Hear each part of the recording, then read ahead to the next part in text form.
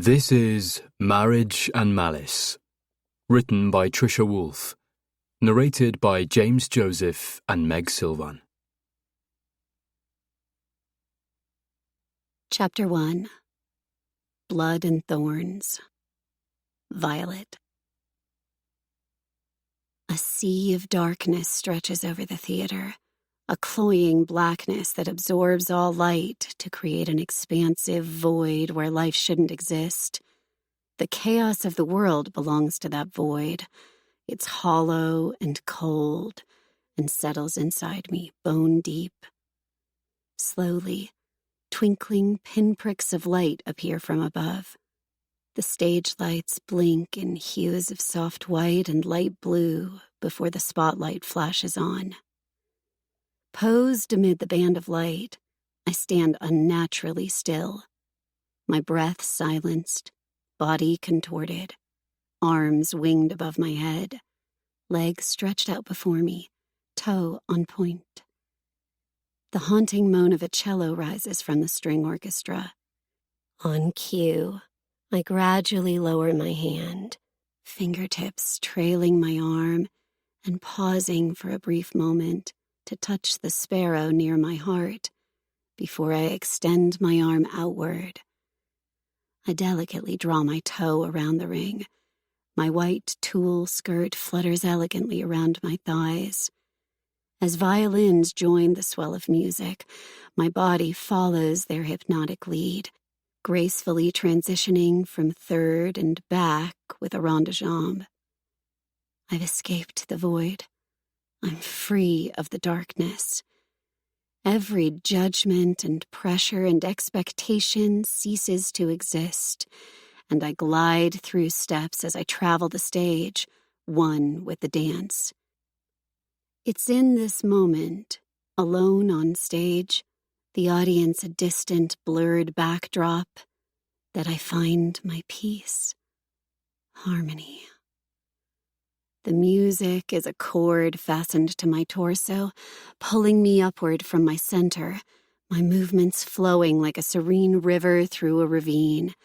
Power emanates from every leap. Life radiates from every pirouette. Fire sears my lungs and ignites a divine burn in my muscles, the pain satisfying. I memorized the solo piece before it even belonged to me, and I move through the dance as if it owns me, not the other way around. You can't master a thing this beautiful. You have to ask permission to coexist with it, to learn from it, and can only aspire to continuously improve upon it. When I was chosen to deliver the performance for my debut as principal, I never experienced a rush so intense. It was life-altering. I never understood the craving for drugs or sex or alcohol until I felt the surge of adrenaline with this high. Limitless. In the dark world I was born to, there's no such word. Everything has a limit and a price to pay. But I earned this with blood, sweat, and fraught tears. I tortured my body past its breaking point just so I could experience a fleeting taste of this celestial gift. I owe it to him, to my brother, not to waste one moment of this life. A wisp of hair comes loose from my bun and falls in my eye. I ignore the discomfort even as my vision tears. I refrain from blinking so I don't miss a beat. My skirt floats on the air as I bound upward, legs stretched long and lean, and batu mid-leap, beating my feet. I land on cambray, stretching backward to arch from my waist. The orchestra rushes back as music bleeds into my awareness. Applause rises like a cymbal crash. I keep my face lifted toward the vaulted ceiling, the strand of hair still jabbing my eye, until the curtain falls. 1 second of sublime contentment. Then a flurry of activity breaks the spell. I lower my chin and release my locked frame before I swipe the errant strand from my face. Darkness descends for only seconds. Then the stage comes alive, a living, breathing entity. The backdrop is transformed as stagehands rearrange the setting from a starry night sky to a dense forest. Dancers preen and stretch, moving into position for the final act. I'm directed toward the wing, where a water bottle is thrust into my hand. Marvelous, Vi! You were a vision! The director claps his hands together in praise. Thank you.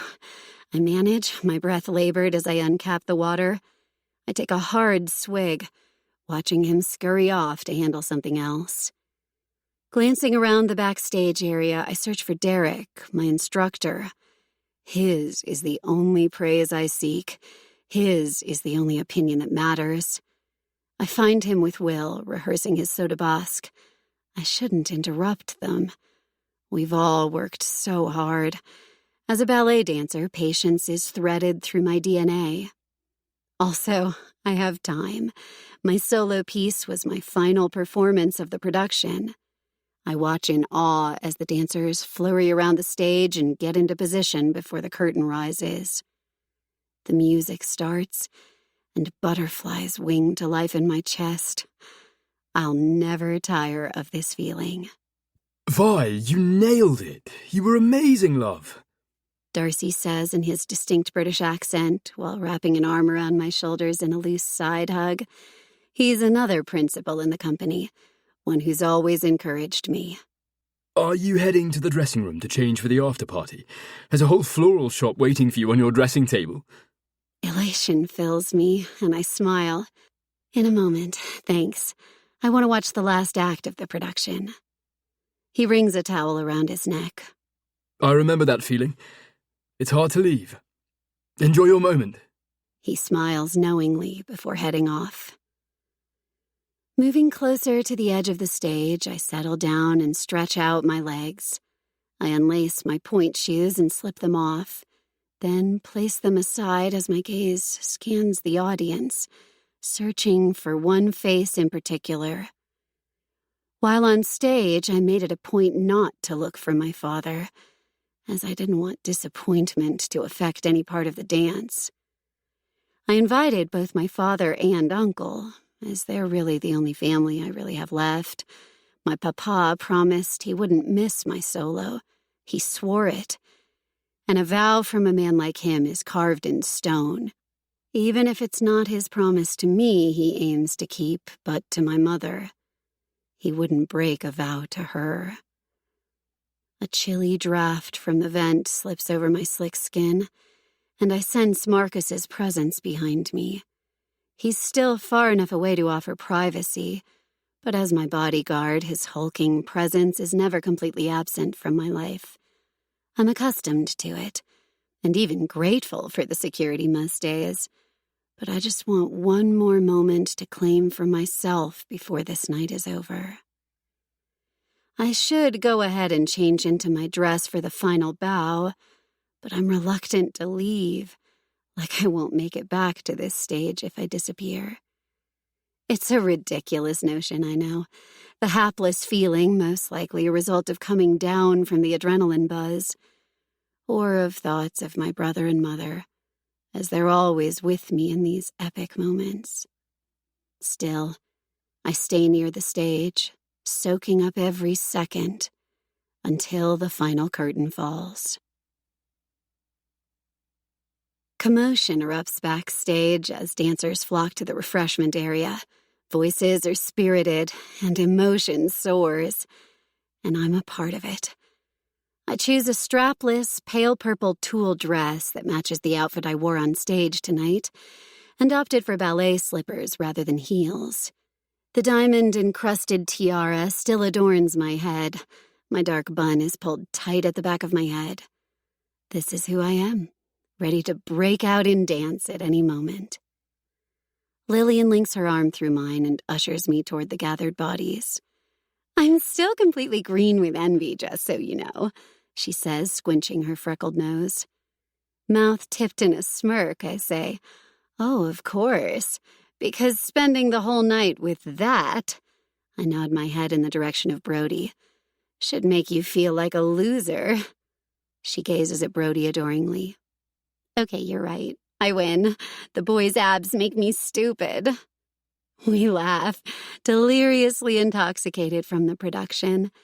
The demanding, dedicated work we've done this year to be here right now, experiencing the reward of that devotion, is surreal. I became instant friends with my roommate, lucky enough to be paired with the sweet yet brazen Lillian, rather than one of the tarts, the uber ballerinas who feast on air and the tears of their underlings.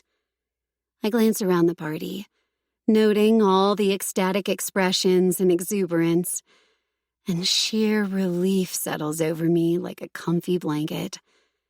I've been carrying a heavy weight for days, some strange, unsettling feeling I couldn't place. The dread of it lingered in the background, a constant trepidation wearing on me mentally. In retrospect, it was probably nerves. I'm one of the youngest principals in the history of the company. By months, but still, in dance, it counts. And I was determined to live up to that title. Because if I don't, if I should fail, the fear of being dragged back down to that other life is paralyzing. That is not an option. This is the only life I'll ever want. As the evening progresses, I smile while Lillian flirts shamelessly with her boyfriend. I toast with Darcy. I laugh at the jokes and antics as the dancers let loose. And I finally allow myself to relax and enjoy the here and now without fear of losing what I love. Because in my other world, you don't reveal what you love. It's a weakness others will use against you. And here's to our newest principal, Violet Carpella. Derek says, raising his plastic champagne glass. She gave the performance of 1,000 dancers. Brava!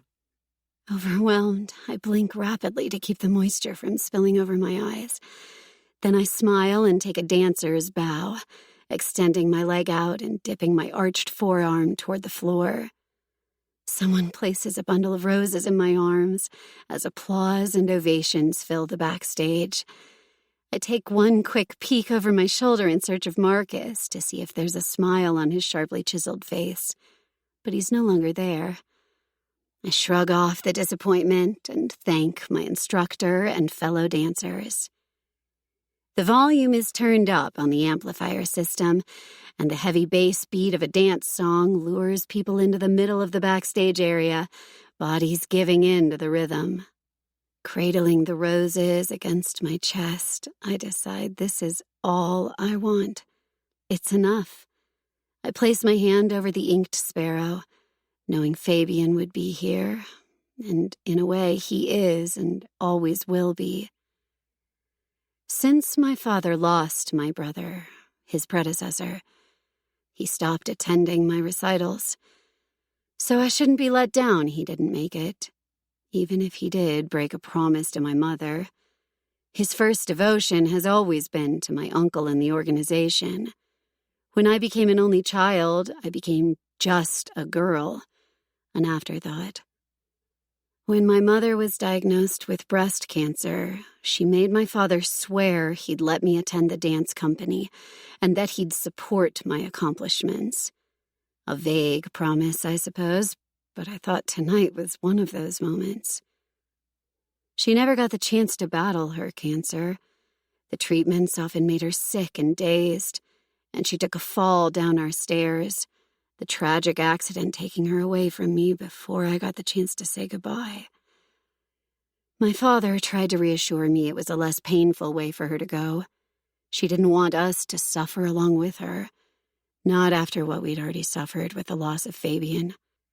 It's been 5 years, yet I still miss her terribly every day. And honestly, my father has kept his promise by letting me apply to the dance company, which worked out in my favor. My father and uncle have paid little attention to me over the years, granting me a bit more leniency. It's not that I'm allowed more freedom than any other woman in La Familia, but rather they purposely choose not to acknowledge my existence. Like quoted in one of my all-time favorite movies, The Count of Monte Cristo, neglect becomes our ally. As my mother had wanted for me, I was able to focus on my passion for dance. At 19, there's nothing tethering me to that other life now. The absence of my father tonight means I can move on with no guilt. As I rearrange the flowers in my arm, I prick my finger on a thorn. Damn, I thought they were supposed to remove those. Blood beads at the tip of my finger, and I rub it away. Lillian dances up to me and shrugs. The thorns are probably more authentic, she makes air quotes. You know, since everyone's all about authenticity. Who are they from? I shake my head, my gaze unfocused on the smeared blood. I don't know. Okay, I'll be right back. I'm going to put these away. She nods, but she's only half listening as she swivels her hips in a slow and seductive roll with Brody. Don't be long. You're the belle of the ball, Vi. Live it up. I head toward the dressing rooms in the back. As I enter the room, I close the door hurriedly, pressing my back to the cool wood and drawing in a fortifying breath. I need a few moments alone to absorb tonight. And a muscle soak, I think, as I reach down to rub my calf. Now that the adrenaline is really tapering off, I can feel the extent to which I pushed my body. Soon as I step away from the door, I hear the knob turn. Annoyance sags my shoulders at having my reprieve disturbed. But I fix my mouth into a practiced smile and cradle the roses in my arms. I glance back to greet the person, and the floor beneath my slippers all but vanishes. The stocky, towering man in a black suit is not a member of the dance company. From just his opposing stance, a familiar apprehension threads my spine. I know what world he hails from, and he's not here to congratulate me on my debut solo performance. Violet Allegra Carpella. He addresses me in a tone meant to confirm my identity. For half a heartbeat, I contemplate denying who I am. But it's pointless. My brief hesitation confirms what he already knows. Or else he wouldn't be here, those dark, pitiless eyes boring into me. What do you want? My voice breaks at the end, and I lift my chin to feign strength while I look past him to the doorway. Marcus, where are you? The man's silence chokes the air of the dressing room. From behind him, another foreboding figure appears, snatching the rest of the air from my lungs.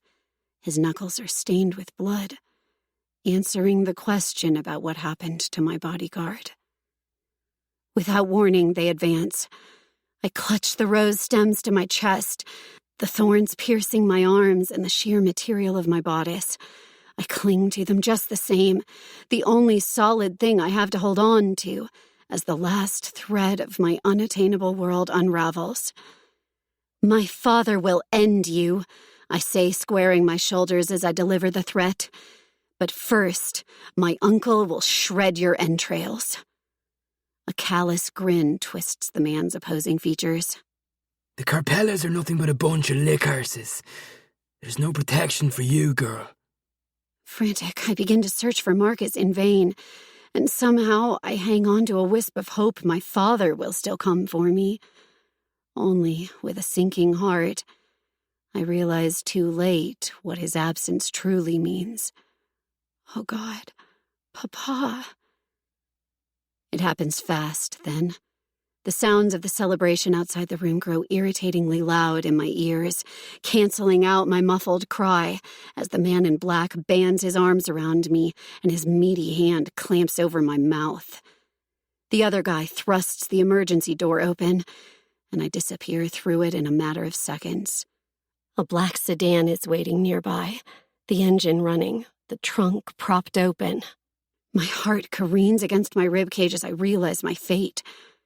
I'm dropped in the trunk, Facing the back of the seats, my arms are wrenched behind my back and cable tied together. Thick tape traps my mouth before a bag covers my head and blankets my vision. The trunk slams shut. Then the sound of car doors closing rings in my ears before the engine revs.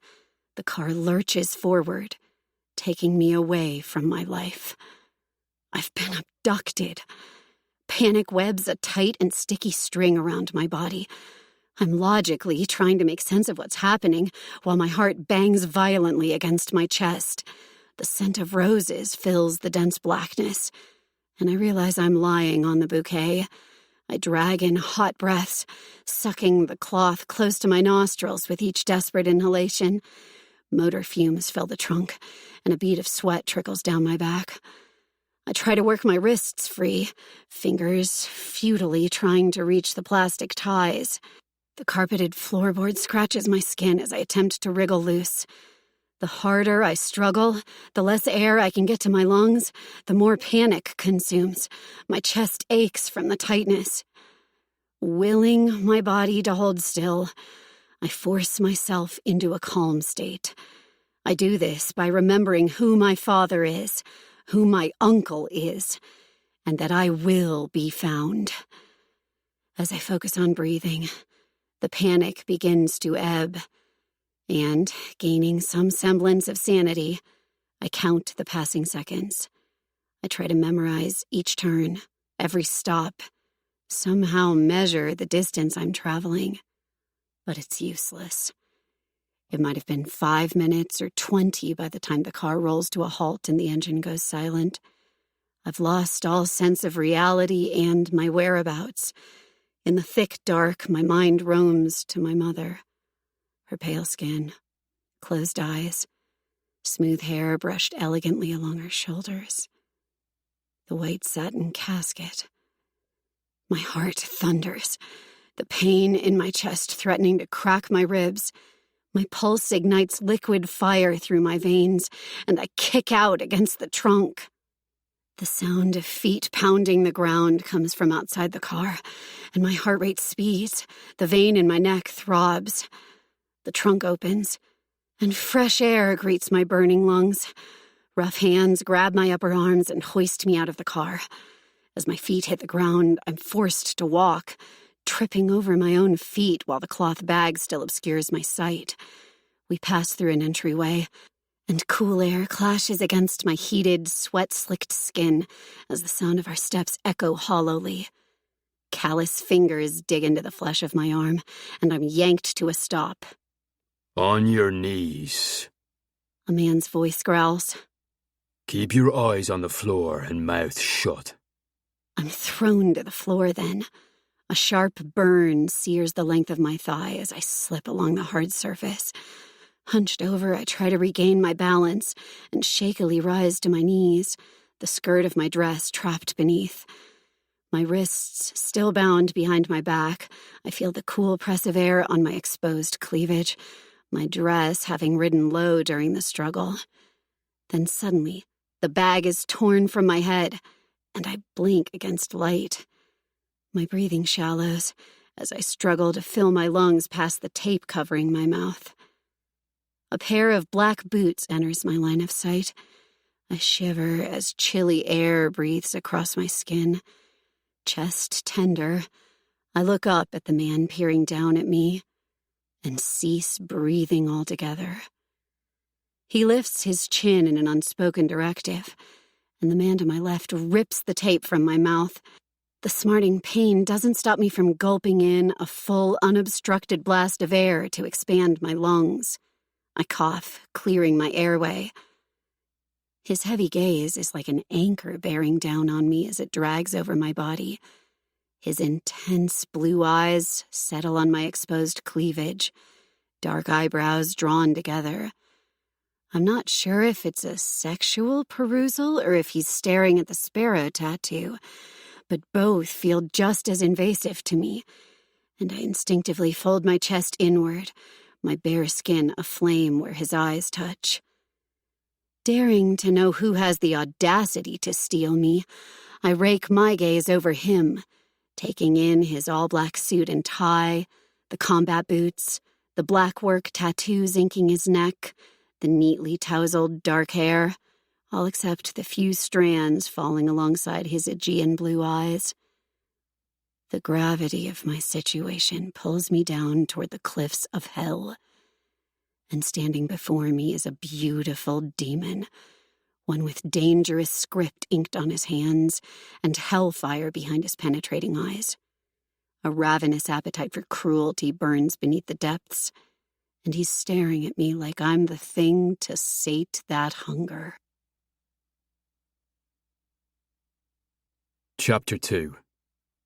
Family and Debts. Lucian. The scent of lavender strangles the air. Not the flower, but the colour. The bitter purple of a bruise. That mix of blood red and veiny blue, like a blood clot beneath the skin. The colour of my life. And it's the shade of the girl kneeling before me, her ashen face ghostly pale. Violet Carpella. The very essence of her name evokes revulsion and misery, leaving an acrid aftertaste. The only pale purple Carpella I want to see in my home is a dead one, after I've choked the air from their lungs. Hands laced behind my back, I peer down at the girl. She's blatantly defying the order, unable to keep her gaze pinned to the marble floor. Her large eyes blink up at me, thick lashes darkened with stage makeup and fresh tears. Her dress is torn and tinged with dirt, and it's drifted low to reveal an inked sparrow above the slight swell of her breast. Though she's been a factor of my design for years, this is the first time I've laid eyes on her. She's the spitting image of her mother. A mess of dark hair spills from an untidy knot. A diamond tiara sits crooked atop her head as mascara tracks her cheeks. Blotchy skin and swollen eyes reveal her distress, though she remains silent now. I expect her to fight, to cry and to plead and beg for mercy. Her demure, restrained state, despite her dire circumstance, is impressive for a Carpella. My gaze is drawn to her arm smudged with dry blood. A fresh rivulet streams from one of the cuts along her chest. I look among my men for the culprit, as I gave a strict order not to have her harmed. Mannix, one of my most trusted soldiers, was the one to handle her when she was brought inside. I stepped down from the dais in my parlour room, planting my boots near her outspread skirt. "Who hurt you?" I demand. Her eyes flick upward briefly, making a snap connection with mine, before she lowers her gaze to the floor once again. "I asked you a question." A swallow drags along the slender column of her throat. The thorns. It's then I see the wilted rose petals clinging to her sheer dress, and I recall the flowers I had delivered to her dressing room earlier today. Her soft voice wraps around me, tightening my stomach into a knot. My hands drop to my sides and curl into fists. There's not a molecule in my body that doesn't ache to extinguish her. The softer she is, the more tempting the desire to shred her apart. Hate is a gnarled limb branched from my family tree, and the Carpellas poisoned that tree at the roots. I look between Christoph and Mannix. "Where are the roses?" Puzzled expressions cross my men's faces, before Mannix cocks his chin. "In the trunk, boss." His sharp gaze shoots to the girl. "She brought them with her." I roll my shoulders back. "Go get them." Mannix nods once. "Aye, boss." As he departs, I stalk toward the wet bar and splash a rocks glass with bourbon. I swirl the amber contents, the whiskey the colour of the girl's eyes. My gaze drifts to the words inked across my knuckles. Umbris an diaula dochanava. A Gaeilge curse that translates to, "The devil broke your bones." While it's a reminder for me only, as my enemies can't read the language, I revel in the thought of it being the last thing they see when I literally break their face. I situate my suit cuff, glancing up when Mannix enters with the flowers. I toss back the swallow of bourbon with a satisfying burn before I cross the room and take the ruined bundle from him. Then I circle the girl, coming to a stop behind her. Removing the karambit knife from my pocket with a flick of my wrist to reveal the curved blade, I move in close and lower to my haunches. Loose tendrils of her silky brown hair fall free from the knot to graze her bare shoulders. Drawing even closer, I sense the tremble of her body like a vibrating current in the air, a taut cord plucked between us. With agile movements, I slip the edge of the blade along her hair, watching as the strands whisper over her skin to raise an aesthetic chill. She shivers beneath my intense scrutiny, and a tiny gasp slips past her lips as I touch the tip of the knife to her back, then sweep it lower along her arm. I glide the blade between her wrists and slice the cable tie. Her arms fall free, and she quickly draws them to her chest to cover herself. I rise to my feet and walk around, then kneel just so that I'm still elevated above her.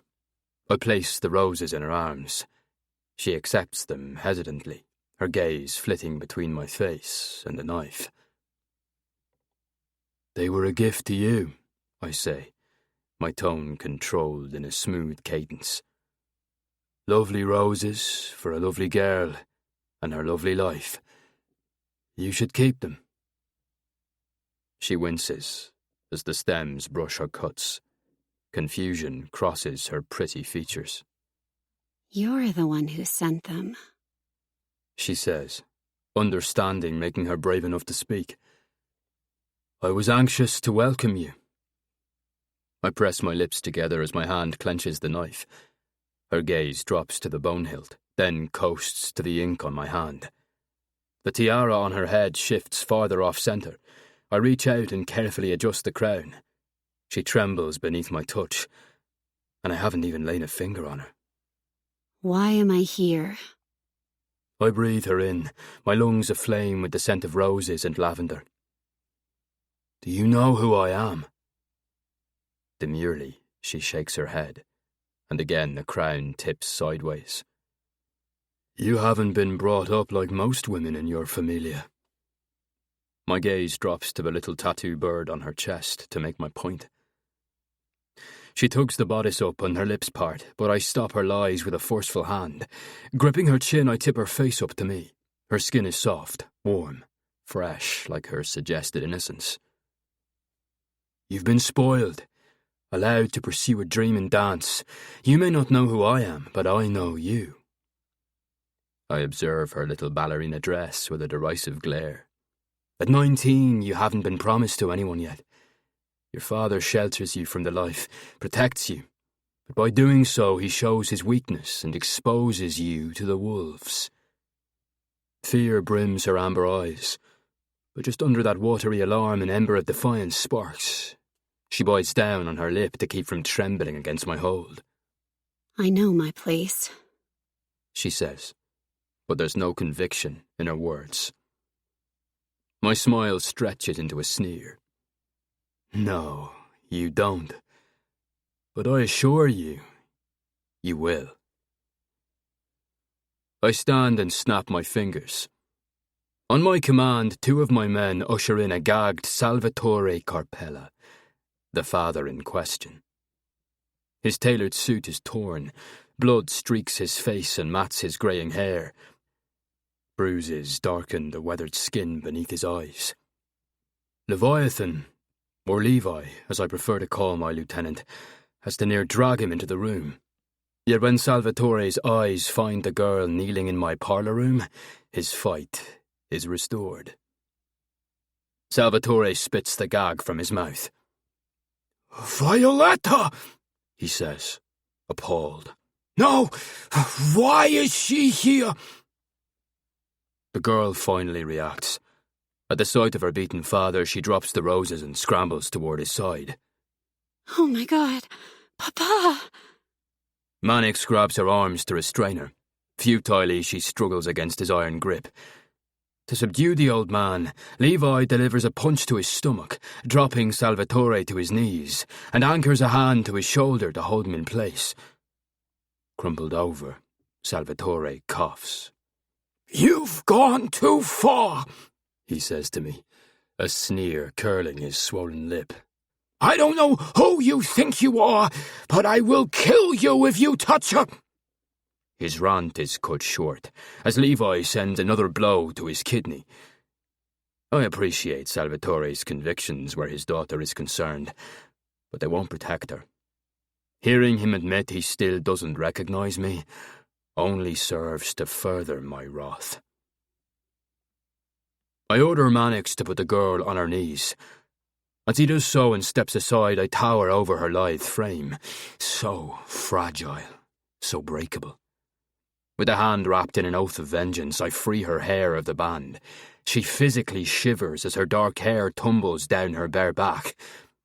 I drop down and grasp the thick layers, wrapping her silky waves around my hand twice and yanking her head back to expose her neck. My other hand hovers over the knife sheathed in my pocket. "If you truly loved her," I say to her father, "if you wanted to keep her protected, you would have never stolen from your familia, Carpella." His glassy eyes flare, as the reality of his situation sinks in past his initial outrage. His laboured breaths wheeze out from bruised lungs. "I am not a thief!" He spits on the floor. I stare at the insult, my grip on the girl's hair tightening. Only her low whimper breaks through my rage. "Clean that up," I order. While Levi shoves Salvatore to the floor and forces him to wipe up his own mess, I look down at the girl kneeling below me. Fisting her hair, I rest the back of my free hand along her cheek, skim her delicate skin with my rough knuckles. I lower my face to hers, so close I can feel the heat of her broken breaths against my mouth. "Do you believe your father loves you?" "Yes," she says, no hesitancy. "Do you love your father?" Her gaze tracks to the bastard on his hands and knees, scrubbing the floor with his tattered suit blazer. "He's my papa." Releasing her hair, I collar the back of her neck and push in close to her ear. "That's not an answer." "Yes, of course I love him."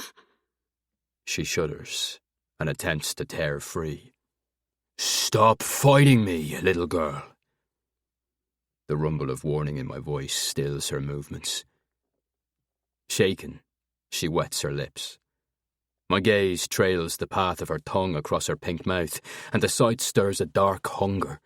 An arousing image of her beautiful face contorted in pain assaults my mind, and my nostrils flare. The vision incenses me with a blinding fury. Before I'm tempted to squeeze her throat, I release her harshly and step away. Directing my attention on her father, I rest my hand over the knife hilt. "You're a thief, Carpella. And a compulsive gambler. Only this time the debt was too high. You thought no one would notice if a single shipment got lost. Not your boss, not your own men. You've done well to coast under the radar for years." I strolled to the bar to pour another drink. "No one would have noticed either. Unless someone had a vested interest in you, that is." After a lingering swallow of bourbon to douse the flames licking my skin, I head toward the worthless man on my floor. I've waited far too long to have the Carpellas in this position, and I savour this moment like I savour the taste of fine bourbon on my tongue. "I am that someone," I say to him. He tears his gaze away from his daughter and looks up at me with hooded eyes, his expression a mix of contempt and helplessness. He knows he's scum. He doesn't deny my accusation, but he doesn't confirm it either. This filth doesn't fear me. Yet. The way he keeps glancing at his daughter exposes the one thing he truly fears. His precious little girl discovering the truth of him. and that's one of the reasons why I chose her. You may have been able to keep the organisation in the dark, to buy yourself time, even pay down your debts. I sweep the front of my suit jacket aside to reveal the skull buckle and unfasten it. Then I yank the leather belt free. I wrap the end around my knuckles as I peer down into his bruised face. But the debt your family owes me is far too great to ever be repaid. Moving into position behind him, I wrap the belt around his neck and choke up on the strap. My knuckles whiten as he gasps, his fingers feebly clawing at the belt. Across the room, the girl cries out. Her pleas to release her father are a weak rival against the relentless rioting of my pulse. My skin burns from the abrasive leather tearing into my hand, the pain sadistically satisfying. Within seconds, Salvatore's hands fall away from his neck, and his body goes slack, his fight fading. I rein in my crazed fury, and with gritted teeth rip the belt away from his throat. He slumps forward, palms flat on the floor, as he drags in a weak breath and coughs. I flex my hand, examining the red welt forming below my knuckles. Then my gaze slides to the girl. Mannix stands behind her, his large hands banded around her slender arms. Her sheer purple dress is stained with blood and grime, her face stricken, a fusion of dread and anger. "You're a monster," she says, barely above a whisper. Her eyes trap mine, and the fire I glimpse behind those flaring embers ignites a challenge. I place myself between father and daughter. Salvatore regains his composure and pulls himself up to his knees. "I can't owe you anything. As I told you, I don't know who you are." I turn and crouch down so that I'm level with him, where I wrench open the black shirt beneath my suit jacket to reveal one of my many scars. "Then look closer." Revulsion creases his features, before recognition lights his dull eyes. "Cross," he breathes. Fastening the buttons along the shirt placket, I rise to my towering 6'2" height above him. "Now, I dare you to claim you owe me nothing, Carpella." His shoulders slump. "That was ages ago, boy. I wasn't the only one involved. Your own damn family is as much to blame." He glares at me with sheer hatred, narrowing his eyes. "The organization has rules, laws. It's the world we live in. What happened?" His eyes cut to his daughter. "You can't blame a young girl. She has nothing to do with this." "Your filthy blood runs in her veins," I say, a foul taste in my mouth. "The sins of the father and all that. Be grateful she can serve a purpose for you." Before he can spew more bullshit, I nod to Levi, who is ready to retrieve the document. After he fetches the paperwork, he places it on the floor before Salvatore. The old man squints at the top page. "What is this?" "Insurance," I say simply. He brings the document closer to read the print, clasping the page in a sweaty hand. Uttering an Italian curse, he glances from me to his daughter, fury causing the page to shake. The girl stares at him imploringly. "Papa?" Salvatore crumples the document. "You are delusional. You have a death wish, most likely both, as I will never consent to this." "You will consent to my terms, and rather quickly, because either you agree to the arrangement, or I will give La Familia Don the evidence of your betrayal. With one signature, that information can remain right here in this room, among friends," I add, mockingly, spreading my arms wide. No matter the love his sick soul may harbour for his only daughter, the spineless leech won't risk being labelled a traitor to his boss, his own brother. Family first, the creed, the oath. His loyalties belong to his organisation, or at least for Salvatore it's the appearance of such. As the younger brother and consigliere to the dawn of the Carpeller Empire, Salvatore's betrayal would be judged more gravely. To steal from the boss of bosses himself is an offence punishable by death, especially among the family. He's a rat.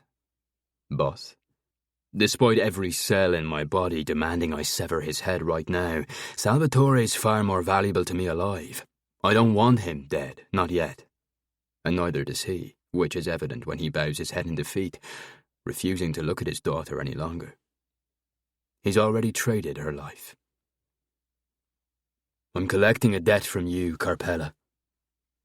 I snap my fingers toward Levi, who places a pen in Salvatore's weathered hand. I could have easily made it a blood debt, one you know you owe me. But I feel an alliance is wiser, more beneficial. You get to keep your life and your reputation intact, and I get to rebuild the Cross Syndicate. Ludicrous! There is no Irish organisation. Fury coils my body like a venomous snake, ready to strike. No, not any longer. Not since the Carpellas systematically slaughtered my family in cold blood.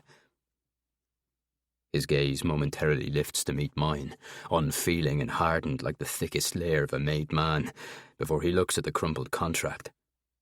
Papa, what is he talking about? I had all but forgotten about her existence. Keeping my heated glare on Salvatore, I issue an order to Mannix. Keep her quiet, muzzle her if necessary. This moment will not be interrupted. For 5 years I've patiently waited to begin exacting my revenge. After tonight, the first domino tips in an arduous and meticulous plan that will be realised. I want the head of the snake, the crime lord himself, Carlos Carpella. Make your choice, Salvatore, I demand. If I sign, no harm comes to my daughter. You're not in a bargaining position. His imploring gaze begs for more than just the safety of his only daughter. Swear it! I look at the girl and rub a hand over my jaw, something dark and sinister stirring within me. No harm will befall your daughter by my hand, but I direct my hard gaze back to Salvatore. Make one attempt against me, or go back on your word, and I will slit her pretty throat and deliver her severed head to you in a box.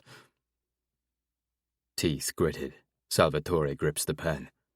Then, with a resigned sigh, he says to his daughter, I'm sorry, figlia mia. Please, forgive me. He lowers the pen to the page. I glance at the girl to see her pained expression, her shock evident. She should relish her ignorance, for however brief. Soon her privileged life will come to an abrupt and brutal end. In our world, an alliance is formed by the joining of families, the marriage of one family to another. It's always about family, bonded by blood. As Salvatore signs the marriage contract, cementing his alliance to the Cross family with the promise of his daughter's hand to me, I reach into my jacket inseam and produce the ring. Reverently, and almost remorsefully, I pull the ribbon free from the velvet bag. A deep pang hollows my chest cavity as I remove the white gold ring from the pouch. The band is new, but the 3-carat Marquise diamond last belonged to my mother, an heirloom that has been passed down through the generations in the Cross family. It may be a means to an end, but a seed of disgust sprouts as I imagine it on a Carpella's finger. I palm the ring and move toward the girl, taking her in. Other than complete eradication, I suppose I could always fuck the Carpella bloodline out of existence.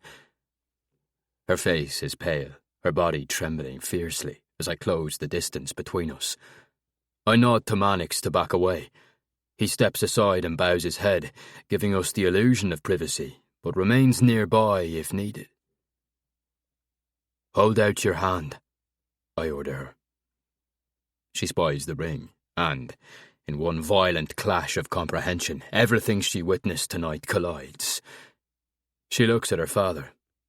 Please, tell me this isn't happening. You promised me to him? He sold you, I correct her, to buy his life. He paid with yours. Her eyes darken and flare with malicious intent. You're a liar. Then, to her father. Tell him none of this is true. Salvatore falls back to his haunches. I'm sorry, Violetta, he says, his voice as worn as his broken body. You will marry this man. Papa, no. Stai zitta e fai come te è stato detto, he commands in a ruthless tone. Her chest rises and falls sharply, her heavy breath straining her small breasts against the flimsy fabric of her dress. Her heated gaze alights on me, those incensed amber eyes shimmering with livid tears. She angrily swipes at her cheek. You're insane. This is crazy. I'm not marrying you. There are worse things in life, Colleen Biag. The Gaeilge endearment for little girls suits her well, I decide. Closing my hand around her delicate wrist, I pull her forward. Her wrist bone feels like a willowy twig in my grasp. With one swift move, I could snap it.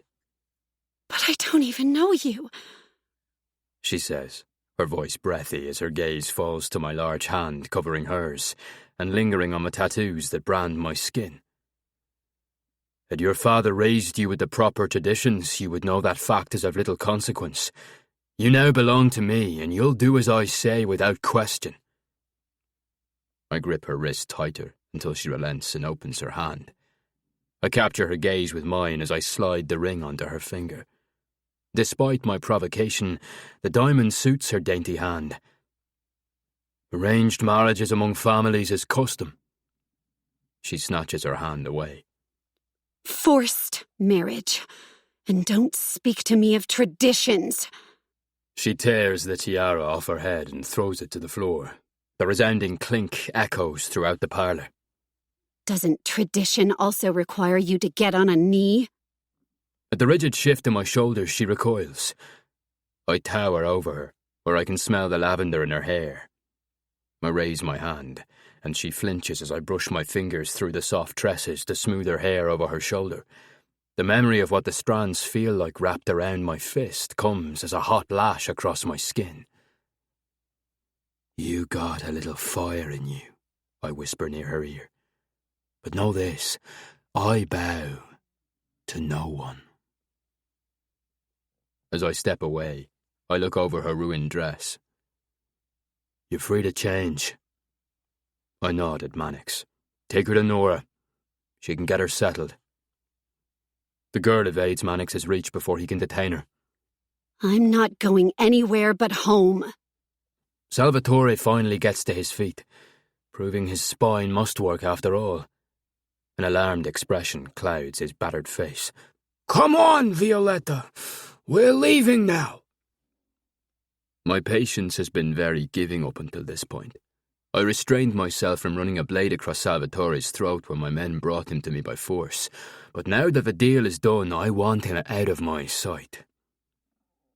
No, I say, my voice a dark boom, stalling everyone in the parlour. The girl stays here. I won't risk losing my investment should you suddenly become suicidal and try to send her away. She runs to her father and wraps her arms around him. Please don't do this to me. I don't understand what's happening. Salvatore consoles his daughter with whispered lies, and his arms shielding her small body, all the while his beady eyes target me. The reality of his perilous situation shows in the crease of his features. To keep his secrets, he would place the shackle on his daughter himself if I asked it of him. As a reminder of the vow I inked in the contract, I swipe my suit jacket aside to display the knife I keep at the ready. Should Salvatore try to cross me in any way, or break the contract, I will make good on my threat to use her head as a trophy. He pulls away from his daughter. I promise I will return for you. I will make this right, figlia mia. Empty promises of a washed-up gangster. Salvatore directs a glare my way. No matter what you do to me, Carlos will never agree to the contract, he asserts, speaking for his brother. He will never accept the Cross Alliance. Too much spilled bad blood. He swallows hard. If he doesn't agree, then it's your job to persuade him, I say. How do you suppose I do that? My gaze coasts to the girl, her arms linked around her father's neck, her eyes lit with fury and trained on me. A fiery current licks my skin, and a dark smile tips my mouth. I shift my gaze to Salvatore.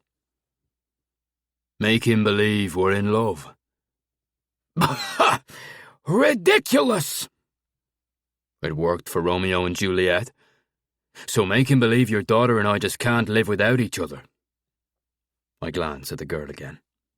Let's just try not to end on such a tragic note. She turns her face away, clinging to her father. Now that this part is finalised, other pressing matters demand my attention. You can see her again at the wedding in 2 months. Get him out of my house. Wait! I pivot, having almost forgotten the most important item on the contract. One last thing. Salvatore watches me anxiously as I direct my men to close in around him. Mannix wrenches the girl away from her father as Christoph takes hold of Salvatore's arms and forces him to the floor, stretching his hands away from his body. The girl shouts at them, and I order Mannix to shut her up. Mannix picks up her petite form like she weighs nothing and cradles her tiny body in his thick arms. An acute ache pierces my chest, some inexplicable sensation at seeing her so vulnerable and manhandled. I disregard the annoyance and collect my discarded belt. Running the smooth leather across my palm, I approach Salvatore. In my excitement, I nearly overlooked the most vital part of the contract. Lowering to one knee, I loop the belt around his wrist to secure his hand and flick out the karambit blade. His eyes grow wide with fear, his pleading broken and slobbery. Your family is a disgrace! He manages the insult. Was, I want to correct him. But that's not an accurate statement either. My family was never a disgrace. The Carpellas thought by eradicating the Cross Syndicate they'd reap a bounty of rewards. But my father was smarter than the average crime boss. He knew how to hide wealth. No matter what the Carpella Don thinks of a marriage alliance, the truth of the matter is the fine print. The Carpellas don't hold a strong enough grudge to outweigh their greed. Carlos Carpella will agree to the union if he believes it will further line his pockets. Money is a much stronger motivator than love. Salvatore stares at his hand, fear fading him further. And when the Dawn sees my bruises, how do I explain such a thing, huh? I run my tongue over the ridge of my teeth. Tell him you gambled and lost. Placing the edge of the blade to his index finger, I add, the only binding contract is one inked in blood. I bear down, severing his finger from his hand. His anguished cry cracks against the walls, a pathetic display from a notorious made man. His daughter is remarkably silent, perhaps in shock. I made sure to take his trigger finger, a sign to others of reaped vengeance, and a token for me, regardless if he wasn't the one to pull the trigger himself. I shove his hand onto the contract and watch his blood soak the page. Then I place my left hand in his field of vision and read aloud the tattooed script that crosses my knuckles. Filen an fial an viaulere. The bad deed returns on the bad deed doer. Drawing to my feet, I wipe the blade clean on Salvatore's shirt back. Karma's a bitch we must all bow to when our time comes, Carpella. I slip my belt back into place and buckle the skull. Someone get his fucking finger off my floor. With those parting words, I give my back to the two broken carpellas in my parlour room. Chapter 3. Beauty and Scars. Violet. When we were 5, my twin brother and I had a shared recital. This was normal for us as we did most things together. I was dancing on stage and he was playing piano. I remember Fabian's little miniature suit. The tie was so tiny, but he was extremely proud. He thought he looked just like Papa. I wore an ivory leotard and pink tutu. I didn't look like anyone in our family. The performance was a success, for the most part, until our father took an angry call to disrupt the recital and marched out of the auditorium. This was also normal, and most people didn't complain. Afterward, when our mother had rounded us up near the car and we were ready to celebrate with ice cream, Papa returned and scooped me up in his arms, praising his little ballerina. I remember his suit, how the red paint soaked his cuffs, how it stained my tutu. Mama threw that beloved tutu in the trash as she muttered Italian curses, and I stared at it in the garbage with teary eyes, the way I'm staring at my dress in the trash bin of the bathroom now. Stained, tattered, ruined. This world tarnishes everything it touches. It leaves an imprint, a foreboding. Don't try to escape your fate. The outcome will only result in blood and ruin. I look across the granite countertop, my gaze bleary, the steam coating the glass and distorting the sparrow on my chest above the towel. It wasn't long after that night that our father put an end to Fabian's participation in recitals. He was a boy in La Familia and would grow up to be a made man. He had responsibilities, loyalties. There was no indulgence given to the arts, especially one which required the delicacy and care of a man's hands, such as piano. A made man's hands are rough and strong, meant for inflicting pain and cruelty. The day Uncle Carlos caught my brother practicing piano in secret was the last day Fabian played. My uncle broke 3 of Fabian's fingers. He wore a cast for a whole summer. That summer we were 12. And some days I believe that loss is what killed Fabian before the car wreck ever took his life. At the very least, his soul was lost. Some scars are visible to the eye.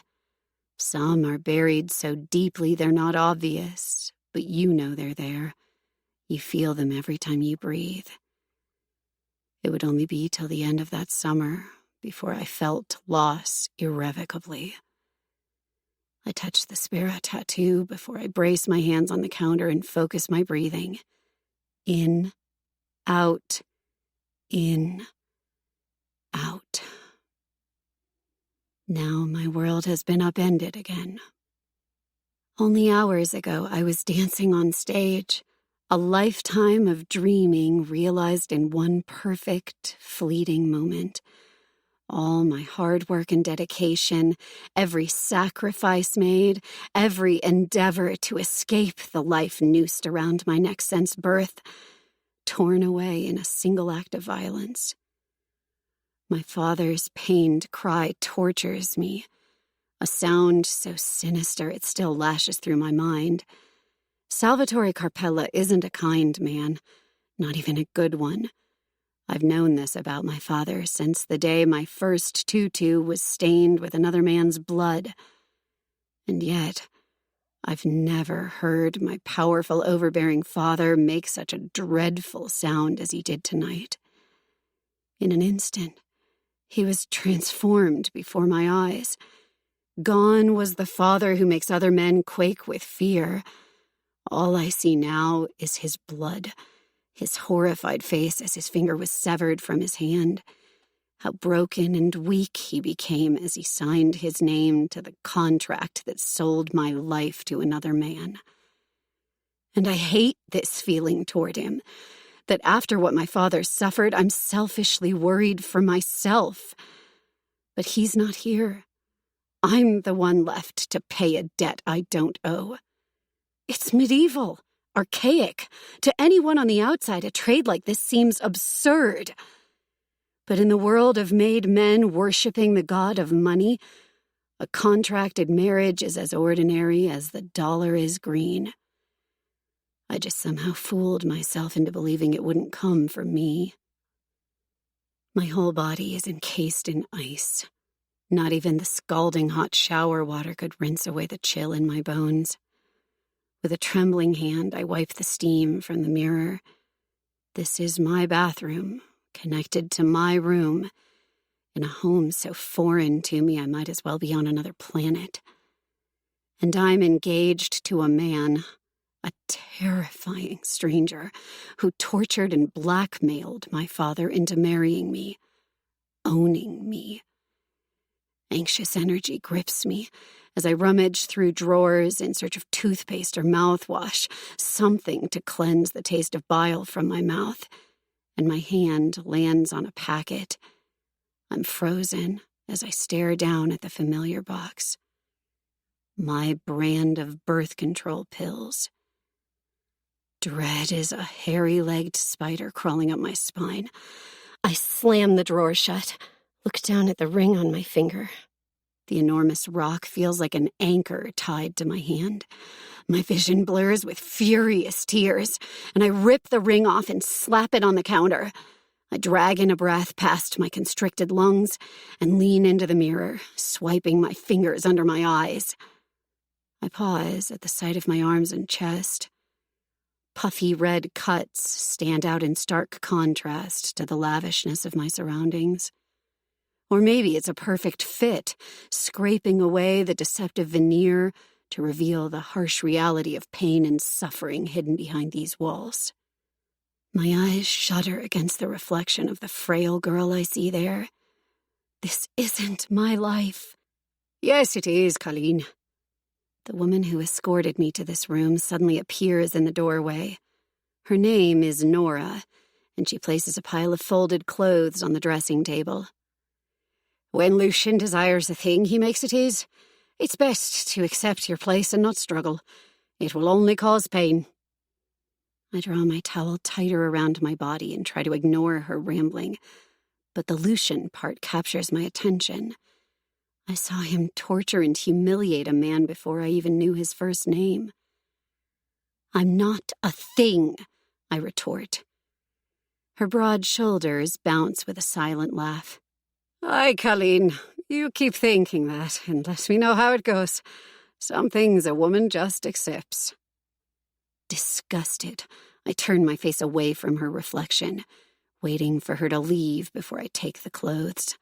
Since I have no choice in what I wear, as somehow these men managed to confiscate my damn contraceptive pills, but felt my clothes and other belongings weren't as important. The sick realization of why is terrifying. The deepest pang of homesickness levels me, and then real panic seizes my body. Clothes and simple possessions I can live without, but I need my phone. It's a lifeline. I have no way to contact my father or anyone else. Aloneness consumes me in the darkest chasm. I hold the dress up Nora placed on the table. It's platinum, with a shimmering veil of the palest purple when it catches the light. If not for the circumstance, I would love it. Incensed, I fling the dress on the fluffy white bed and stalk to the walk-in closet. As I flip on the light, my stomach pitches. Every rack is filled with clothes. An ache lodges in my throat as I realize the dire magnitude of my situation. I wasn't taken on a whim. This abduction was planned. This man, this mafia monster, planned in calculated detail to steal me away from my life and keep me locked here. I'm a prisoner. And the amount of clothes reveals how long my sentence is. Fury chases away the anxiety as I search the drawers and racks. I snatch a simple black t-shirt off a hanger and a pair of leggings I find in a drawer. Sickness twists my stomach as I try on a pair of ballet flats, and they're a perfect fit. Where did he get all this information about me? Was I being watched? Then I realize what's missing. There are no leotards, no point shoes. Nothing in this entire closet represents my real life. He's erased the biggest part of me. I slam the door shut. As I leave the room, one of the hulking men who abducted me appears in the hallway. Startled, I touch my chest, then forcibly lower my hand and ball it into a tight fist. Mannix is his name, I remember, hearing the monster bark orders at him. Without a word, I start down the hall, not sure where I'm going, but intent on getting my life back. Mannix shadows me silently. Anger is a serrated blade dragging over my nerves. I'm 19, I say through gritted teeth. I don't need a babysitter. I'm here for your protection. You're here to keep me captive. Aye, that too. There's no shame in his deep Irish accented voice. I turn down a hallway and pause to look in the other direction. Which way to the man who abducts women? When he says nothing, I whirl to face him. Shoulders squared, he folds his hands in front of his body, completely stoic. Tattoos scroll up his neck in the same Irish script as his boss. He's large and intimidating. I imagine that's part of his job description. Honestly, it's not as if any of this is overly shocking. I know who my family is. My uncle is the Don of the Carpella crime familia, one of the most notorious and feared crime families in New York. Before my mother died, she educated me in the ways of the mafia and how to be unseen within it. For women, the life is one of blind devotion and acceptance.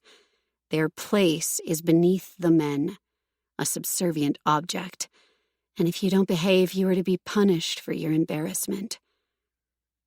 After Fabian was lost, I took her words to heart. My uncle only acknowledged me with cold indifference, which, I believe, he despised me for living instead of my brother, and he belittled my father for not having a son to carry on his legacy.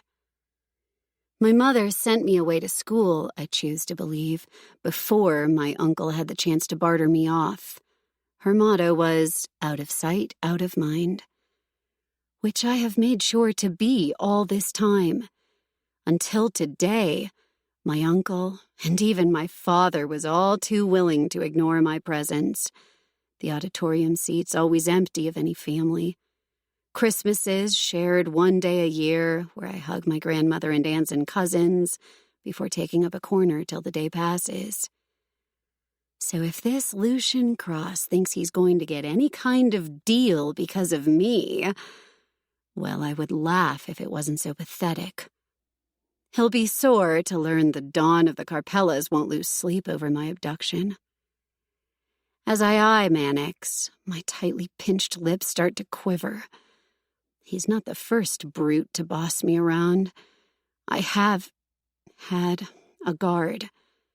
As a child, Marcus watched over me and Fabian and even played with us at rare times. He was bigger than Mannix, but he actually smiled every once in a while. I want to ask the man blocking me if Marcus is still alive, but I won't reveal any weakness. A hollow ache settles in my chest as I conjure the feeling of being on stage, the simple freedom that was so close, an illusion of hope. Hope is a fragile thing where I come from. It's wished for as much as it is feared. Hope can break you. Look, I say to him, trying for sincere, I have a dance class tomorrow. I can't just not show up. People will notice. They'll start to worry. They may even call the police and issue a missing persons. That's been handled. Of course it has. I try again. Seriously, I need to speak with... I'm not sure what to call him. Lucian? Mr. Cross? My fiancé of doom? Him. I just need some answers. Mannix is a statue, unrattled, unmoved. Chin locked and posture perfect, he looks like a Secret Service agent, but with intimidating tattoos and muscles that can squeeze the life out of anyone who gives him a wrong look. I'm to escort you to the dining hall, He finally says, his gaze cast over my head. Fine, it's a start. What I really want to do is run. Every second that passes feels as if I'm losing precious time to escape. The longer I remain within these walls, the harder it will be to flee them. He continues to follow behind me as I explore the rooms. The home is old money, antiques and expensive Belgian linens. Not the cotton/linen that is found in America. I'm Italian, so I've been raised to know the difference. The walls are adorned in an opulent natural fabric, and dramatic modern art pieces adorn the expansive rooms, giving the mansion an old-world charm with an updated contemporary feel. A clash of design elements, as if the man living here is battling two worlds. Then it hits me. The question of whether he resides here alone with his soldiers. Who else belongs to this house? A pang of remorse pulls at my shoulders as I remember what he said in the parlor room. He has no family. Because of mine. The world of crime lords is a merciless one, and though I may feel sorrow for his loss and even shame if my family did have anything to do with their demise, the fact is, this world takes. It destroys. His family must have known the risks and consequences. But vengeance, to a made man, knows no bounds. They will take and spill blood until there's nothing left. This morbid thought lingers as I enter the dining area. Large, dimly lit wrought iron chandeliers hang over a giant rustic oak table set with one place setting. A natural-colored wool rug frames the immaculate space. Nora appears through a swing door, carrying a serving dish. She places the platter on the table and wipes her hands off on her apron. "You're not dressed for dinner." Her tone is scolding. "Lucian will not be pleased." I glance around the empty room. Dressed to eat alone? He'll get over it. Her brow furrows. She shakes her head disapprovingly as she rearranges the dishes. Besides, I'm not hungry. I want to see Lucian. His name tastes vile on my tongue. Where is he? She clucks her tongue. "He's tending to business, dear. Best to leave the man alone." This is insane. I open my arms wide and glance around the room looking for cameras. I've been abducted. Stolen. I point at Mannix. He freaking put a bag over my head and threw me in a trunk. My father has been tortured and blackmailed into some insidious deal, and everyone is treating me like I'm just a house guest. Mannix says nothing as he stealthily blends into the wall. Nora only gives me an accusatory glare, as if I'm the most ungrateful house guest at that. This isn't right, I mutter, suddenly depleted of energy. I'll find him myself. At her raised finger, I turn my back to her and stalk out of the room, not caring if my guard follows. There's nothing these people can do to me. At least, I don't think. From what I gathered during the blood meeting, Lucian needs me. Why else would he contract our marriage? He needs an alliance with my family, and he can't obtain that with a dead girl.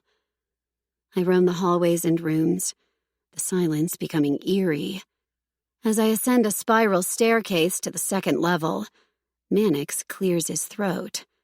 I shoot him a suspicious glance, and he cocks his head to the right, indicating an even more secluded section of the house. Maybe he's tired of walking, or he's curious to see what happens. Either way, I take the hint and push through two giant oak doors leading into an open concrete space with panoramic windows, where a rectangular lap pool resides in the middle of the spacious room. I find my abductor in the shallow end, wading his way toward the steps. So this is what sadistic torturers do after they've removed the body parts of their enemies. Take a lap around their luxury pool. This is what constitutes as business. Indignant, I stalk toward the shallow end and place myself in his path as he climbs the pool steps. As he rises out of the water, he smooths his wet hair back, showcasing powerfully lean muscles and intricate tattoos. What's not muscle or ink is scars. Hidden beneath the elaborate tattoo on his chest is a scar in the shape of a cross. The ink swirls and travels over the left side of his rib cage and up his neck, then down his arm. Skulls and bones stand out against beautifully shaded blackwork flowers. There's also faded Irish script that I can't decipher. For the first time in my life, I'm stunned silent. He's beautiful, a work of art, his body covered in all the pain and agony a tortured artist suffers. I avert my gaze from the taut V of his lower abdomen and force my eyes to meet his, where I'm caught in the current of his sea. He doesn't stop advancing until he's standing so near I have to angle my head back uncomfortably to match his intense stare. I'm drowning in Aegean waters so blue and clear the pool water pales in comparison. Yet beneath his devilish beauty, there's a dark edge carved through him, a demon in disguise, a monster cloaked in a stunning veneer. I blink, trying not to look directly at the cross on his chest, and instead focus on the thin white scar on his chin, carved parallel to his bottom lip. A towel is handed to him by Mannix, and he accepts silently.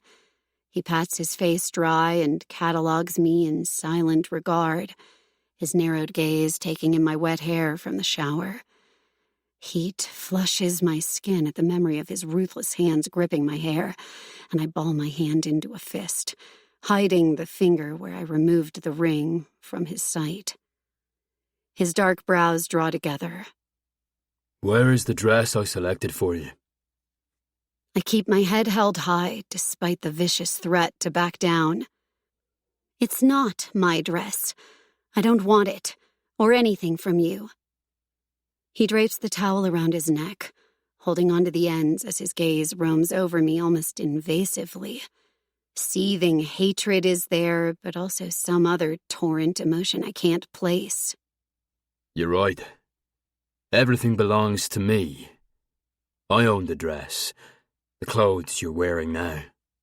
He pushes in closer, his body heat invading my space. I even own you, Colleen Biog.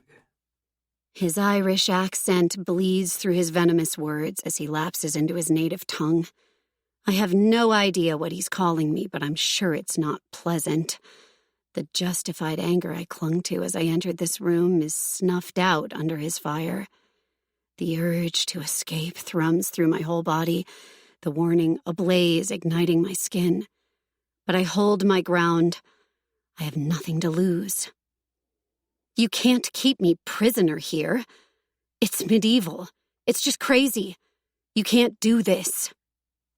You're not a prisoner. You can leave whenever you want. I tilt my head, confusion putting me off balance. I don't understand. Those blue eyes flare with mischief. You can leave, but then you forfeit your father's life. I nod angrily. Then I'm a prisoner just the same. He offers a half shrug, indifferent. Although I know he went to great lengths to get me here, to manipulate my father, so the unbothered attitude is a pathetic farce. Call it whatever you'd like, but it's an arrangement, nothing more.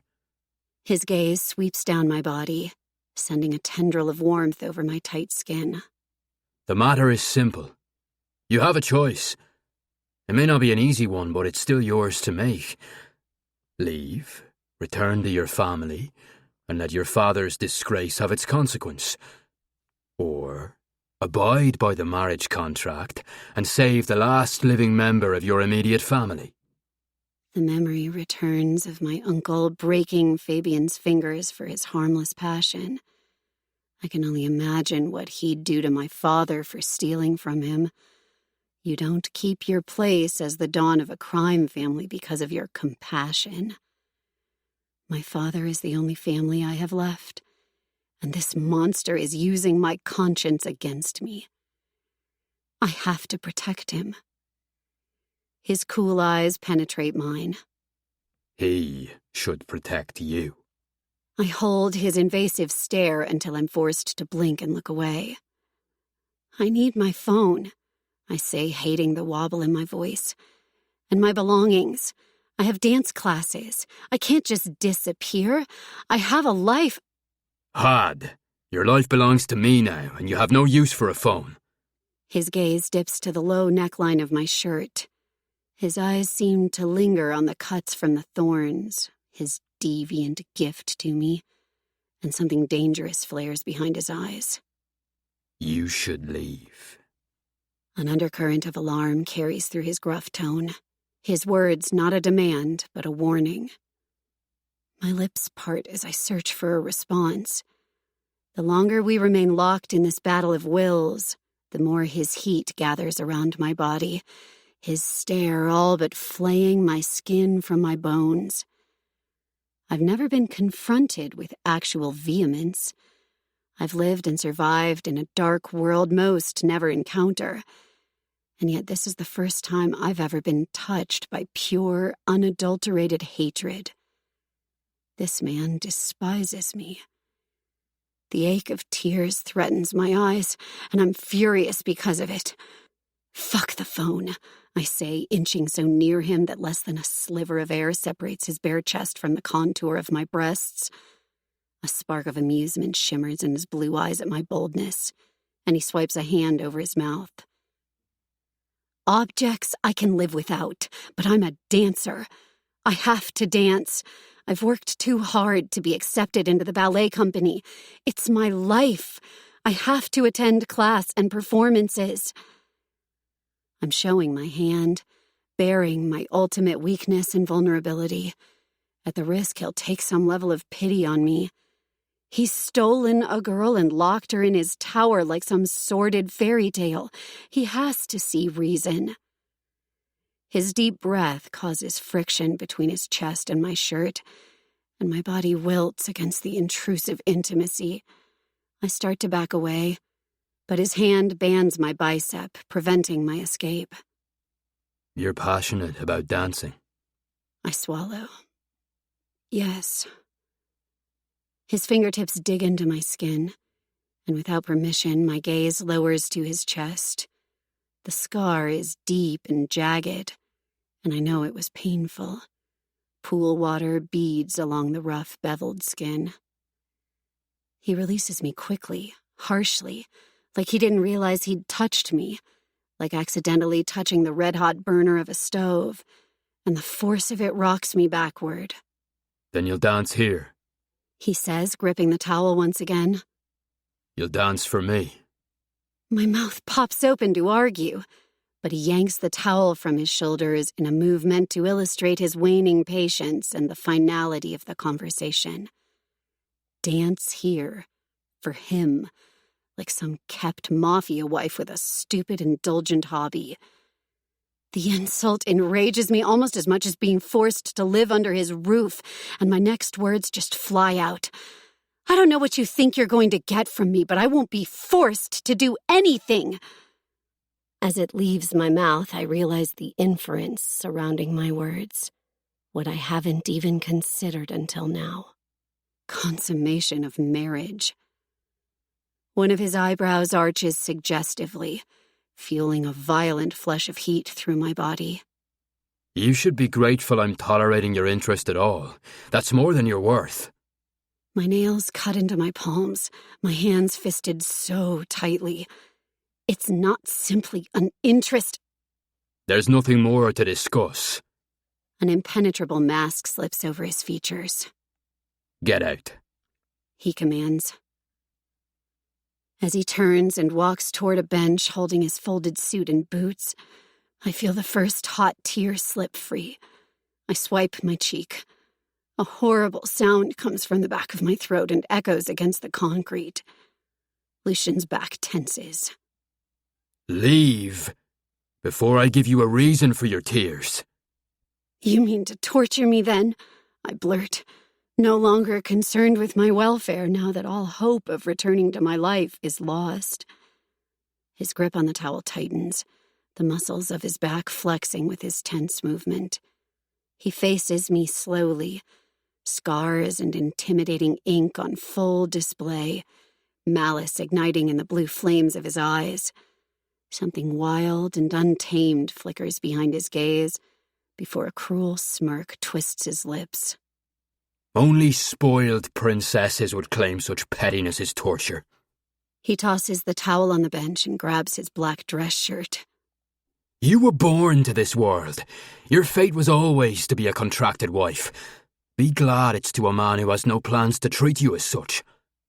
He thrusts an arm into his sleeve, having just confirmed what I was too embarrassed to broach about the consummation. Another man might punish that smart mouth and demonstrate what real torture feels like. I lick my lips, my mouth dry and throat raw. I'm not a princess, and I'm not the one who hurt your family. I regret the words as soon as they leave my mouth, but it's too late. He works one button closed on his shirt before he prowls toward me, a force of man and storm. Taking my jaw in his callous grip, he pins me in place. Hearse is not the appropriate word for what your blood did to my family. He lowers his mouth close to my ear, where the scent of chlorine and a hint of aquatic cologne and warm male skin touches my senses. Dress for dinner, like the respectable mafia fucking princess you are, or I will dress you myself. As he releases me, I place a hand over my jaw, my skin hot and pulsing with the rapid beat of my heart. His gaze trails the length of me, deliberately slow, as he resumes fastening the buttons of his shirt. He flicks a glance at Mannix. Keep a better watch on her. Aye, boss. The deep voice startles me. I'd forgotten the brute was even here. Lucian absorbs every molecule in the room.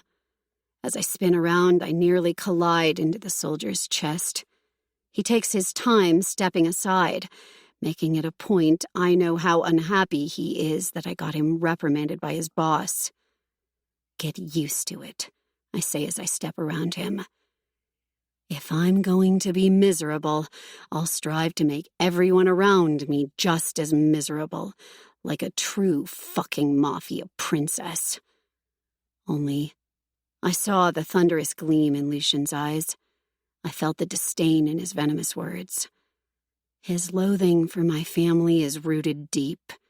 This man is fire and wrath, and he's determined to reap whatever punishment he feels I'm deserving of in their place. A thought so sobering hits me that I halt walking and stare back at the pool room.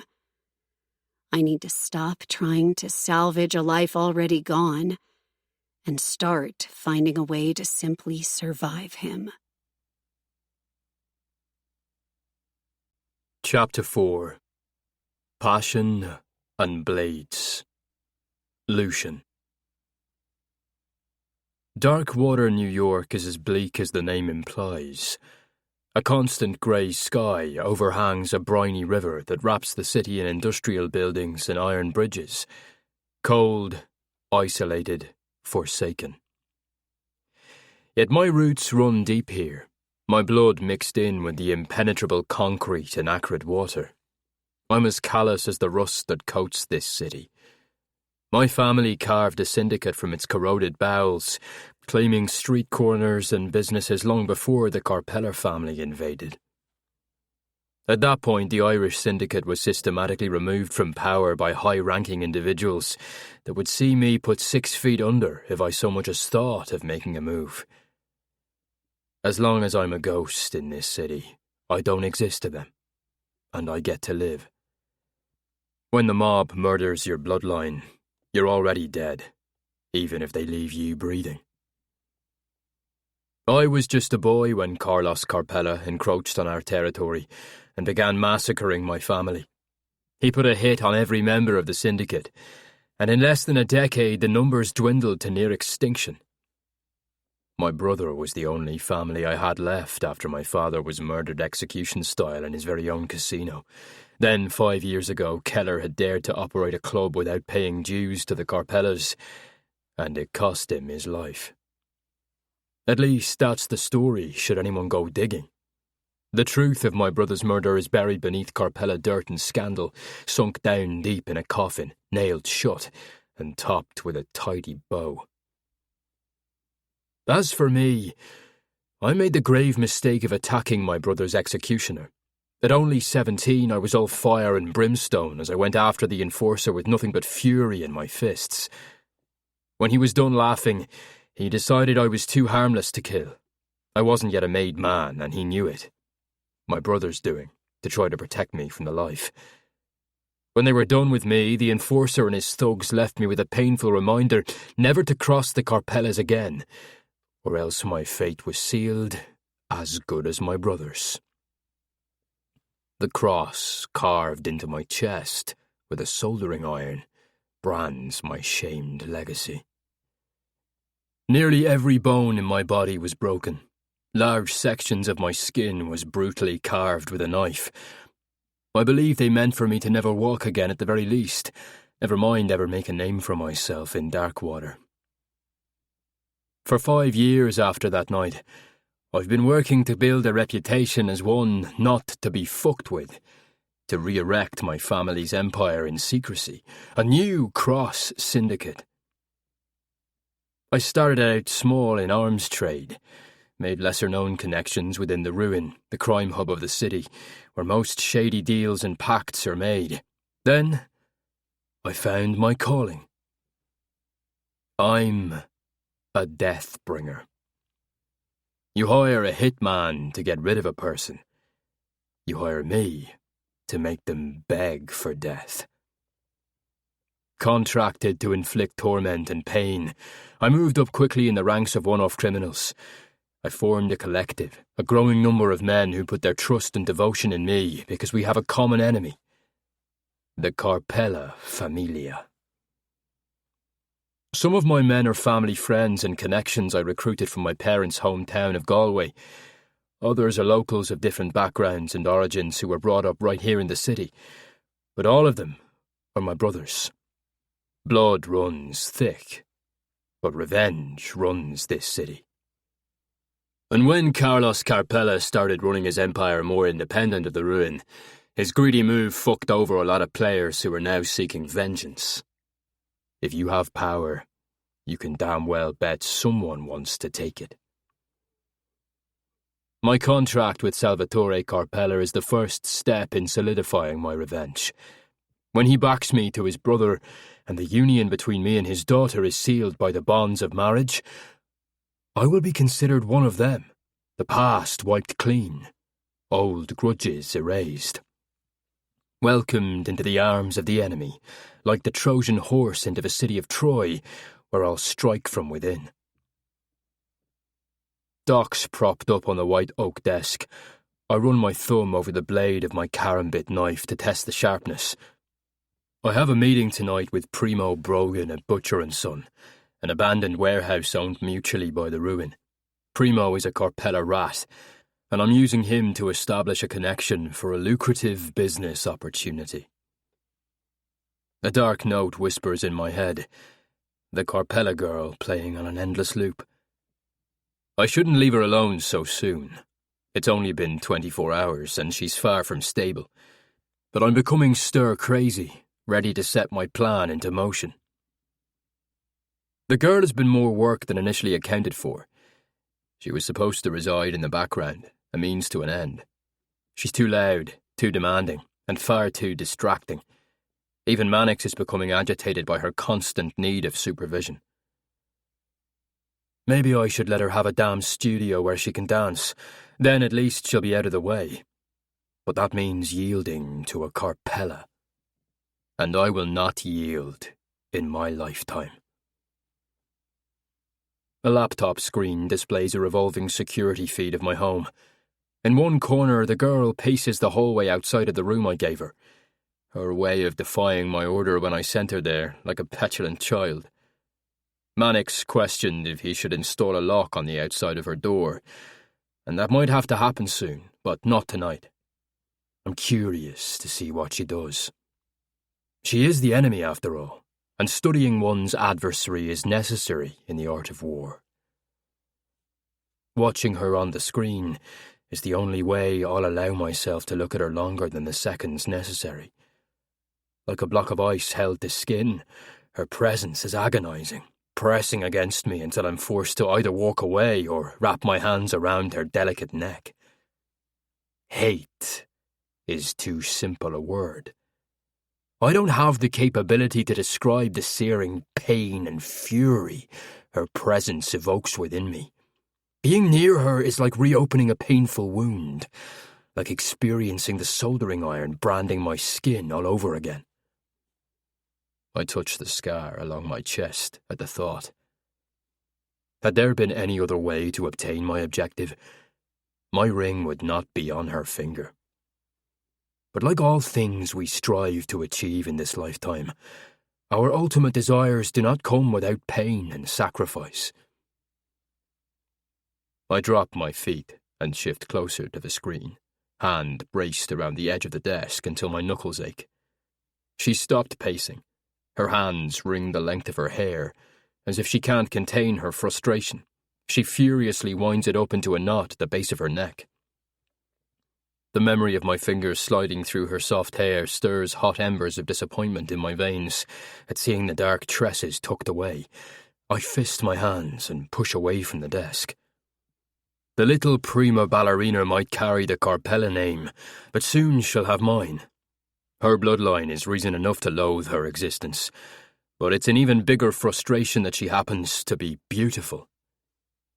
A possibility I should have considered, knowing how beautiful Allegra was. Her daughter is even more stunning. That dancer's body, those long, inviting legs I can imagine spreading wide. The feel of that silky hair tangled around my fist, those pretty amber eyes that bore right through me with fiery aversion. And fuck, that pouty, sassy mouth, begging to be punished. Every cell in my body craves retribution, and I'm disgusted with myself for even noticing her. When the time comes to consummate our marriage, I'll need to either leave her to spend our wedding night alone, or I'll have to give in to this depraved craving and hate fuck her into submission.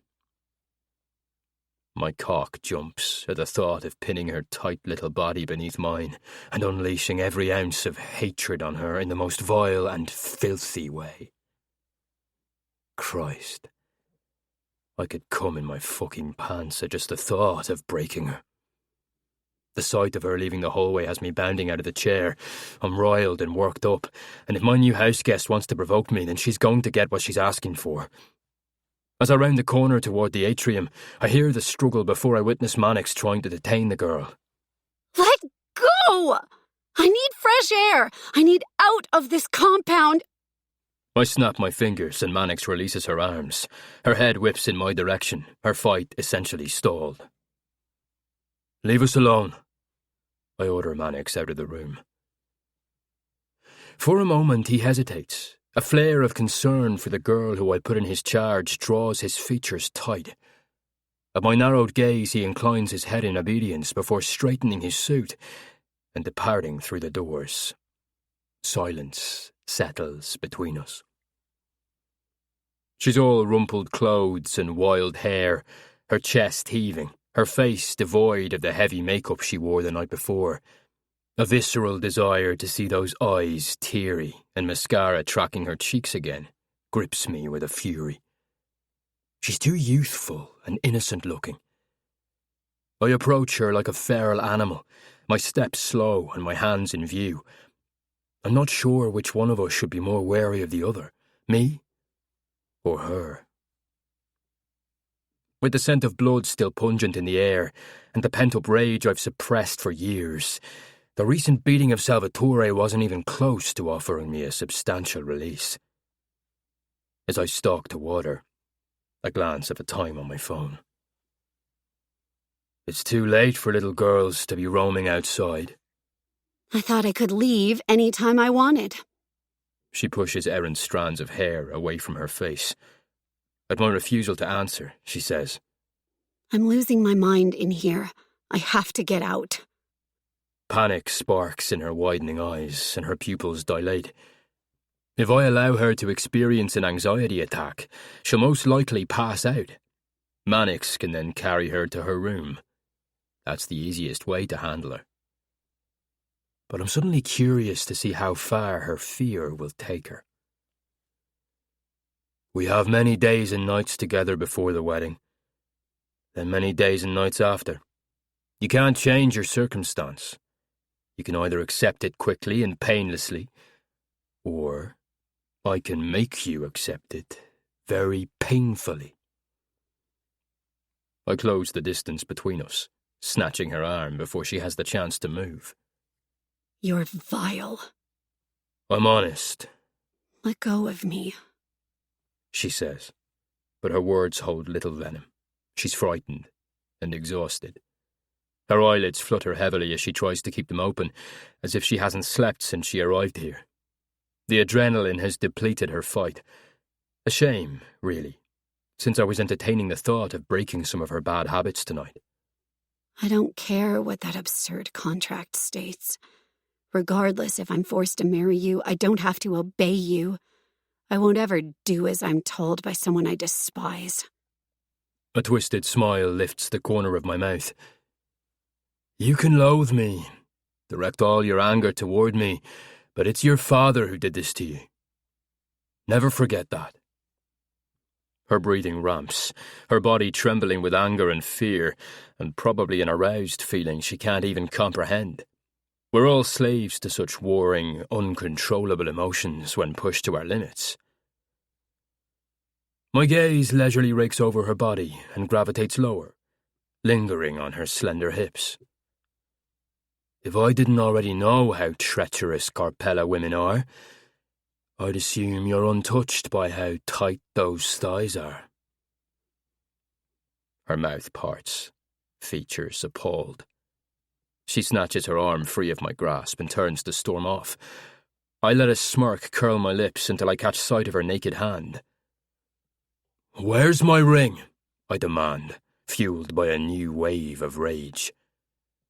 Her back remains to me as she marches toward the spiral staircase. I flushed it down to the sewer where it belongs. Red covers my vision, and I'm across the room in a few strides. Then I have her backed against the wall. I clasp her jaw and tip her head back, forcing her to look at me. That is a family heirloom. My words rumble past clenched teeth. Despite the panic straining her features, she says, Then it doesn't belong on my finger. We're not family. A low growl builds at the base of my throat. With my free hand, I clasp her wrist and bring her fingers into view. If you refuse to wear it, then you have no need for your finger. She spies the hilt of the knife I used to sever her father's finger peeking from my pocket, and fear sheets her face. Where is the ring? The force of her swallow presses enticingly against my palm. In my room. My muscles corded tight. I lick my lips. Good girl. Still, I don't release her, making my point clear that her body belongs to me. No one is coming for you, Colleen Bjog. Hear the silence. No one is beating down the doors. Your father isn't planning your rescue. He's relieved I let him keep his life. You were an easy trade, as I'm sure a worthless mafia whore probably served no better purpose than you did for your wretched father. Her hand twitches in my hold, as if she intends to slap me. That brings a crooked sneer to my mouth. Her cheeks flush right before she spits in my face. I release her wrist and casually wipe the spittle from my cheek. Then, with the hand still gripped to her jaw, I drag my thumb across her bottom lip. I just may have use for my knife yet. My movements are fast, as I hook my finger into the looped hilt and flick the blade out. Her whimper slinks over my skin and tightens my stomach as the blade catches the dim light. Recovering, she twists out of my hold and takes a step back. I have no doubt that's my real fate here, she says, indicating her demise. How could you possibly want an alliance, a marriage with a family you claim killed yours? Not such a naive mafia whore after all. How could I want an alliance with my enemy? I couldn't possibly. Our world is built on ego, and any made man would retaliate. Blood would run. For all I know, she continues, becoming brave. You plan to murder me in my sleep before you kill the rest of my family. You're smarter than your papa, I say, my tone derisive. But I assure you, if my intent is to kill you, I'll do so while you're awake so you feel every painfully agonizing second. Her breathing ratchets, those defiant whiskey eyes flaying me. If you kill me in a moment of rage, then you won't get your alliance. Don't worry. I have more self-control than that, I say, even as my pants tighten with need to mock my claim. There are far worse things I can do to you than death. At the suggestion, I look over her attire, deciding the shapeless shirt she's wearing won't work. I step toward her and hook the claw of the blade into the collar and drag it down, slashing the thin cotton fabric. Her stomach flinches as the cool steel nearly grazes her skin, and she clamps her eyes shut. Look at me, I order, and on instinct her eyes flare wide. With a groan, I tear the shirt the rest of the way down. The black bra tantalizingly cups her slight breasts, pushing the tender swell of her flesh over the top. The tight leggings cling to her hips. Remove your shirt. Humility twists her features as I start to back away. Her movements unsure, she lets the torn fabric fall to the floor. Standing before me, she uses her arms to cover her bare midsection. I sheathe my knife and slip it into my pocket, then glance around the atrium. Vines crawl up the square columns that connect the glass panes separating the inside from the out. The vaulted ceiling is all beams and glass, offering a scenic view of the night sky. A natural stone fountain is centre in the room, tranquil and unused. The entire atrium is surrounded by vegetation that needs little maintenance. I rarely come in here, but I decide that tonight it's the perfect stage for my ballerina. Dance. Frantic, she looks around the room, as if searching for an escape, the loose waves of her dark hair falling over her shoulders. Dance, I repeat, my tone adamant but calm. She shakes her head, timidly. I can't. I notch my chin. You have to. You claimed it's your passion, so show me. Prove to me that you won't live without it. But I can't dance here. And why is that? I don't have my point shoes. She lifts her bare foot to demonstrate. A person committed to their passion needs nothing else. Dance, or I'll see to it that you never dance again. The threat goes unsaid, but she knows what she's risking. One broken leg would end any chance she has for a professional career. Even when I removed her father's finger, I didn't witness the terror in her eyes that I see there now. I seat myself on a stone bench, withdraw my phone from my inseam and scroll through my music selection. I select a classic, and the deep notes of a piano mourn through the tiny speaker as Moonlight's Sonata begins to play. With a deep inhale, she brings her hand before her and rises onto the balls of her feet, drawing herself up through her centre. But she falters, her trembling limbs throwing her off balance. Staring at the marble floor, she balls her tiny hands into fists. Eyes welded shut, she attempts again. This time she gracefully rises onto her feet. Bringing her knee toward her torso, she balances on one leg, letting the music build, before she extends her leg outward. I tilt my head as I study her slender, lithe body, her strong legs, small, delicate breasts strained against the lacy material of her bra. She keeps her eyes closed as she transitions through poses, ones I'm sure have proper terms I don't care to know. All I care about is that she not falter again. I should demand that she open her eyes, but the sweeping, graceful flow of her movement settles in my bones. She twirls, raising her arms above her head, her long layers of hair slashing her forearms. Like some fairy creature in a myth, she glides across the floor to the hypnotic rhythm. And God, I am hypnotized, bewitched. I imagine no other man could watch her dance and claim otherwise. During the middle of the piece, she seems to forget her predicament, at least for this brief moment. Her movements become sharp, blunt, almost distressed. Her toes pointed and legs carved of glass. Her expression morphs into one of contented pleasure, followed by pain, and my heart thrums anxiously, blood hot and thrashing against my veins. She doesn't take joy from dancing. No, it's some strange mix of passion and toxic need, as if each leap and spin is air to her deprived lungs. It's cruel and violent, what she's putting her body through, as if she takes some sadistic pleasure from that passage between pain and relief. My whole body coils tight as I grip the sharp edge of stone. She dances only for herself, but I'm pulled into her, the darkness surrounding her, the grief and agony and beauty of her torture consuming the negative space, her yearning for the music to never end. Amid the swell of exquisiteness and rapture, anger gnashes my nerves. This Carpella girl should hold no sway over any part of me. Her legacy should not be one of privilege, but of blood and carnage for every wrong her family committed against mine. I launch from the seat and advance toward her. Still lost in the heightening crescendo, she doesn't notice my approach until I'm right in front of her. I reach out and grab her arm, drawing her to a stop.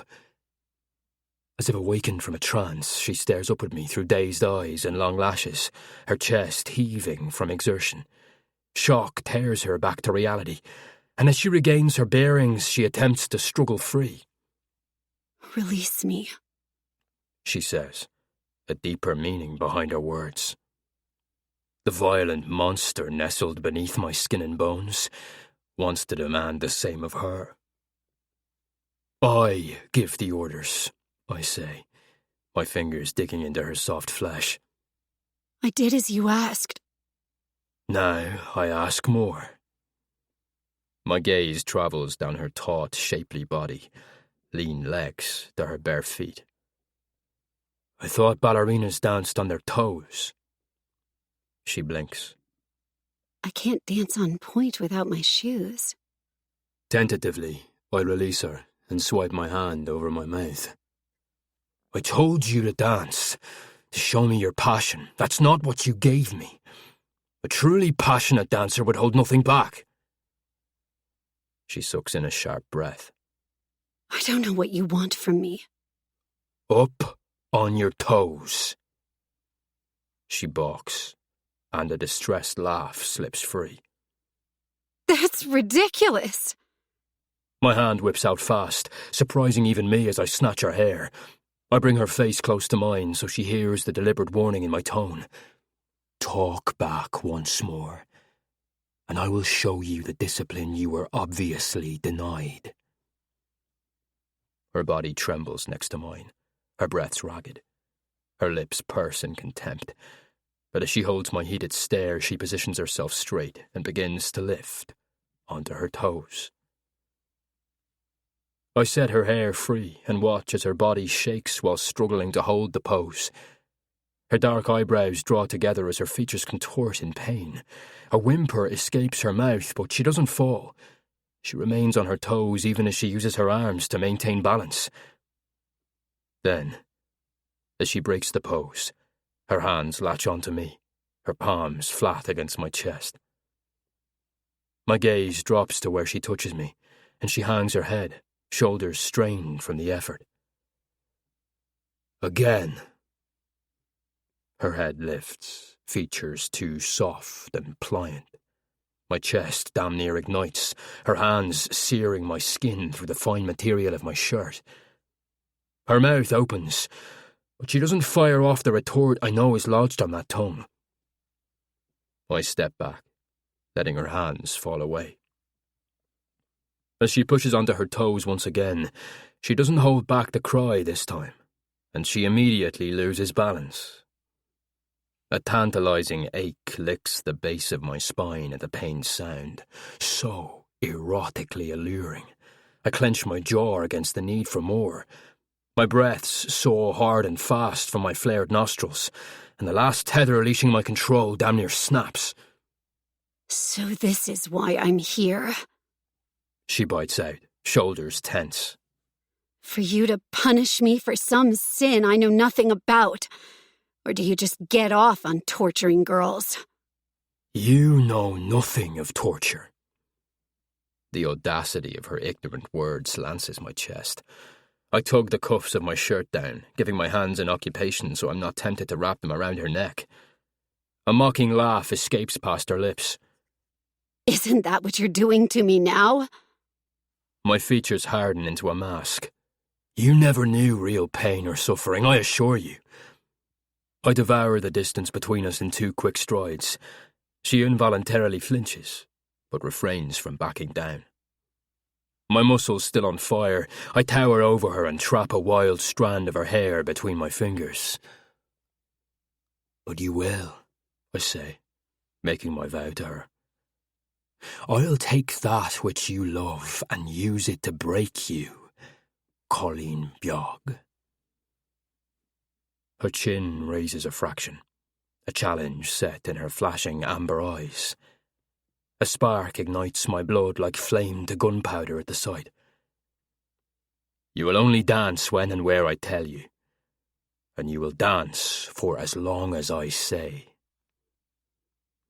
She shakes her head slowly, revulsion curling her lips and tempting me to bite into them. Christ, you're sick. For a mere second, a reluctant pang forms beneath my ribcage, before my phone distractingly vibrates against my chest. I have to release her strand of hair to take the call. Try me, little girl, and you'll discover the depth of my sickness. And some twisted yearning within me desperately wants her to try. Glancing at the phone screen, I send a call to voicemail, and instead text Primo that our meeting at Butcher & Son is being delayed until later tonight. Then I fix my gaze on her. Again. She makes no move to obey. With deviant intent, I rest my hand on my skull buckle, a veiled threat and reminder of the far worse things I can do to her. I will make her plead for death. Our eyes stay locked as she pushes herself onto her toes, her skin glistening with sweat, and her body a beautiful plain of torture and pain. Until my revenge on her family is realized, I will make it my mission to teach this girl the true meaning of suffering. Chapter 5. Ballerina and Beast. Violet. Steam fogs the large picture window of the ensuite bathroom. Soft candlelight hangs in the misty air to create a soothing ambiance as I desperately try to forget where I am. I realized today that I've never been drunk before. I've tasted wine at dinners and weddings, but my rigorous dance schedule and training always prevented me from letting loose enough to experience that kind of recklessness. I have half a mind to call for Nora and beg her to bring me a bottle of liquor so I can drink until I black out and drown in this bathtub. A stab of regret immediately hits me in the chest. I can't let Lucian break me, and I can't give up so easily. I owe Fabian better than these defeated, selfish thoughts. With a wince, I flex my toes, allowing the hot water to seep into my abused muscles and cartilage. I've been dancing on point for 5 years. It took me 3 years before that of intense point work to achieve the feat.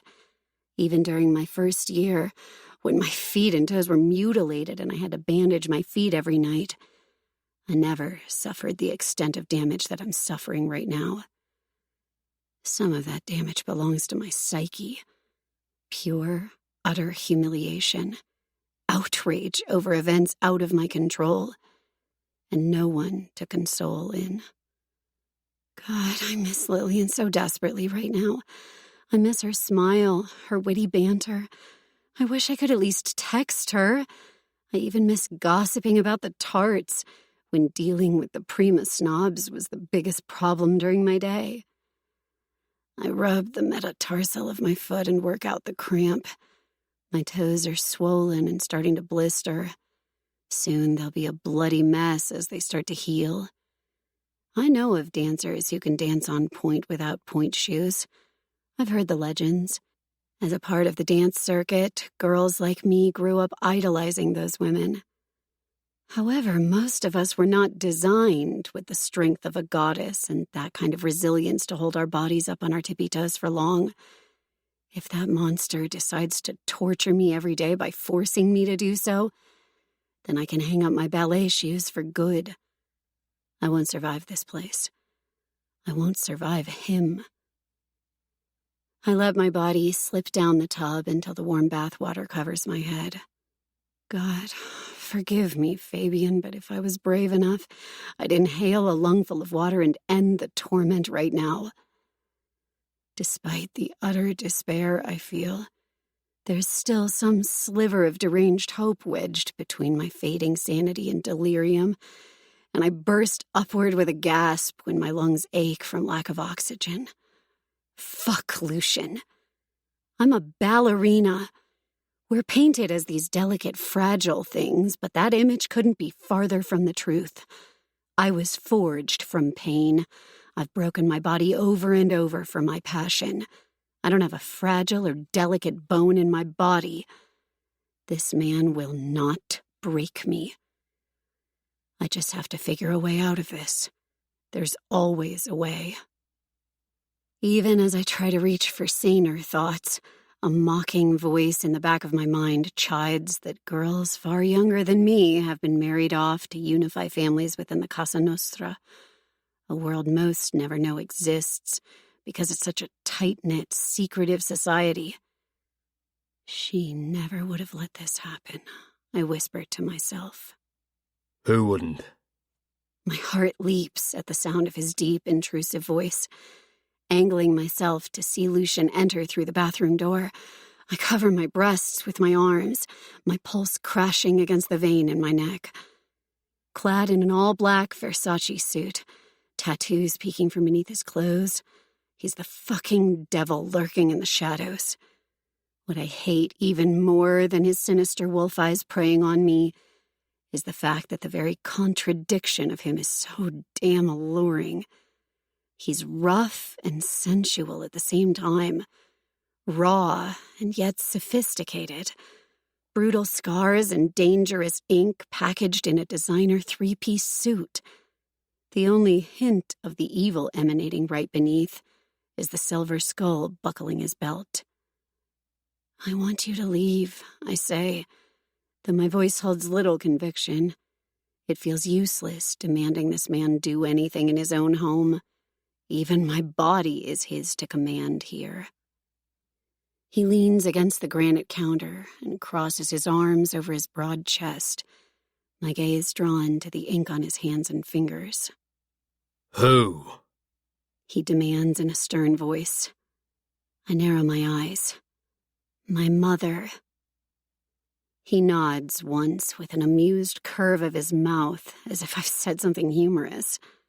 I came to check on my investment, He says, lethal eyes dropping to where I've barely concealed my body. to make sure I didn't break you yet. I ignore his baiting comment and instead look directly at the Carrera tiles bricked along the wall. If I say no, are you going to bend me over this tub and punish me? Feck, girl. He drives a hand through his hair, muttering some string of Irish beneath his breath. I get a strange rise out of making him flustered. Steeling himself, he captures my gaze. There's an event we need to attend in a few days. He says, undeterred. Nora will fit you for a gown tomorrow. Shocked, I move to the edge of the tub, forgetting my nakedness. You're letting me out? Face chiseled in sharp edges, he remains unaffected, all except his heated gaze that lowers to the rim of the soaking tub. Warmth flushes my face, and I drop below the surface of the water. I told you, you're not a captive. I notice the deep red droplets staining the cuff of one of his sleeves, his bruised knuckles. You'll go to this event with supervision and protection, and with the understanding you won't make a scene. Any lame outburst to try to change your circumstance or the contractual marriage agreement will result in severe punishment. His smile is wicked. One that will have you begging me to bend you over this tub instead. The water suddenly feels unbearably hot. My forehead and cheeks prickle with sweat. Will there be dancing? I ask, determined. He raises one eyebrow suggestively. If I tell you to dance, there will be dancing. Will my father be there? Hope hovers on a wisp of smoke before he snuffs it out with a firm No. I lower my gaze to the floor, angry with myself for now knowing the answer. Salvatore has gone on vacation.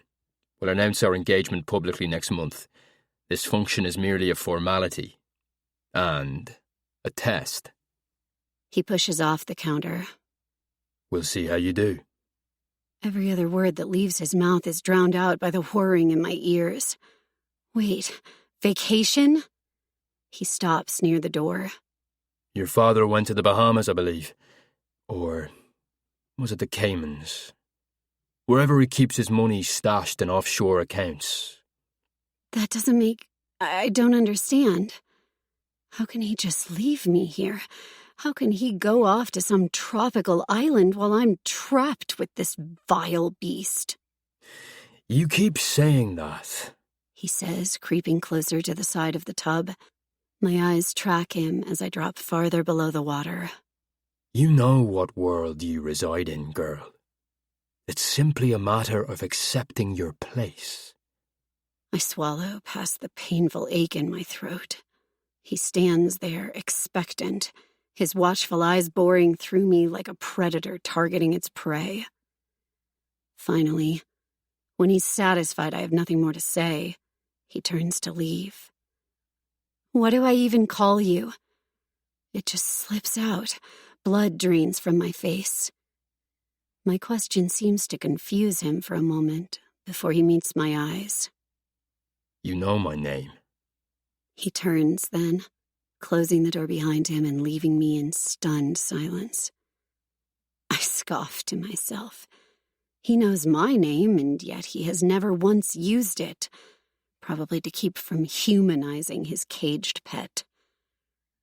After a tense moment lost in my thoughts, the door opens, and I see his hand reach around to twist the lock on the handle. I hear the distinct click of the latch before he pulls the door closed. My heartbeat fires through my veins as I realize what he's done, or trying to keep from doing, by locking himself out. And a tender ache throbs between my thighs, stealing what's left of my shallow breath.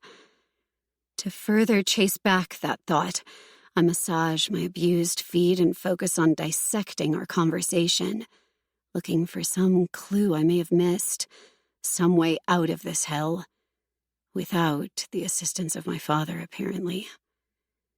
My heart constricts as I realize the man I always admired, regardless of his profession and the dark, gruesome world he was born into, has lost a profound measure of respect from me. He was all I had left, and now I have no one. I splash my face with water, refusing to let the tears stain my cheeks. I have to stay strong. In the end, I have myself, I have the values my mother instilled in me, and I have my brother's strength of character. As I work my fingertips into the calf of my supporting leg, I try to savor the peaceful quiet before I'm expected to don a mask to the entire Casa Nostra. Chapter 6. Tempt and Torment. Lucian.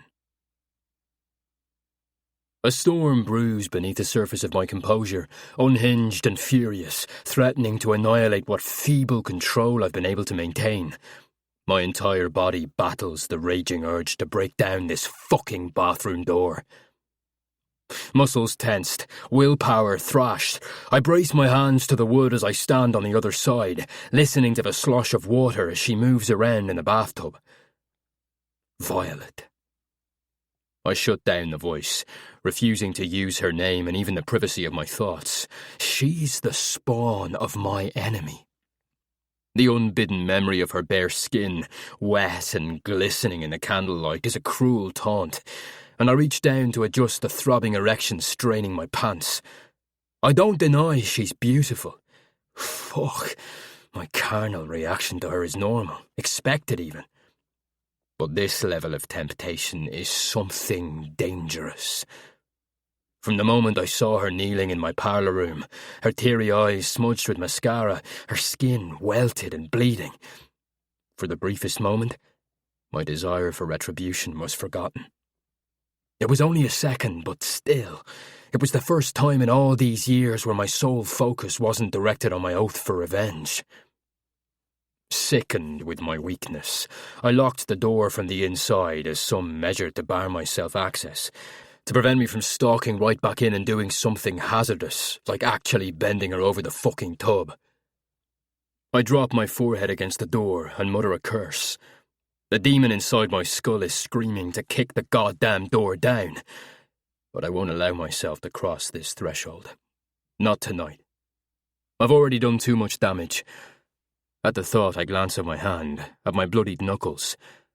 After I released her from the atrium, I tried to put my fist through a stone wall. I shouldn't have come to her room. Over the years, my men have pointed out that I needed to find a release. Use as many women as I wanted, they urged me. But my singular devotion to avenge my family has been laser-focused. Finding dirt to use against the Carpellas wasn't an easy feat, leaving no room for cheap, meaningless fucks. Although, maybe they were right. If I'd been fucking my way through the city, I wouldn't be so on edge right now. I release a terse breath, my balls aching. Her presence in my home is too distracting, consuming. She infuses the air I breathe. I back off from the door, and by the time I'm far enough away that her scent of lavender no longer dominates my senses, I decide keeping my distance from the Carpella girl until the wedding is the only solution. Otherwise, I just might lose control and tear through her in a fit to sate both my desire to bury myself in her and reap vengeance, leaving behind a ruined mess of a girl. Resigned, I force my thoughts on more pressing matters. The ruin. If a release is what I need to regain control, then I'll get a motherfucking release during my meeting tonight. I make a call to Primo as I pass Mannix in the foyer. Keep a close watch on her, I order him. He nods in acknowledgement as Primo answers the call. Cross, you're late. I'm on my way, I confirm. Keep Holton busy until I get there. I end the call, clutching the phone in my battered hand, my muscles still coiled too tight. She's more than a distraction. She's the essence of my ruin. With renewed purpose, I drive through downtown toward Butcher and Son. Rust crawls up the abandoned meatpacking warehouse like dried blood. I leave my Audi and approach the warehouse, unbuttoning my suit jacket and checking the Ruger semi-auto holstered in my waistband behind my back. Primo hovers near the large roll door, his slick hair catching the glint of a low-hanging industrial lamp above the main entrance. He's wearing a black suit, but his isn't tailored and sits too big on his narrow shoulders. He's my connection to the Carpella import business. I've spent 3 years stalking him, cataloguing his movements and actions, and when an opportunity presented, I seized the chance. A rat is always a rat. Primo is a rat in the Carpella organization, and he'll be a rat for me. But I only need to utilize him for one job, not convert him. Then I'll dispose of him to get rid of the tracks. Holton is an equal opportunity player just as I am. I could have approached him myself without the need to involve one of the Carpella soldiers, but when dealing with a crime family like the Carpellas, it's best to have a mediator. Primo will lead the reins of the Trojan horse through the gate, and Salvatore will ensure no one asks questions or looks too closely. We enter the warehouse silently. As Primo lowers the roll door, I eye Holton. So, you're the madman, Holton says, assessing me closely. My back teeth grind of a title, a moniker I didn't choose for myself. I'd rather not have a calling card at all, able to remain anonymous and work well below the radar. But you don't kill as many men as I have without drawing attention and rumours. I get the job done, I fire back. He grunts, amused. You understand what the job is? He questions. I roll my shoulders, then direct a hard look at Primo. Are we here to fuck off? If so, I have other... Holton holds up a hand. I just need to know you understand clearly what I need. He approaches me, his hands in clear view, no weapons. He can't die quickly. Holton Lavelli has a beautiful wife. The rumour is she took a lover, Nick Carpella, gangster player extraordinaire, and Holton can't do shit about it. You don't put a hit on one of the Carpellas unless you have a death wish. You need a ghost. Normally any made man would want to do the deed himself, to cut off the prick's cock and feed it to the guy for touching his wife. But Holton is a businessman, and a smart one at that. Through Primo, we struck a deal. One bloody extermination of Nick Carpella for the clear deed to one of his nightclubs. I don't need money. I have money. I could invest in a club myself, but I don't want just any club. I want the club which belonged to my brother before the Carpellas stole it from him. Holton purchased the deed a year ago, and he still pays dues to the Carpellas. Part of our deal will be him continuing to pay those dues, while I operate the business behind the scenes. I need to set up shop and Holton needs retribution. Since I have a vested interest in the destruction of the Carpellas, this works out nicely. I step toward Holton and extend my hand. They won't be able to identify the body when I'm done, so I'll make sure to stick a name tag on him. He narrows his eyes, but then a slow smile creeps across his face. He accepts my handshake. Then we have a fucking deal. By the time I walk through the doors of my home, it's past midnight, and I'm too jacked from the meeting to think about sleep. I head to my study and uncap a decanter of bourbon. The house is quiet. An unsettling eeriness sticks to my bones. Since the girls' arrival, I ordered my men to start using the guest house on the grounds to conduct our business. Before, the mansion was filled with noise from the pool hall, and plans were devised and business handled in this very study. But there was no fucking way I was letting the girl roam around here with a bunch of hard-legged gangsters eyeing her. I'd never be able to think, always watching them to make sure no one touched her. I fill a highball glass and take a long swallow to douse the flames licking my skin. The silence makes me too aware of her presence. As a warm buzz enters my veins, I walk the hallways, passing empty walls where portraits and art used to hang. Ghosts in the form of memories haunt this house, their spirits trapped in my mind. When the trustee moved everything into my name, I had most objects of value removed and placed in storage units. Should I fail and the Carpellas torch my family home, those items are protected. Also, you can only feel pain if you allow the reminder to linger. Having a concise plan of execution requires no distractions. I round the corner toward my wing and pause, stare down the darkened hallway to where her room is located. A tightness in the centre of my chest pulls me toward her door, and against my better judgment, I follow that infernal drawer. I halt on the other side and listen, just to see if I can hear her breathe. From here on out, she'll be a ghost in this house too.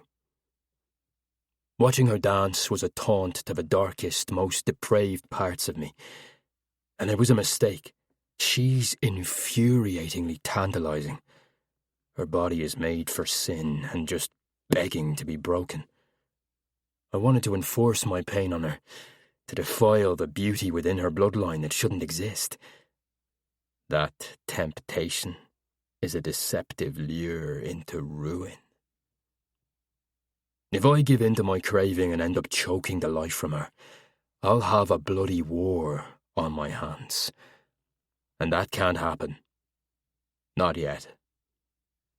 No. Before I lay a hand on her, I'll bleed the vile Carpella blood from her veins. Chapter 7. Touch and Surrender. Violet. I hate these walls. I've stared at them for days. They're all the same. Blank, boring, cold. It's like Lucian gutted his home and now he doesn't know what to do with it. There's nothing personal in this mansion. No imprint or story of the man who resides here. When he resides here. He's been absent for the past week, which should make me breathe a little easier. At least I don't have to spend time with the man I'm being forced to marry. Small mercies. Mannix has been my shadow. A silent, broody shadow who glares a lot. I think he's pissed he got saddled with the babysitting gig. I've gotten glimpses of Lucian's other men from the windows as they come and go from the guest house in the back. Sometimes a few will make their way into the main house, but Mannix will growl orders at them to leave. Nora is the only one who talks to me. She talks about her grown son and his family, her grandchildren. She had a husband, but he passed away from a heart attack years ago. She was raised in Dublin, moved here to work for Lucian's parents in this very house, so she's known him most of his life. Unfortunately, she still doesn't give me any insight into the man or his organization. Then again, I don't ask either. Some days boredom disguises itself as curiosity, and I'm tempted to explore past the pool room to his side of the house. But then I busy myself with gown fittings with Nora, or even help her clean and organize. I'm not really sure what her actual occupation is. She's not a maid or a cook, but she tends to Lucian's needs, making sure the pantry is stocked and the staff does their jobs. Sort of like a house manager, but more like a mother type. I think she cares for him like a mother would. I often see her dusty green eyes cloud with sadness when she mentions him. Then the weight of guilt bears down on me, even though, rationally, I know the organizations and their greedy warring are to blame, not me. Not even Lucian. We can either choose to carry the sins of our families into the future with us, or decide a new course. Lucian likes to claim I have a choice, but he stole my choice when he decided to take retribution into his own hands. The course I desperately wanted for myself was destroyed by his hatred. These are the things I think about while I'm lying awake at night, wishing I had the courage to confront him. Maybe I'll get the chance if I ever see him again before the wedding date. As such, I've taken his order not to dance outside of his presence as a threat uttered in the heat of the moment, not a hard rule. He obviously doesn't care what I do enough to check up on me, and therefore, my choice is to dance whenever and wherever the hell I want.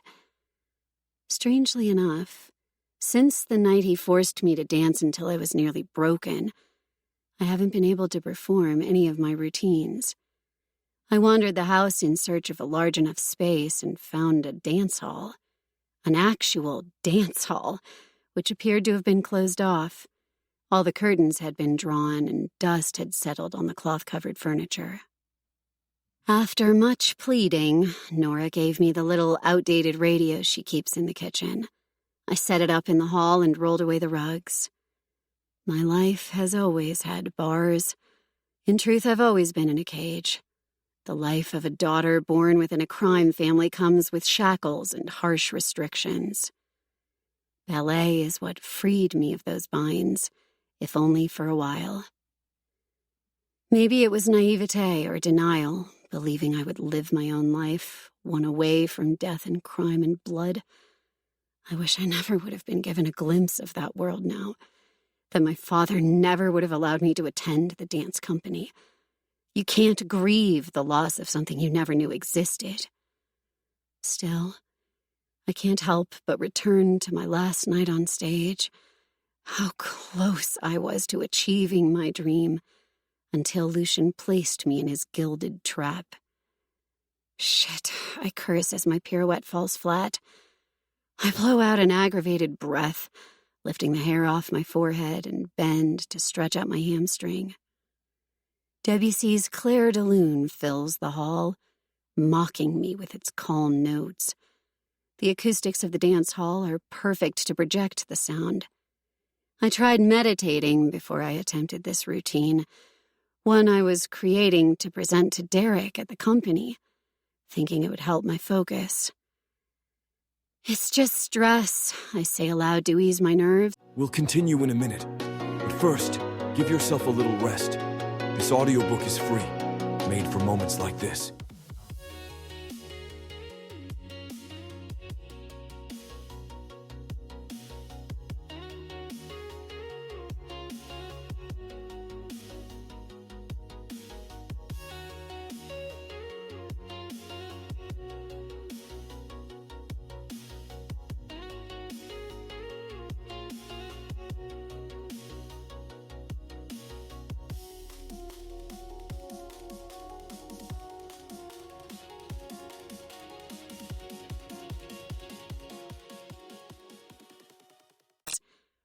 But even as I try to make excuses, I know I'm lying to myself. I've danced under pressure my whole life. I danced the day after my mother's funeral. I performed on the anniversary of my brother's death. I dance to celebrate, to mourn, to live. It's like breathing. The very essence of striving to be prima is the stress you suffer, mind and body, and overcome. What's disturbing is that when I danced for Lucian, I didn't waver, not once. I danced without a routine. I didn't think about one step to the next. Anger and fear and passion fueled my movements, and pure heated adrenaline thrummed through my veins. The feeling was carnal. I've never experienced anything that intense before. Electrifying and terrifying, but liberating in the most obscene way, defying everything I trained my body to obey. Now, every time I begin to move, I feel his eyes on me, watching, stripping me bare, right down to my marrow. Every step I miss or twirl that I fail, I can sense his cruel, calculating eyes pinning me in the room. Shaking out my hands, I brace my fingers to the back of my neck, hearing my pulse thud heavily in my ears. One of Lucian's men, Christoph, I think, appears in the hallway outside the room, and I wave awkwardly. Being deprived of normal human interaction is giving me a complex. He only stops long enough to acknowledge me before he starts toward Mannix, who, by the way, is always hovering outside the door. Mannix didn't approve of the idea of me using the dance hall, but since I haven't gotten an irate visit from his boss, I'm assuming he's keeping my secret.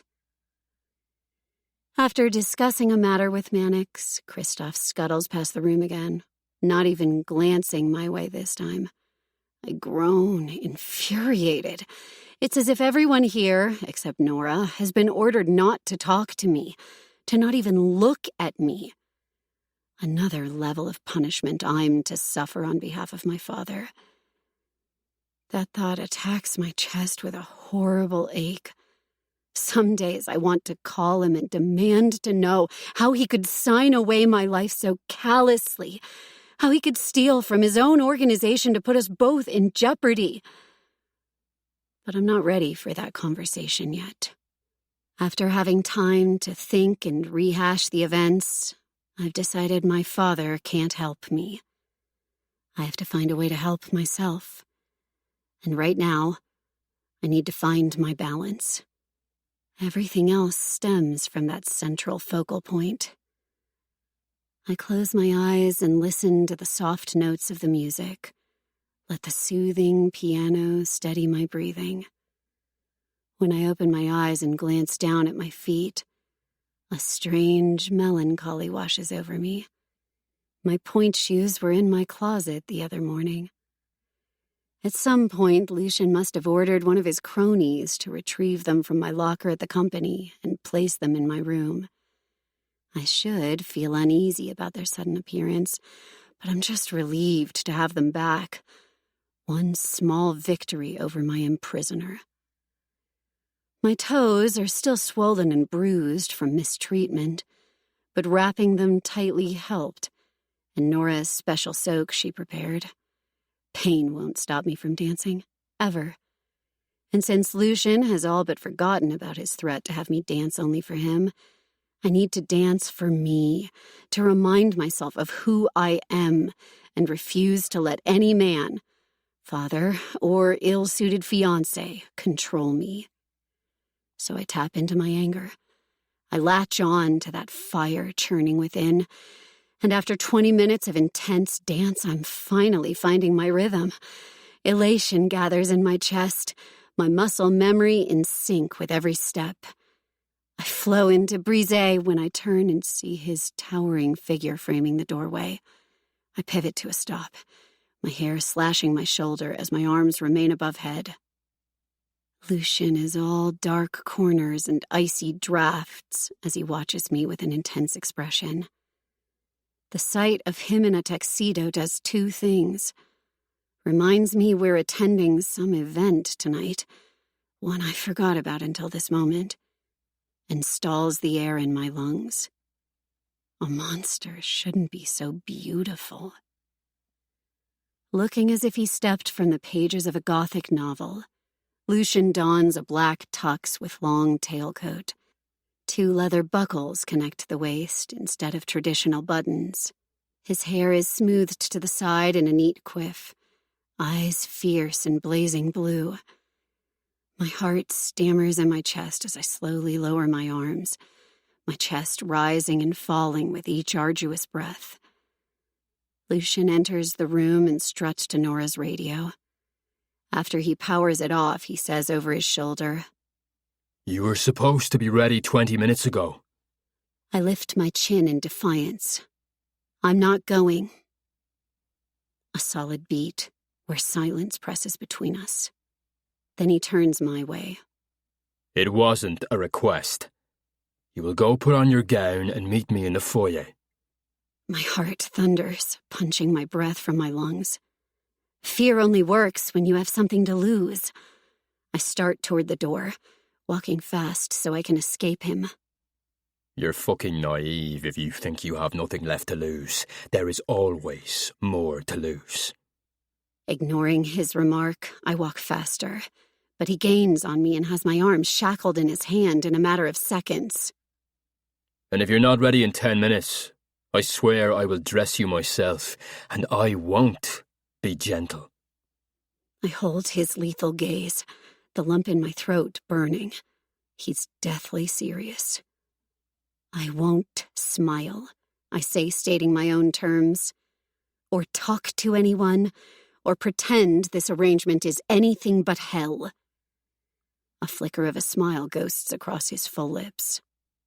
That works in my favor. I'm wearing what I have on, also, I press, standing my ground. I'm not wearing any gown you had made for me.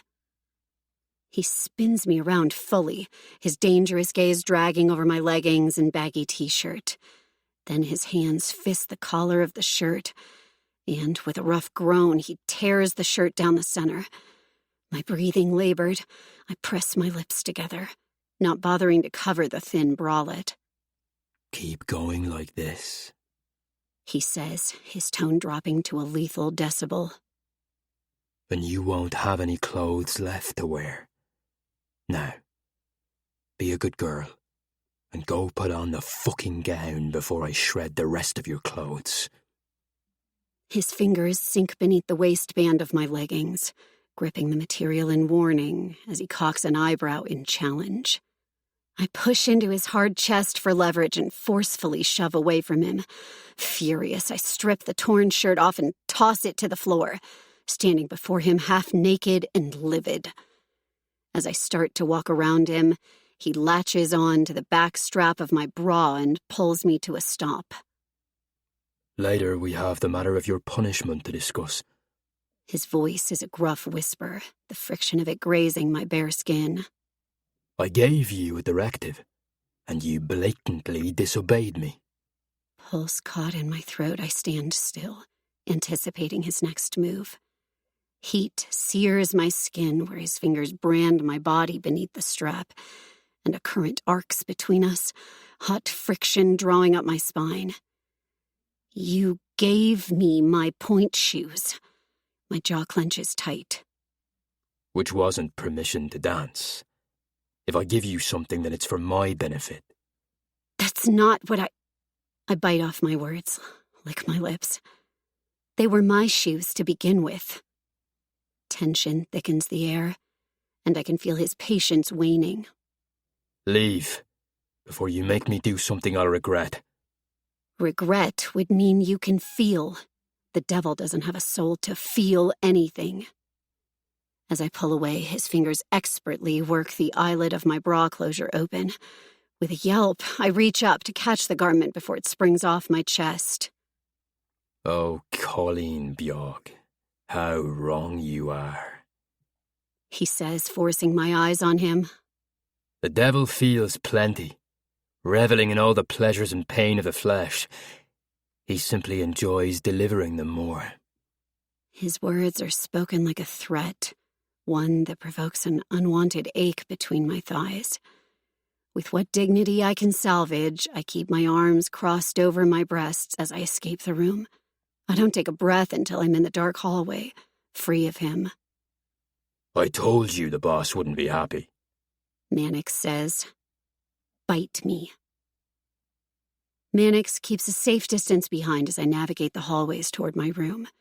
When I glance back, his gaze is trained on the floor, as if he fears the wrath of his boss should he stare at my naked back too long. I've been around men like Lucian my whole life. Admittedly, none who dared to tear my clothes off, but that doesn't mean I didn't see the yearning to do so in their devious eyes. There was always the barrier of my father, and especially my uncle, to prevent any of them from touching me. And even though Lucian has literally removed my family's protection, I don't want to believe he has any real intention of hurting me, if only because he needs me. To secure whatever alliance he's trying to achieve will only happen if I show up to the wedding in less than 2 months' time, alive and in one piece. Still, my heart knocks tenderly against my breastplate as I slam the bedroom door behind me and stare at the gown on the bed. I don't know this man. I don't know his boundaries or limits. I don't know anything at all about him. And if I learned one thing from growing up amid the organization, it's that in order to defeat the enemy, you have to know them. If I can't count on my father to make this right, then I have to show Lucian there's another way for him to get what he desires without a marriage contract. I hold up the gown, the silky material beneath the lace shimmering in the light. All black lace and silk, I suspect, to match Lucian's pitch-black soul. I set it aside and spot a white box. With weariness coiling my spine, I unwrap the package and release a laden breath. A mask. Designed in the traditional Venetian style, the black mask surrounds both eyes, inlaid with lace and tiny jewels in a swirled pattern. We're going to a masquerade. Then, of course, Lucian isn't fearful of me drawing attention before our engagement is officially announced. With my face covered, no one will know who I am. This really is a test to see if I can behave outside of his fortress. Fine. Tonight, I'll prove he has nothing to fear from me. I'll be the docile little girl my father always hoped I'd become. I'll be so unnoticed, Lucian will forget I'm even there. Then he won't see me coming. After I hurriedly dress, I plunder through the bathroom and find expensive makeup to apply and style my hair in a loose updo. Once I don the mask, I pretend I'm in costume, just like a ballet production. I descend the curved stairs like Beauty to find her beast waiting at the base. Lucian is now donning his own mask. It's a simple but elegant black design that wings upward to create devil horns. A perfect costume for the devil in Armani. Though he still sports his combat boots, a defiant act against the traditional Gothic ensemble. The sight of this man does something catastrophic to my heart rate. Still livid over his behavior in the ballroom, I freeze my features in a stern glare and don't react as I notice how his blue eyes flare behind the mask as he appreciatively takes me in. I plant myself a distance away from him, refusing to meet him all the way in the foyer. I can't give myself over completely. I have to win my own small battles, no matter how trivial. He takes the steps necessary to reach me and produces a black velvet box. I can't help but notice his knife discreetly fastened to the inside of one pocket, the one shaped like a claw and made of bone. Though what kind I'm not sure, whether it's human or animal. Neither would surprise me. Turn around. He issues the command with a smooth yet lethal cadence that zips across my flesh like a shock from a live wire. No compliments, no false flattery. This is not a real engagement. I at least appreciate his candor to treat this arrangement with nothing less than direct honesty. I give my back to him, and he brushes the loose wisps of hair aside, his callous fingers grazing my skin and sending unwelcome heat coursing through my veins. I wait, but the necklace in the box never settles over my collarbone. Confused, I turn around to see him setting the jewelry box on the entry table. His blue gaze roams over my body approvingly. It's not needed, He says simply. Heat flushes my face, and I look at the floor, not allowing him to see my affected expression. When I recover enough to meet his eyes again, I notice the hardened edge around his mouth. I follow his gaze to my hand, where I'm not wearing his ring. No one is supposed to know about the engagement, I say in way of explanation. He issues a harsh sound of disapproval. When we return, it will remain on your finger every day from here on out. I don't debate him, deciding to reserve my energy just to get through tonight. As Mannix appears in the foyer, Lucian nods once for him to open the door. I go to step through, but Lucian catches my wrist. Pulling me toward him, he clasps my chin in a firm grip between his finger and thumb, tilting my face up to his. My skin burns where he touches. This will be your only warning. His features are carved in steel beneath the mask, and I focus on the white scar along his chin as I try not to meet his eyes. Do not make a scene. I swallow against the hot ache in my throat. Am I still to be punished later, regardless? I demand, referring to what he stated in the dance hall. Despite his effort to conceal it, his lips twitch with amusement. I don't make empty threats, Colleen Bjog.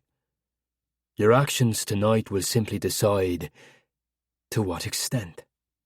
With that menacing revelation, I'm led to a shiny black Audi sports car and into the unknown of his world outside of these walls.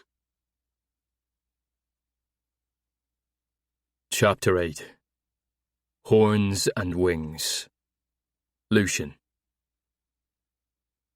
Evening bleeds into night with shades of amethyst and indigo.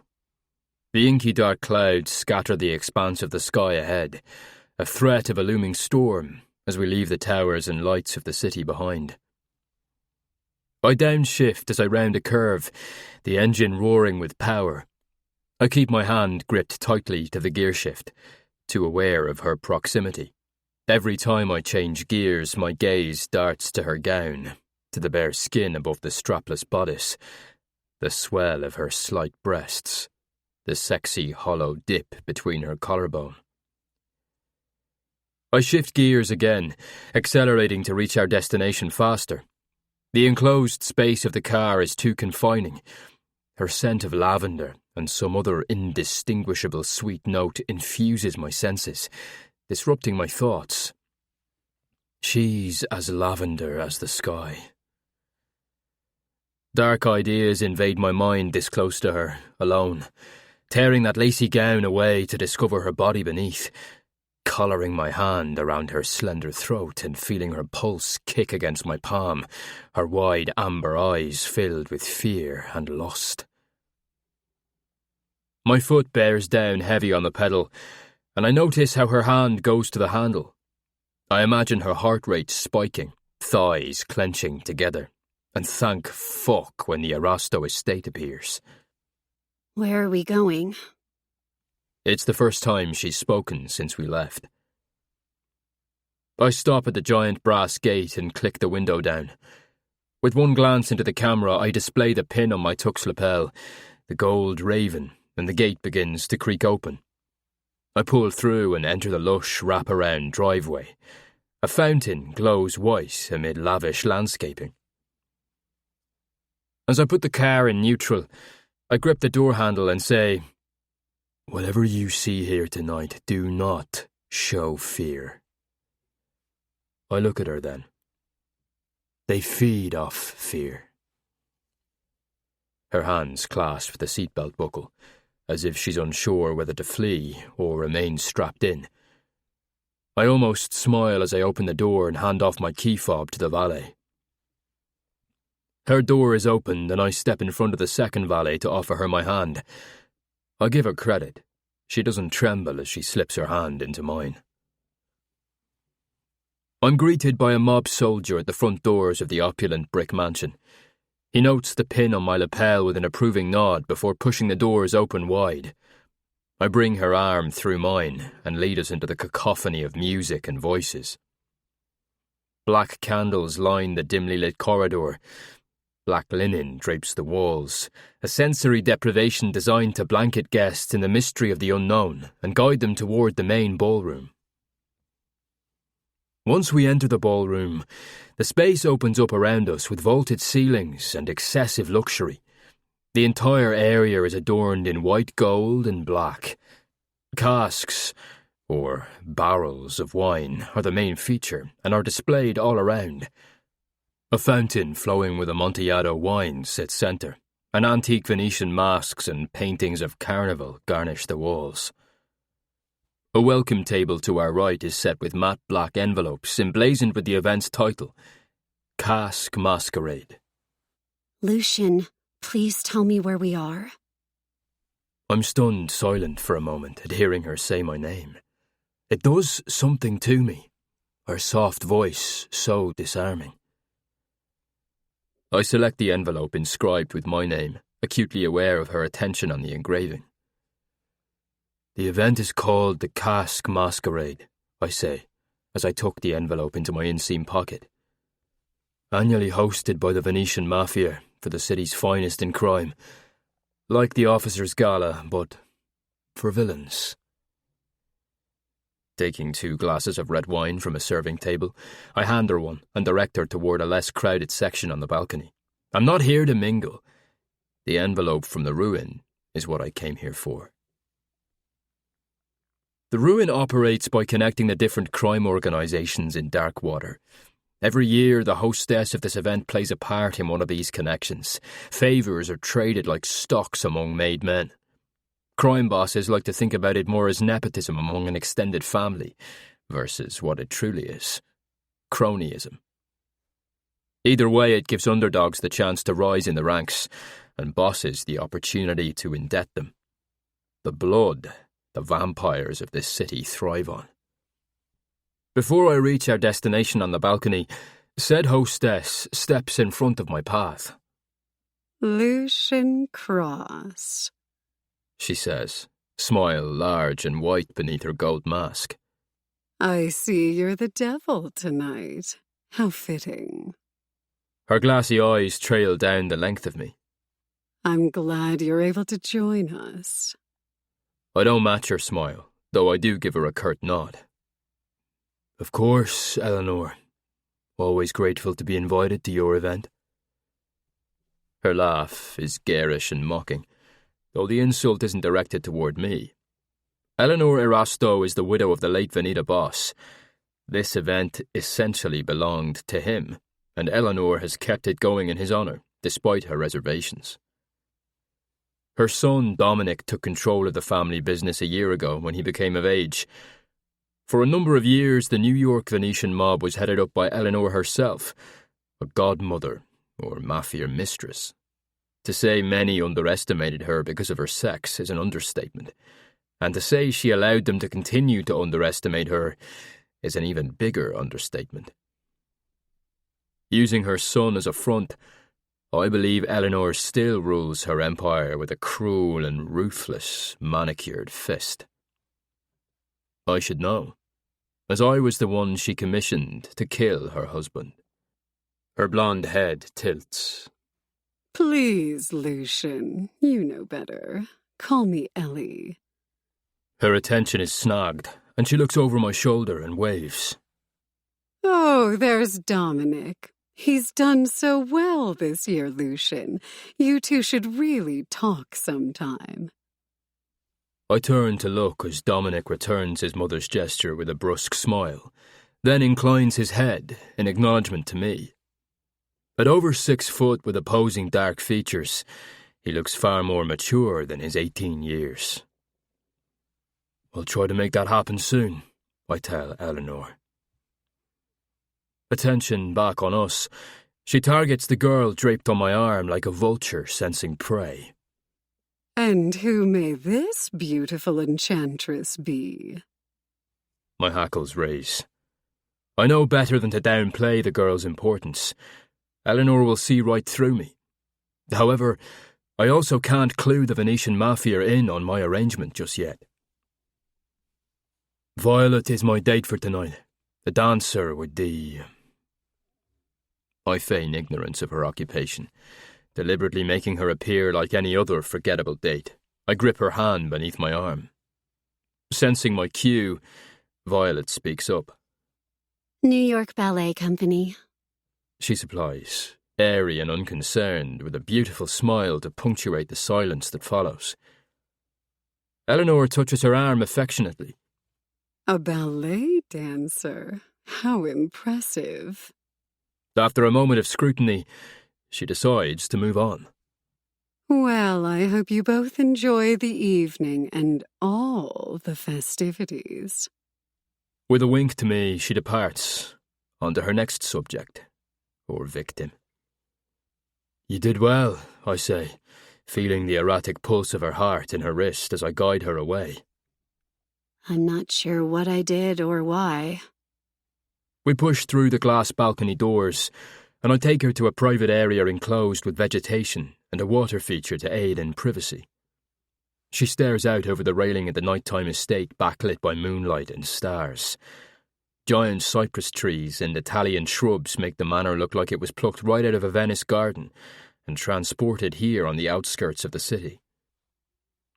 Standing here, her skin aglow with the moonlight, her black gown catching beams and shimmering like a sea of stars, she could be an Italian goddess transported to me from another era entirely. I give my head a hard, reprimanding shake. I hate coming to these events, wasting time and plastering on fake smiles. It fucks with my head. Moving in beside her, I grip the stone rail. When the Mafia of Venetter set up shop in New York, the Don was a bit eccentric. Insane, honestly, though no one would say so to his face. He was obsessed with the works of Edgar Allan Poe, and he created the Cask Masquerade in honour of his new American home, combining his obsession with Poe and his Venetian heritage, his love of carnival. I glance at her. Have you ever read The Cask of Amontillado? She shakes her head gently, her attention now aimed on me, on the gold raven pinned to my tux. She's made the connection to Poe, at least. I huff a derisive sound. Probably for the best. She licks her lips. Tell me. The curiosity sparked in her amber eyes stirs a hot ember in my veins. I take a sip of wine and set the glass on the balcony rail between us. A barrier. Every year Erasto would hold the masquerade, and as the Mafia Veneta are allies with the Cosa Nostra, he'd invite members to attend and bring a guest, a traitor or enemy, or anyone who had wronged them.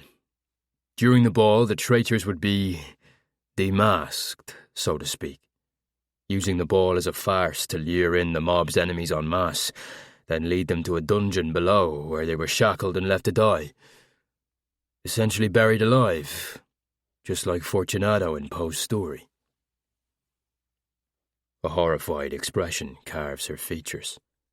Oh my God, that's... Insane, I supply, turning toward her completely. One of the reasons Eleanor wanted her husband eliminated. He was running the empire into the ground, making enemies and risking their livelihood and their lives. A covert job that I made look like an accident. You can't kill a Don and live. Well, most can't. But when you're hired by the woman who truly rules the empire, exceptions are made. Let's just say no one does a masquerade like the Mafia, I say, picking up my wine. Her eyes widen behind the mask, and she takes a step away from me. You brought me here. Oh my God, I'm your guest. Her hand goes to the inked sparrow above her heart. I'm suddenly more than curious about the meaning behind the tattoo bird, but as I see the connection she's drawing, I almost laugh outright. If only getting rid of my Carpella problem was so simple. You plan to, what, bury me alive here? Her skin blanches paler than the moonlight. She continues to move back, so I advance on her. I let the terror linger inside her a moment longer before I decide to alleviate her fear. That tradition died with the Venetian Don, Colleen Bjorg. The masquerade is all fun and games now, taking on a more historical representation of carnival when Eleanor took control. Her back hits the brick wall, and it's too tempting to cage her in. You have nothing to fear from me. At least, not tonight. Her breathing intensifies, her eyes blinking rapidly behind the mask. I'm so near, if I press 1 inch closer, her breasts will graze my chest. The heat of her lithe body will sear my flesh. As my gaze drags over her, my cock throbs of a salacious prospect. Her hand seeks purchase on something solid and grips the railing to her right. Then why did you bring me here, Lucian? Fuck, I swear. Hearing her say my name makes me want to hear her scream it all the more. Releasing a laden breath from my flaming lungs, I exhale her torturous scent and scrub a hand over my jaw, feeling the small scar on my chin. A reminder of my purpose, my oath. To see how you behave before the wedding, I answer simply, though I have more than one reason. Selfishly, and maybe even a bit masochistically, I wanted a visual of her in that gown. I wanted to see if I could last the night without ripping it off her and using it around her throat. How I behave. She repeats my words slowly, gaze narrowed. As much as this alliance depends on your father, I say, adjusting my mask, it depends heavily on you. What kind of attention you draw, how you advocate for the marriage. I'm aligning with a powerful crime family. Not everyone will want that. Some will look for a weakness, an excuse to prevent it from happening. I can't invite members of different crime syndicates to a wedding and have it turn into a massacre. She wets her lips, drawing my gaze to her mouth. I would think that would serve your ultimate purpose. My jaw tightens, my fingers aching to inflict pain. And I forcefully plant my hand alongside her head on the brick wall. She reflexively recoils from my bold move.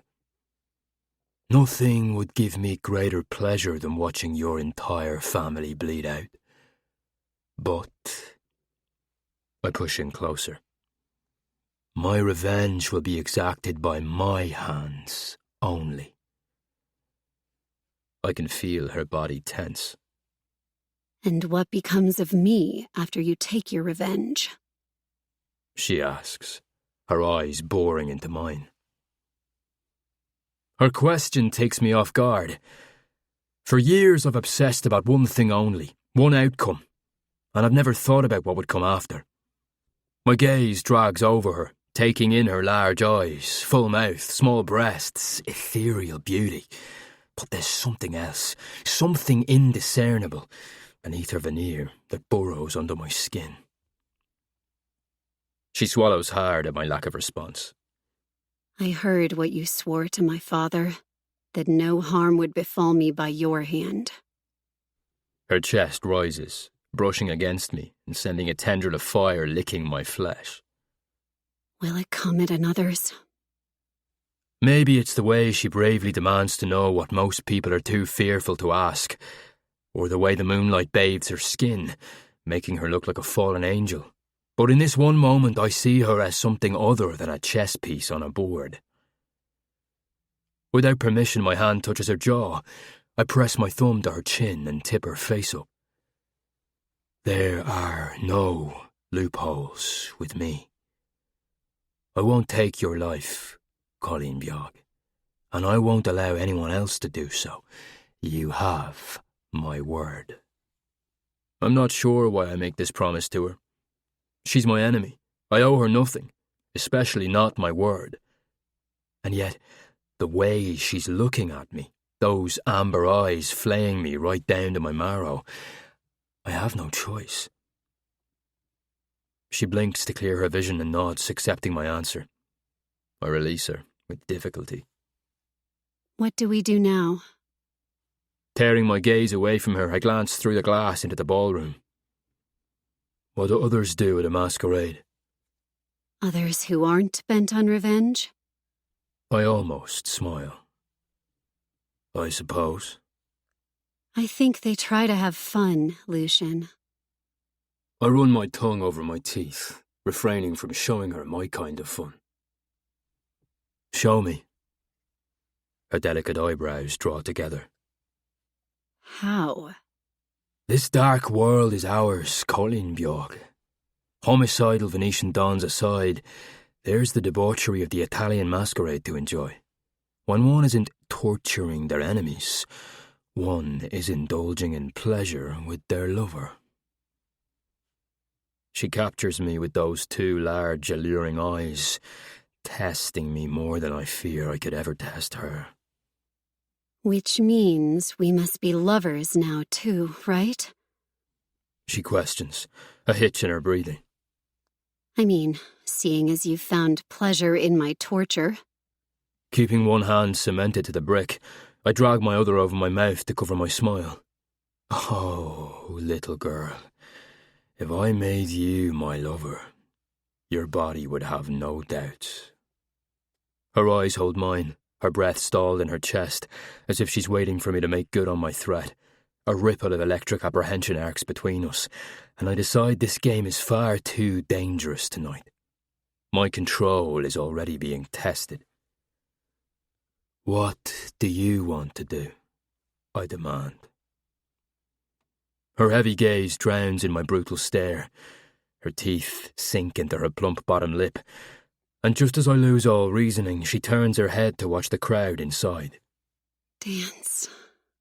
I've been watching them dance since we entered the ballroom. Her response is so innocent, I almost smile. I'm not a sensitive man.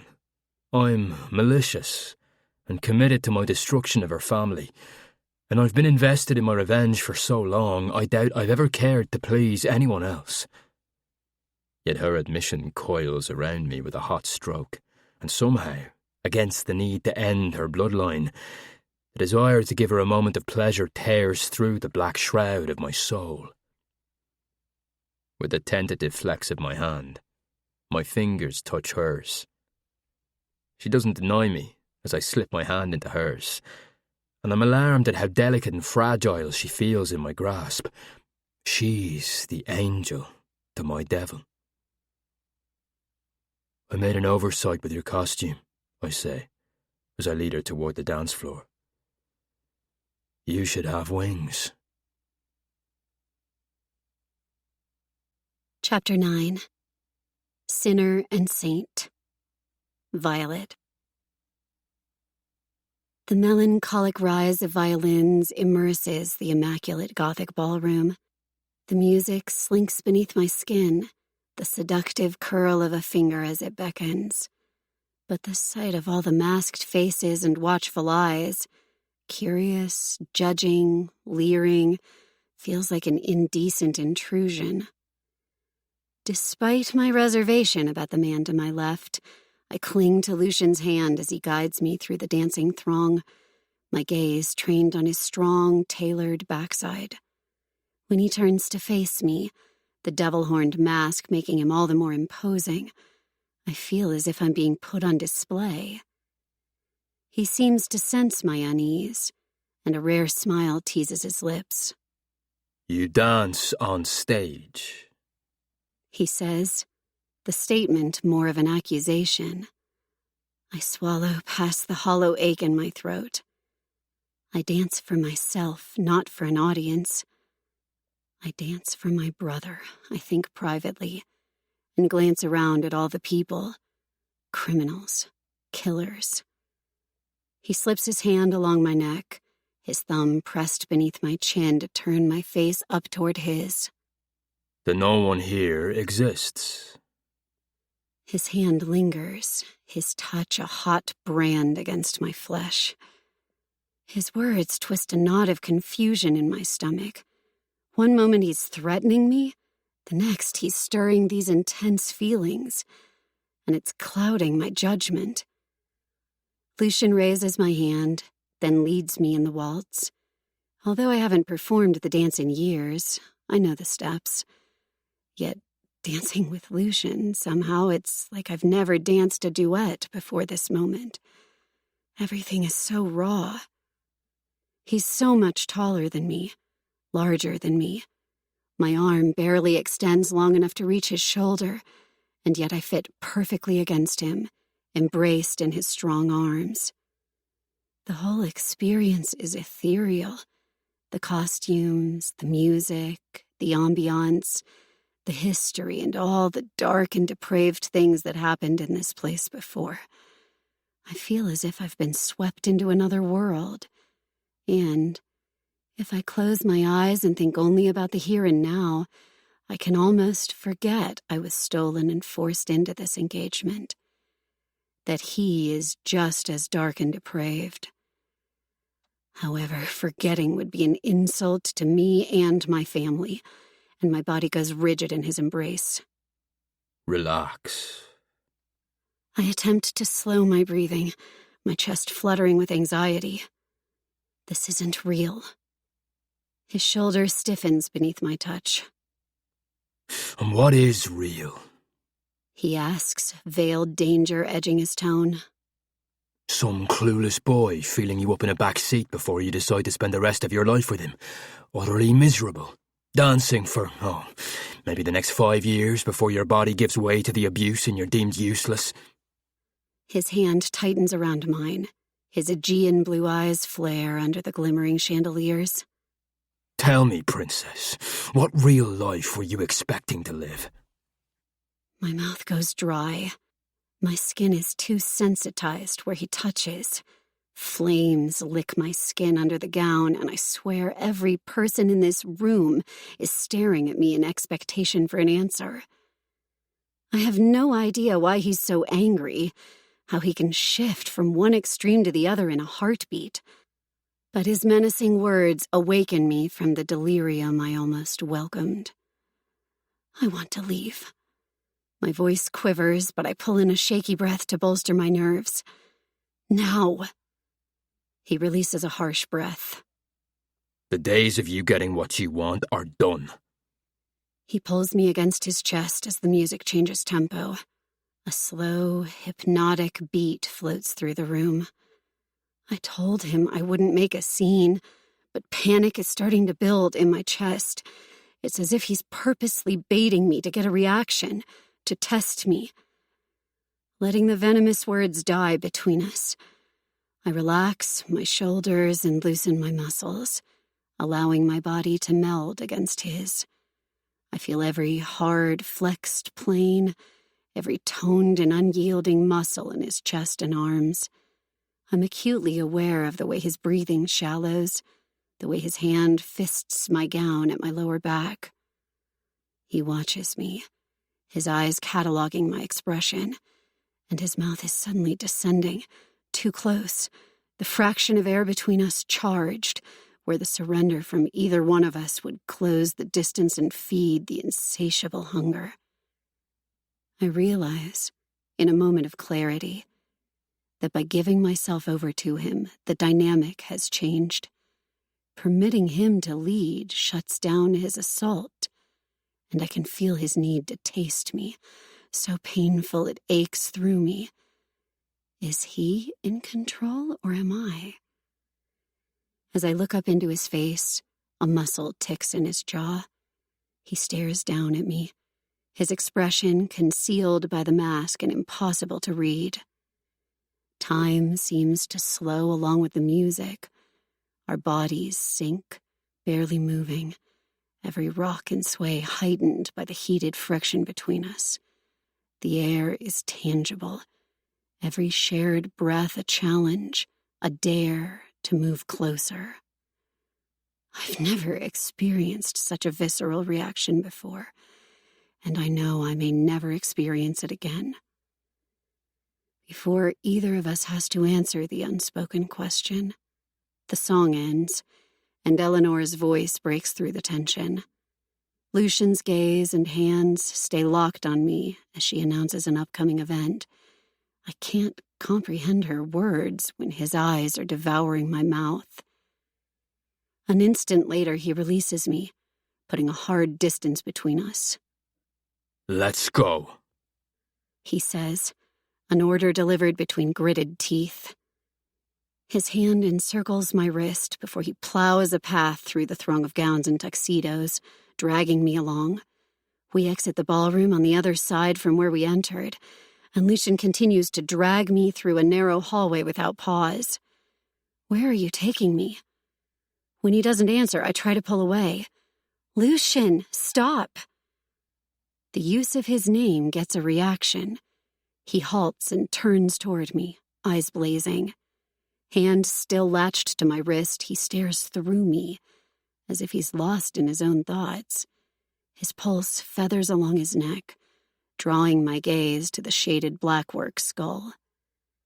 Everything about him is dark and dangerous, and his silence is more terrifying than his enraged words. He seems to realize he's still holding on to me, and drops my wrist.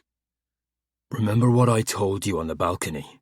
About what the organizations would do to their invited guests? I force my throat to swallow past the sudden constriction. Yes. He tugs on his cuffs, situating his tuck sleeves.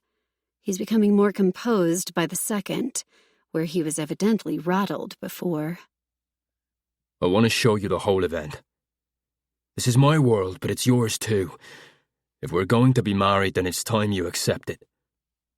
I don't feel brave standing here before him, his cruel and uncaring demeanor a cold front between us. He cut my father's finger off. I have no doubt he's done other vile things, probably much worse. There's nothing he can show me that will change my mind about the underworld I'm forced to dwell in. I lift my chin to enforce bravado. I want to leave afterward. Without any acknowledgement to my request, he starts toward a stairwell, expecting me to follow. With a deep, fortifying breath, I do. An imposing man dressed in a tuxedo and black mask with elongated nose stands guard at the entrance to a wine cellar. His gaze drifts over me before he addresses Lucian. "What colour is my tie?" he asks. Lucian says, Fuchsia. and the man nods once, stepping aside to allow us to pass. The fact the man's tie is not pink gives me pause, and Lucian reaches behind to take my hand. Eleanor's favourite colour. He says, as if this explains the strange encounter. As we enter the stairwell, I lift the hem of my gown so I can maneuver down the narrow steps. Dimly lit sconces light our descent, and the air becomes chilly the farther we go. Trepidation lifts the fine hairs along my skin. My nerves fire off in warning, an alarm raised. I shouldn't be following this man down into a wine cellar, a space with no windows or exits. I almost call out to him, but the curious noises pricking my ears trap my voice. The heavy pant of breath, a deep moan, the rattle of chains. My feet stop. Lucian turns to beckon me forward, but I can't move. I will carry you if I have to. The throaty moans grow louder, heating my skin uncomfortably. Then it's a woman's cry that disturbs the air. I can't distinguish if it's a cry of pain or pleasure, but I decide I don't want to discover the distinction. I'm leaving. I gather my skirt farther up as I start back toward the staircase. Lucian moves quickly. I yelp as he snags the skirt of my gown and wrenches me around. His blue eyes gleam fierce in the light of the sconces as he swoops down and throws me over his shoulder. Fury and embarrassment flush my face. I dig my nails into his back, but I doubt he feels anything through his tux jacket and Teflon skin. Put me down! Quiet. Fear is a living entity taking hold of my body. I'm barely holding on to my sanity as we enter the wine cellar, and the sounds come from all around. With agile moves, Lucian situates me to cradle me in his arms, then lowers my feet to the concrete floor. The flicker of candlelight bounces around the dark walls. I stare at Lucian's chest, refusing to turn around. I can sense movement behind me, hear the scrape of chains, and my flesh prickles. Gently, he slips his hand along my shoulder and gradually secures the back of my neck. My gaze tips up, and he's staring down at me, shadows casting his masked face in monstrous features. Unprepared, He pulls me to him and spins me so that my back rests flush against his hard body. I should have closed my eyes. The sight before me chills my blood. I literally feel the heat drain from my face, leaving my body cold and my lungs devoid of air. My head feels faint, and the sudden sensation of Lucian's mouth near my ear sends a tingle up my inner thighs. Breathe. I pull in a lungful of air, the taste of earth and wine and blood pungent on my tongue. The wine cellar might as well be a catacomb from his story. Cages and bars line the walls where wine racks should be. Chains drip from the ceiling. Torture devices with restraints are positioned amid wine barrels as decorative art, and the people are living art themselves, painted right out of the bowels of hell. My gaze fixes on a woman bound in rope. The woven jute twines her body as she's suspended midair, her breasts mashed against the bindings, her legs bent and feet positioned near her ass, exposing her to the crowd of spectators. A man in a black leather suit uses a flogger to whip her pussy, and the moaning I heard before are her salacious sounds. There are other similar spectacles stationed around the cellar. Men chained to the bars, women using various devices to deliver pain and pleasure, and it all bleeds together until I feel as if I'm falling through the floor. Then Lucian's gruff voice comes from behind, his heated breath caressing my neck. When Eleanor took control, she did away with Erasto's burial ritual. She found it archaic. Instead, as she puts it, she felt the organizations dole out enough death through the year, so she wanted a night of deviant pleasure to remind people how to live. I swallow forcefully. Does everyone participate? Lucian's body heat is a furnace compared to the stale cold air of the cellar, and without my permission, my body presses into him, seeking warmth. I feel him tense, and I immediately try to pull away. His arm bands my waist to hold me against him. It's invite only. Select members. I recall how he knew the password to give the guard. Do you participate? I hate the way I come across as jealous, the note of accusation in my weak tone. I feel nothing but revulsion for this man, and yet the thought of sharing him with the bound woman sends a ripple of resentful fire along my skin. I shouldn't be forced to marry a man only to have him do as he pleases, although I know that's the way of this life. Still, it's belittling, and I'm not sure how it makes me feel. I have too many emotions right now, and I'm not thinking clearly. Finally, he answers. I don't participate. But you were allowed to pass. Because Eleanor believes my reputation suggests I would enjoy a particular indulgence. There's a hint of something bitter in his voice, but I don't press. Okay, you've made your point, I say, trying and failing to move away from him. His arm is like an iron vice. I want to leave. And what point is that? I shake my head, tearing my eyes away from the woman being flogged. That we live in a devious and dark world. I don't know that everyone in this world is just as twisted and forceful as you. This is consensual. You brought me here against my will. And you allowed me to. Confusion furrows my brow, and I stare at the ground, done with trying to reason with him. I can't have his hands on my body and his words in my head and be in this room. Anxiety unfurls within me, and I grip his hand nestled along my hip. Let me go.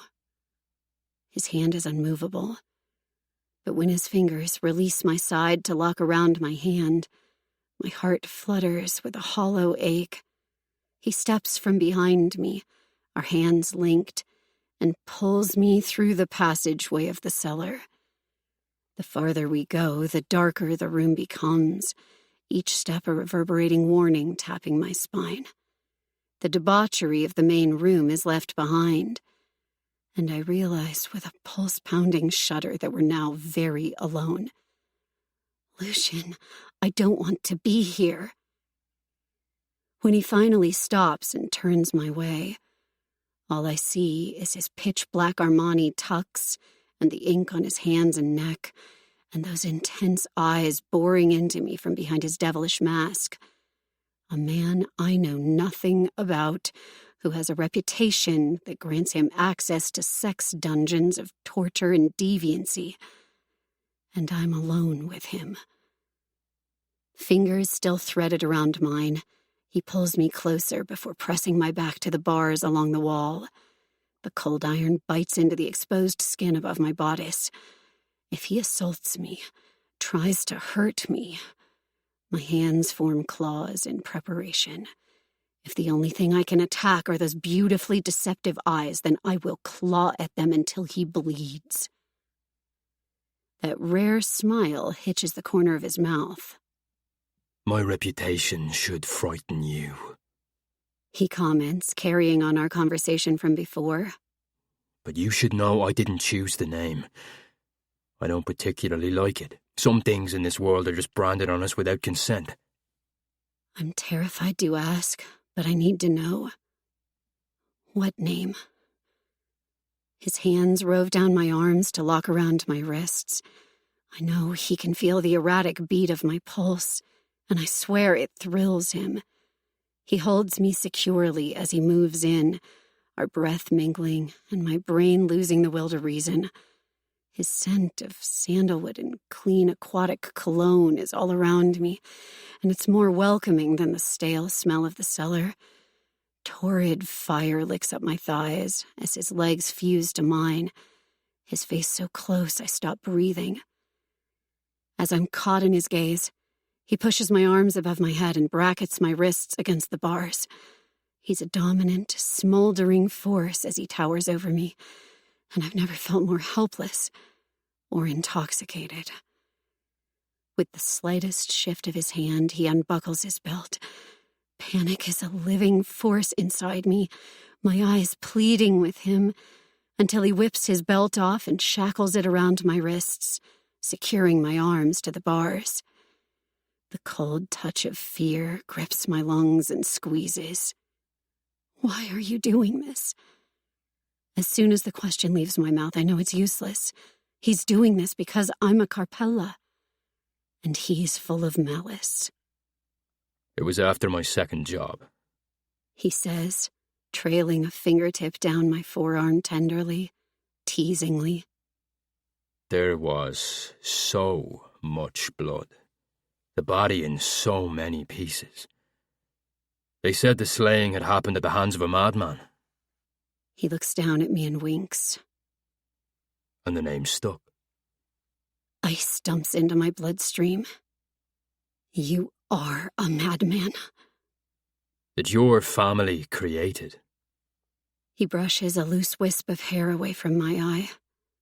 And for some reason, I think back to that moment on stage when I denied myself that measure of comfort, so focused on performing my routine flawlessly that I chose to suffer the pain.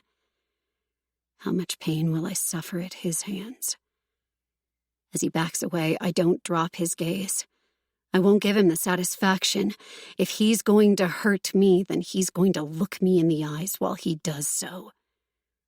He flicks his knife out from his pocket.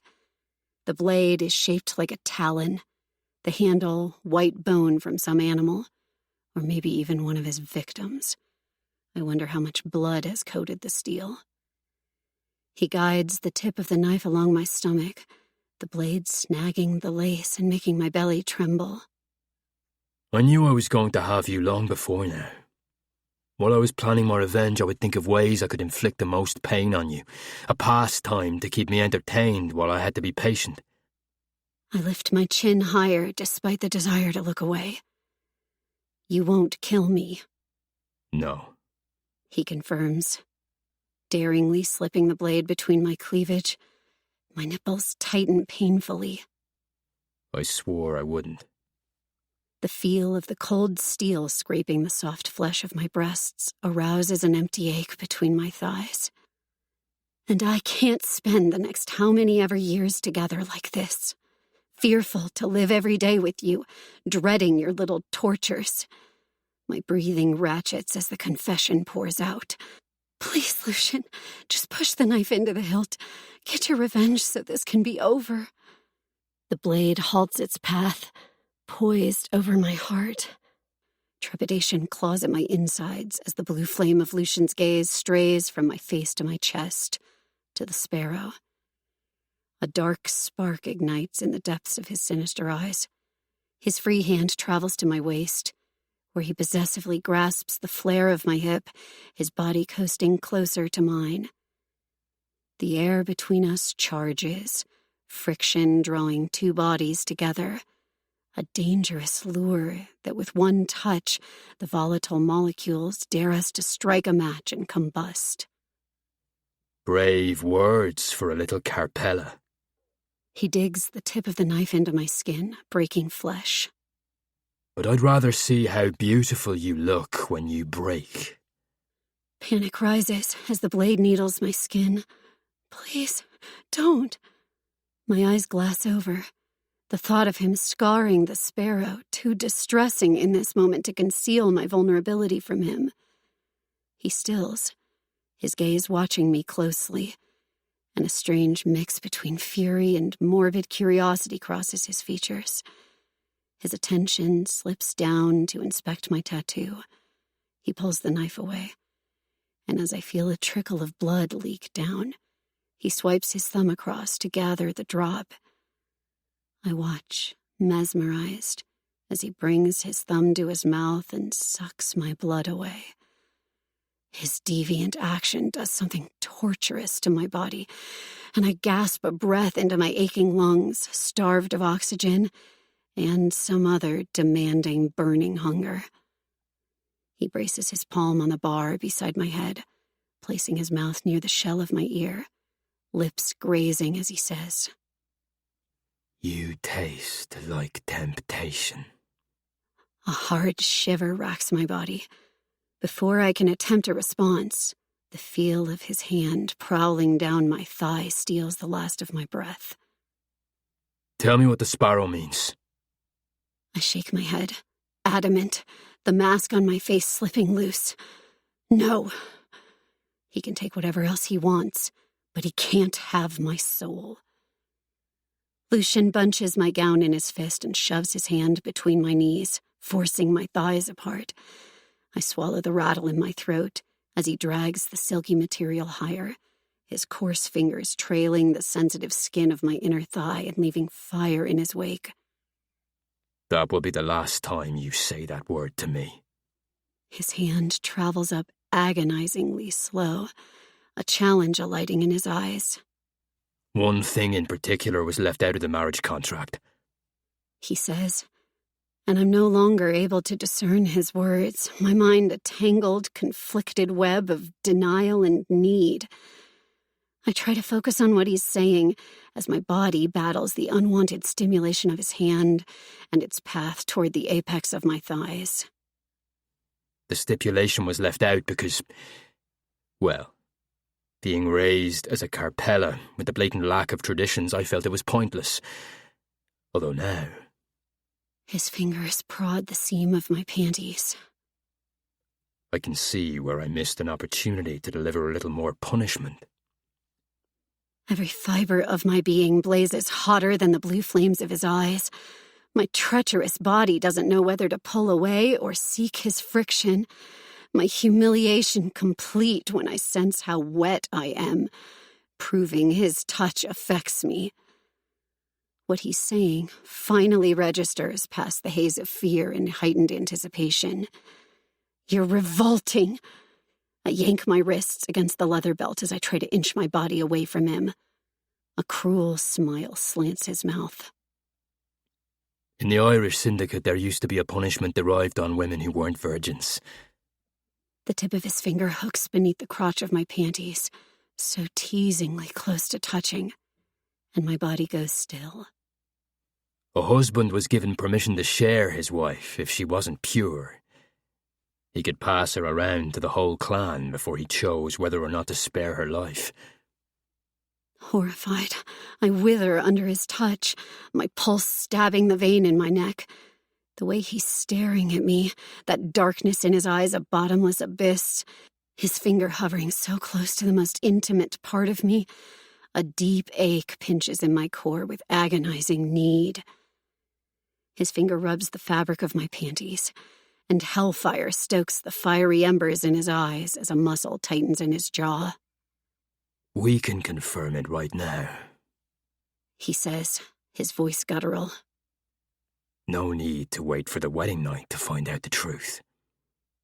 Mortified, my anger latches onto my nerves, and my teeth sink violently into my lip. The coppery taste coats my tongue as I meet his vicious gaze. I don't owe him any response concerning my virginity. He wants to see me weak, frightened. He wants to torment me and get off on my tears. I won't give this monster the satisfaction. With boldness I don't feel, I own some wicked part of me that belongs to the Casa Nostra. I arch forward into his hand, forcing his fingers to touch me. Time suspends, and I feel every sensation in excruciating detail. The feel of his abrasive palm cupping me, his fingers sliding through my slick lips, every muscle in his forearm tensing. Confirm it all you want. If you're not going to use your knife, then you might as well make use of your fingers and plunge them inside me. I lick my lips, swiping the blood away with my tongue and drawing his heated gaze to my mouth. Fire and ice collide, and I'm melting under the torrent. My heart thrums so violently I fear my chest might crack. I can't hear over the roar in my ears. We stay locked in this standoff, his hand on me, the tender thread of his fingers so close to pushing inside, and I'm a live wire waiting for his connection. A muscle jumps along his jaw as his gaze flares, every tendon in his body corded tight. His restraint rolls off him with a visceral, charged current. Fuck, tá tú ó fluch. His muttered Irish precedes a low, dark growl. His hand sinks into my hair and grips cruelly, forcing my face to lift to his as he stares down at me. His mouth settles so near mine I can taste his bitter resentment. If he doesn't thrust his fingers inside me soon, I'm terrified I might whimper or beg, the needy ache almost painful, demanding to be filled. The threat is there. He owns this moment between us. Just as I'm losing my will, my body coming undone, he removes his hand from between my thighs and takes a forceful step back. I fill my burning lungs, my head dazed from holding my breath. I yank at the restraint as my mind starts to clear. He keeps backing away, and I'm fearful for a moment he'll leave me here. Unlike your familia, I value traditions. He flicks the blade of the knife back and forth across his hand. And luckily for you, your lack of virginity holds no bearing over this marriage. Bastard. You made your point. Now let me go. I could. He says, flipping the blade out once more. Or maybe I'll just leave you here for the heathens. The sounds farther ahead in the room make themselves known, and a cold sweat coats my skin. I hold his gaze, imploring him, uncaring whether or not I appear weak. A shaky breath leaks out. I'll do anything you ask of me. He grips the knife hilt, those intense eyes narrowed. With another fierce curse, he strides forward and cuts the leather belt, setting me free. I pull my wrist into my hand and massage the irritated skin. Lucian says nothing else as he starts in the direction we came. I follow him out of the wine cellar, unwilling to think rationally about what I offered up in exchange. I know why I'm here. I understand what this marriage contract means to him. And I know that back in that room, when my body was betraying me, I held no power over him. He didn't want me. I saw it in the seething venom of his eyes. He loathes me, my family, my blood. He wanted to slit my throat and maybe jack off as I bled out, but he didn't want me in the traditional sense. Whatever weakness he may have, I won't discover it with my body. Chapter 10. Possess and Ruin. Lucian. The dark presses heavily, congested with shadows and bitterness as the night wears on. I've never wanted the sun to rise so badly, desperate for the clarity of light to pierce the obstinate haze from my mind. I flex my hand, forcefully prying my fingers open. My knuckles burn from clenching my bruised hand into a fist for hours. I can still smell her sweet scent on me, still taste her, still feel her.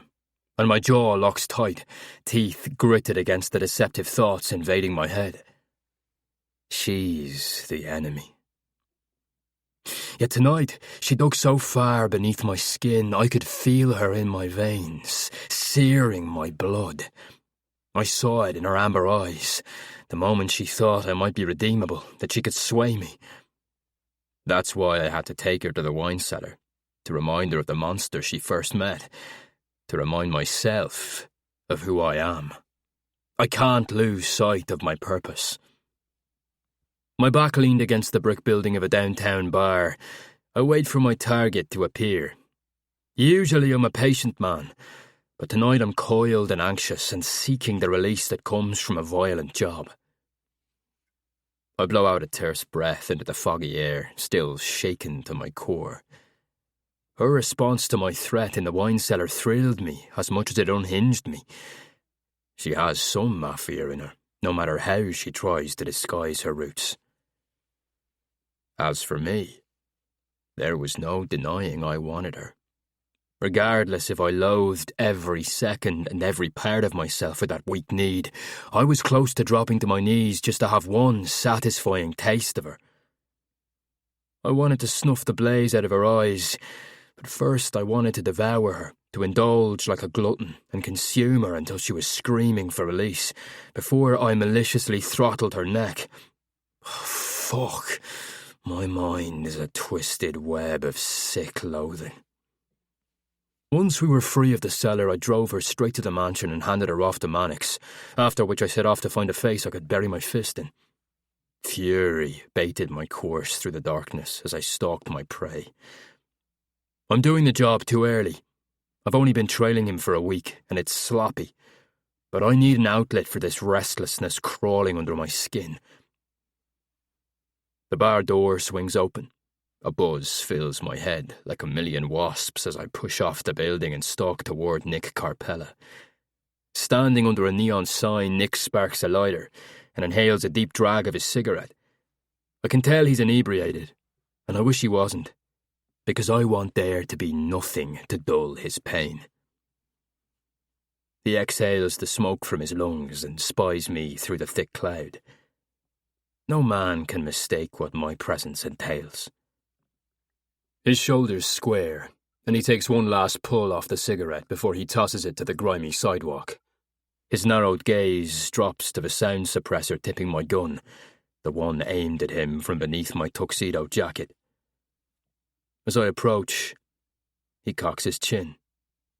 "A little overdressed for the occasion, 007, he says, dark eyes glassy and unfocused. I keep my Ruger aimed on his head. "If it was a hit, I'd already be dead." He rolls his shoulders. "So, what do you want?" Just the sound of his irritating voice grates my nerves like sandpaper. As a Carpeller, I owe him nothing, not even the reason he's got a fat mark on his slimy head. I nudged the tip of the gun, directing him. "Walk." His arrogant face cracks with a sardonic smile. "If you're not going to kill me, then I'm not..." The pop whistles through the night air, followed by his deep groan. He drops down to grab his foot where the bullet lodged, and I drive my elbow into his face and crack his nose. Motherfuck! I use the gun stock to knock the back of his head. As he goes down, I grab his booted ankle and drag him into the alleyway where my car is idling and click the button on the fob.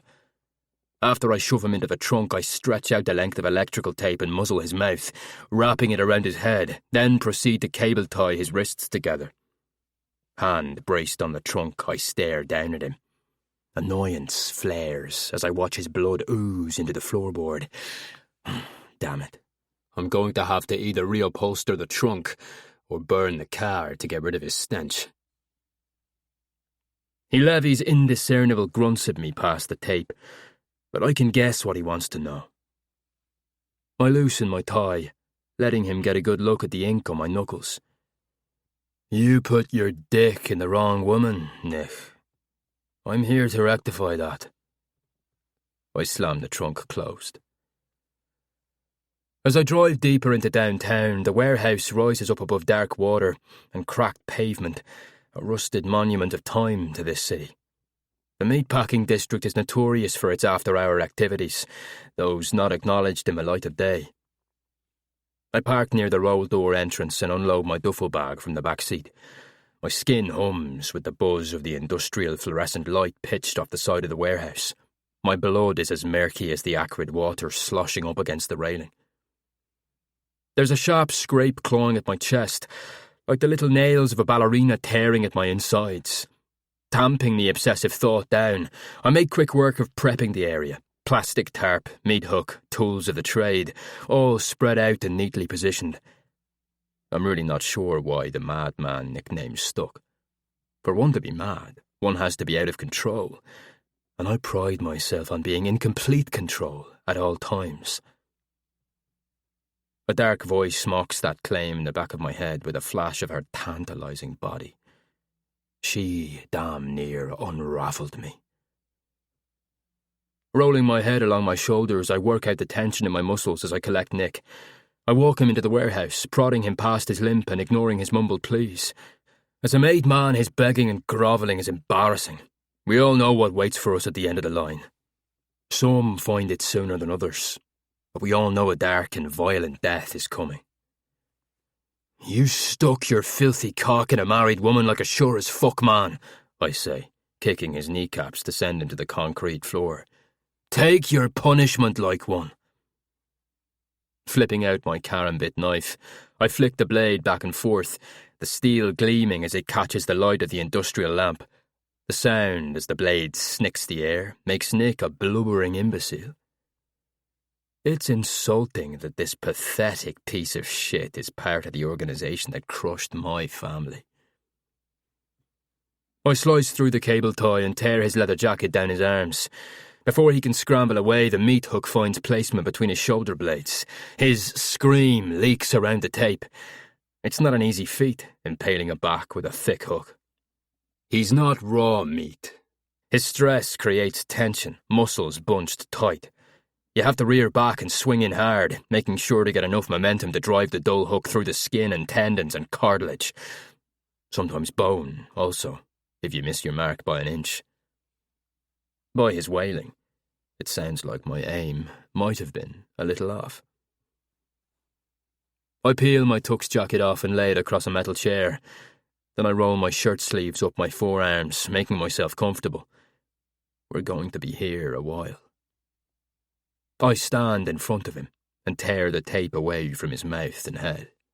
You don't understand, he starts, sweat beading his face, drool and blood from his broken nose streaming down his chin. She's a whore. She asked for it. What's a guy supposed to do? I cross my arms over my chest. It always amazes me how they try to reason. Next, the bribes will come. I can pay you, he says, groaning in pain. Whatever you want, whatever they're paying you, I can give you more. I inhale a deep breath laced with the pungent scent of copper and body odour, blood and fear. It's a noxious smell that curls my lip in disgust. Leaving him to piss himself, I head to the crank and pull the chain. Nick is hoisted a foot into the air, his curse-filled cries echoing around the warehouse. As I coast around to stand before him, I reach over and select one of the tools I spread out on my velvet roll. My go-to for this kind of job is the K-bar Skinner knife. I've dulled the blade for maximum carnage, and it's tipped with a convenient gut hook. There's only one thing you can offer me to save your life, I say to him. Anything, man! Piss and blood dribble from his suspended heels, dripping onto the plastic like a piece of abstract art. I think about framing the tarp. A cruel smile slants my mouth as I look into his eyes. I want my family back.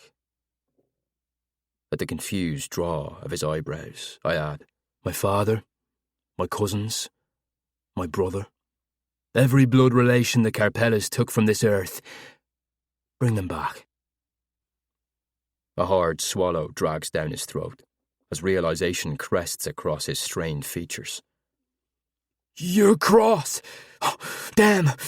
Should have just took you out with the rest of those Irish fucks! He spits on the tarped floor. This has nothing to do with Angelique!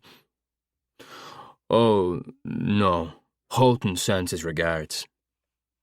I shove the hooked point of the knife into his stomach and twist.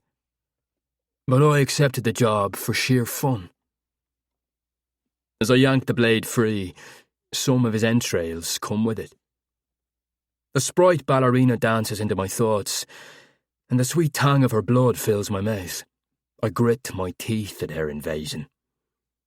If I have to be here all night, I'll carve her out of my fucking head. After his wail tapers off, he coughs and gags, nearly choking on his own blood and vomit. I step back in revulsion. Now that the shock of his imminent death has worn off, he's past the pleading portion of this show. We can get down to business. I wipe his filth off the knife. Since it's your day, I'll let you decide where we start. I point to his head. We can begin at the top, or the bottom. I lower to my haunches and slice through his pant leg. It's all the same to me when flaying skin. He tries to kick away, and I grab hold of his bloody boot. Bottom it is, then. My vision goes dark. Red pulses at the seams. This man will suffer like none other.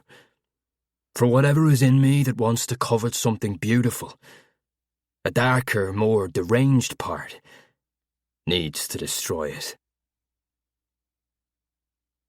The trace of lavender curls around my senses.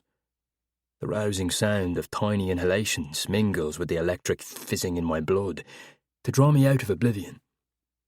I don't recall how I got here, standing in the doorway of my dance hall. The scene at the warehouse plays before my eyes, its talons dug deep into my skin. My bloody knife is sheathed inside my pocket. My hands rest at my sides, my muscles twisted tight with fire.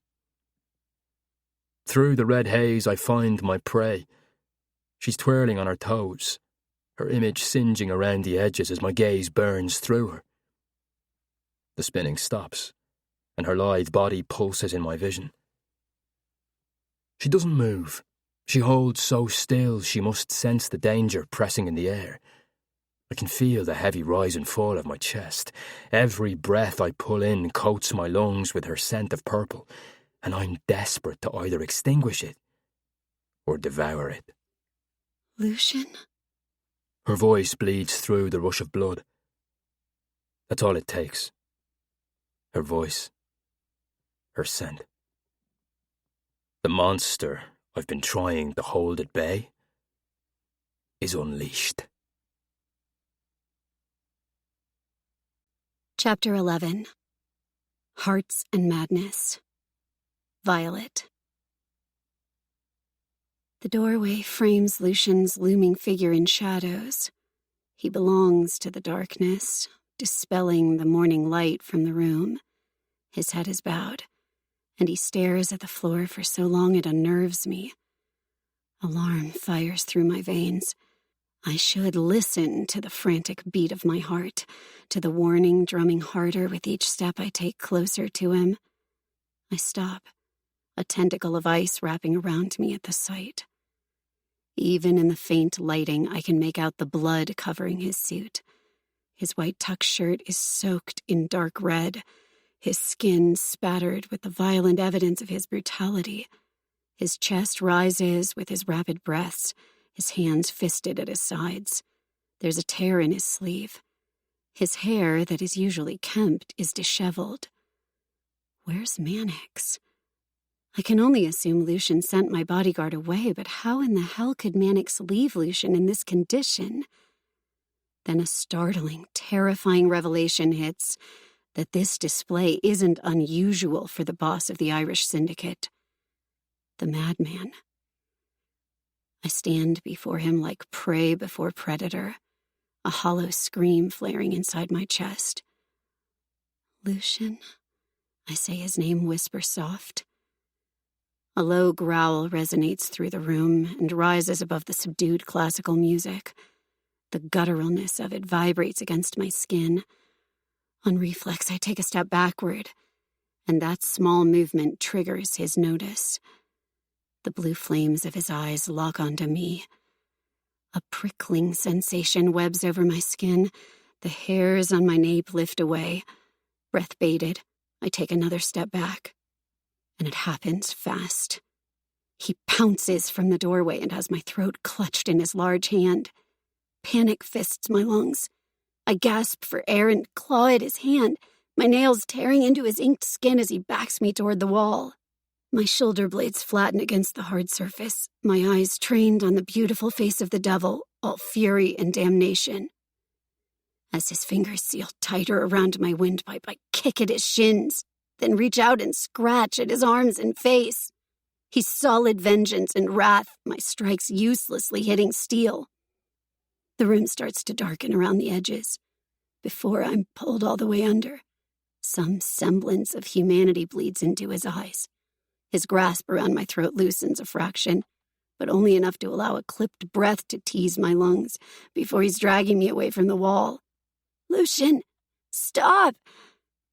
He hauls me toward a table and swipes the contents off with a furious brush of his arm, then thrusts me against the hard surface. Something feral and raw ignites in his eyes as he forces me down on the table, his hand still collared around my throat. I swallow hard against the fiery ache, the pressure unbearable. His heated gaze drags down my body, scorching my skin beneath my clothes as a dark haze layers his features. He's not even here, his mind lost, trapped in some other realm of torture and pain. I collect enough air to gulp in a full breath. Relief rushes my veins. Lucian's hand remains fixed to my throat, but his rigid gaze is hard on my body. I don't struggle. I keep deathly still. Dried blood saturates his shirt, his skin. He's a devil ripped right from the bowels of hell, a fallen angel so devotedly fixated on the body before him, as if it can save him from the flames reaching up to drag him back under. He raises his free hand and reverently presses the coarse pads of his fingers to my collarbone. His touch is fire and brimstone, and I tremble beneath the dominance of it.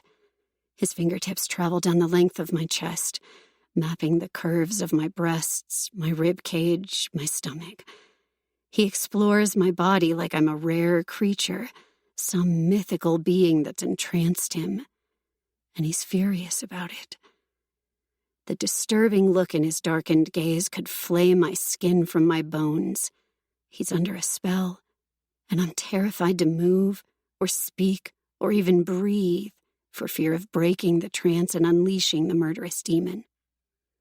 He fists the waist of my leggings. Then, in one fierce and desperate move, rips the tights down my hips and thighs.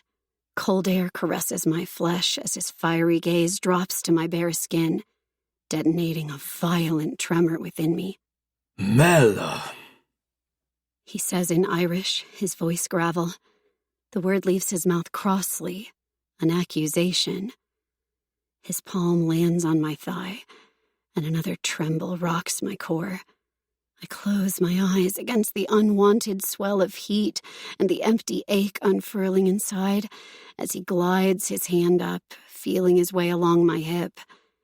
His fingers touch the elastic of my thong, and before I can brace for the invasive touch, he releases a harsh curse and grasps my shirt.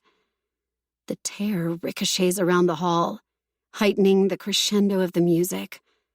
The torn material falls aside to reveal my chest, covered only in a skimpy bralette. Then his hand continues its course, caressing my body with a slow and torturous exploration over every flared curve and contour. As his perusal drifts toward my neck, his distant gaze captures my mouth. Every nerve ending fires with awareness as he drags his teeth over his lip, a ravenous hunger surfacing in that blaze of blue. Beneath my desire for preservation, something needy and yearning wars within me. Alarm rages in my mind, urging me to push him away. Run, escape, fight. But the more he touches me, his hands going from ruthless to yielding, pulling at the frayed threads of my resistance to unravel me, some other frantic and illicit emotion takes hold. I can feel his desire hard and pressed to my thigh, and liquid heat pours into my veins. My breathing ramps, unable to control the rise of my chest, and his hand moves to the seam of my bra. His finger dips under the strap, taking me with him to that dark place. Lucian! I try to reach him, and this time he blinks. Some level of awareness breaks through the haze clouding his eyes. I take advantage of the frail moment and lift up, cautiously placing my palm to his chest. His heart knocks heavily. His pulse thumps so hard the vibration fires through me. I take in the blood covering him, and a hollow space in my chest craves to pull him back from the brink. As his gaze wavers, I push my hand along his strained bicep and down to his forearm, trying to ignore the coarse texture of dry blood. Then I slip my hand beneath his palm on my breast, lacing our fingers together. With cautious and deliberate movements, I hold on to him while reaching down with my other hand and unlacing my point shoes. I slip them off, letting my leggings fall to the floor before I ease forward. Let's go, I say, somehow controlling the tremble in my voice. Surprisingly, he steps back, allowing me to slide off the table. I keep his fingers threaded between mine as I lead him through the dance hall and into the corridor. There's at least 5 bathrooms from here to my room, and I guide us toward the closest one at the end of the hall. I don't turn on the light. I leave us encased in near darkness, wary the brightness will trigger him. And honestly, I'm not even sure what I'm doing, but the ache cresting between my breastbone won't let me simply walk away from him in this state.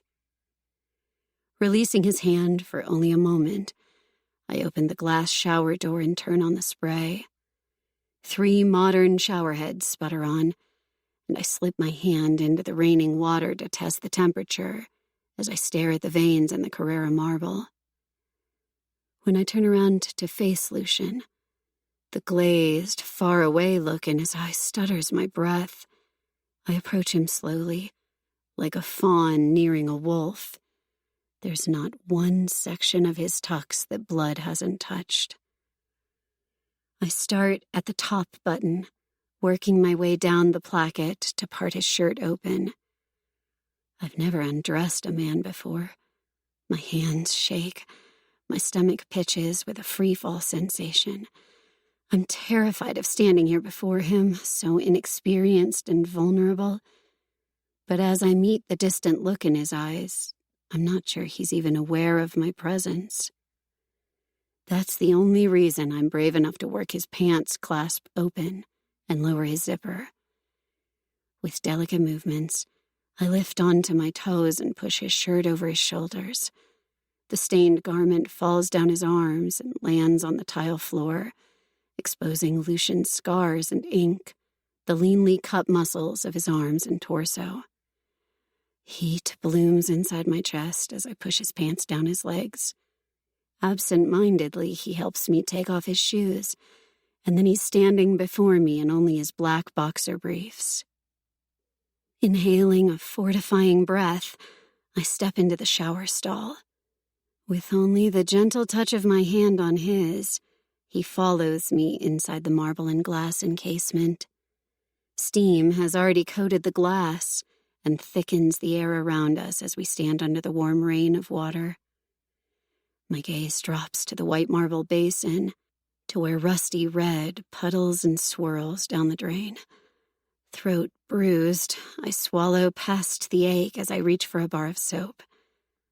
There are so many nevers attacking my nerves. I've never showered with a man, never bathed him, never stood before him half naked, drenched and terrified. Although we're still hidden behind undergarments, the act is so intimate, so sensual, as I lather the soap along his forearm. A live current hums in my blood. Lucian watches my hands move up his arm. I wash his shoulders, too aware of how his skin feels under my nails, the scrapes I placed there during his attack. Hesitation gives me momentary pause before I drag the soap down his chest. The feel of the beveled scar that crosses his skin, the ink that barely conceals it, twists down deep in my belly. My fingers hover over his pectoral muscle, delicately tracing the lines of the tattoo. Then my gaze drifts upward to the thin scar that clefts his chin. Without thought, my hand glides to his face to trace that light scar.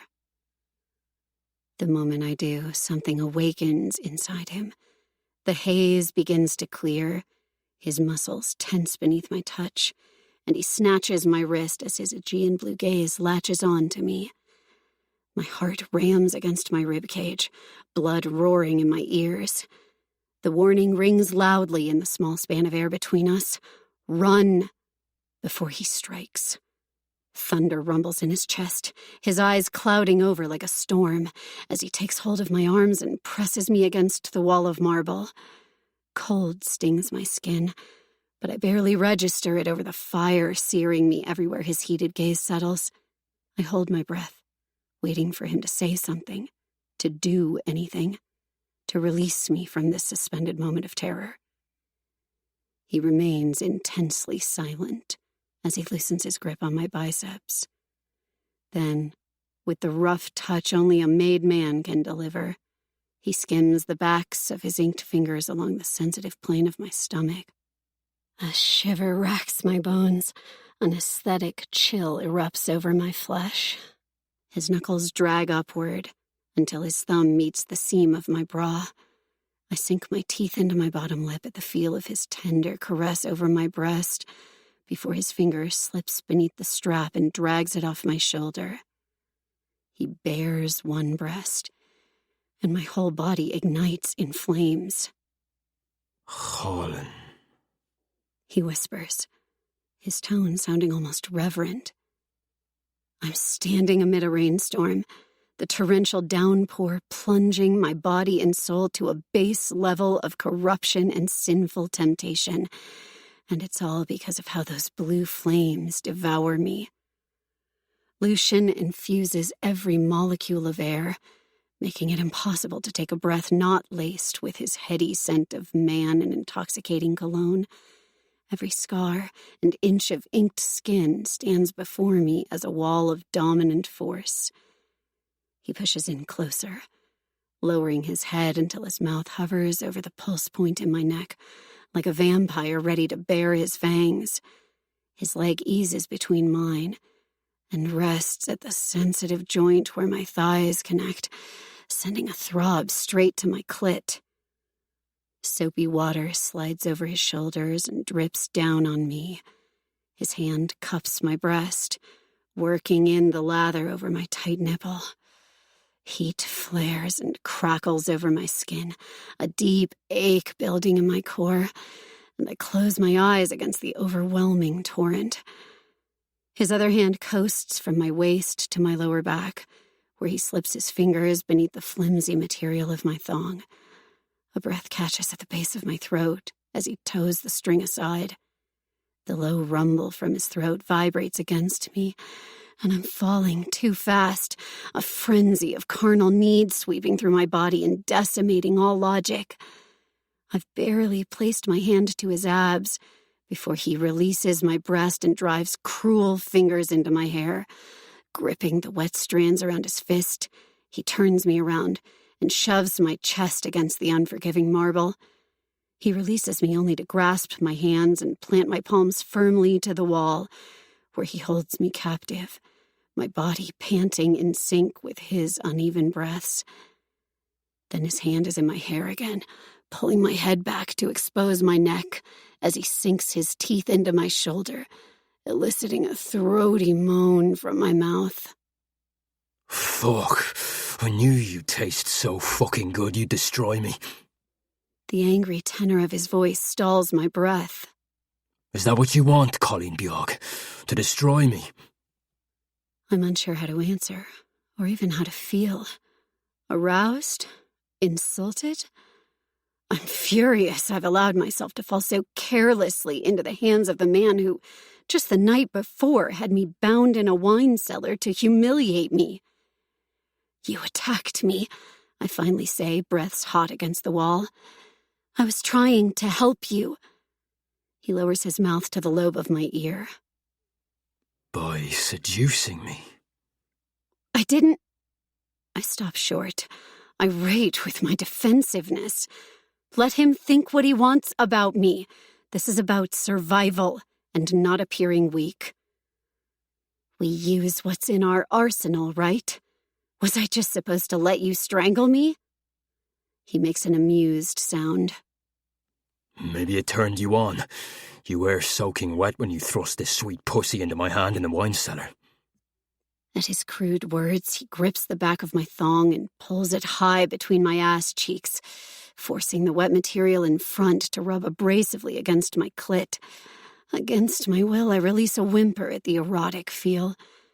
His growl vibrates over my skin before he pulls the thong away from my ass and pushes his finger against my entrance.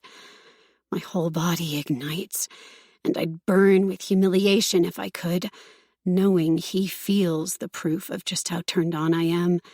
But I crave his touch too much to feel anything other than mad desperation.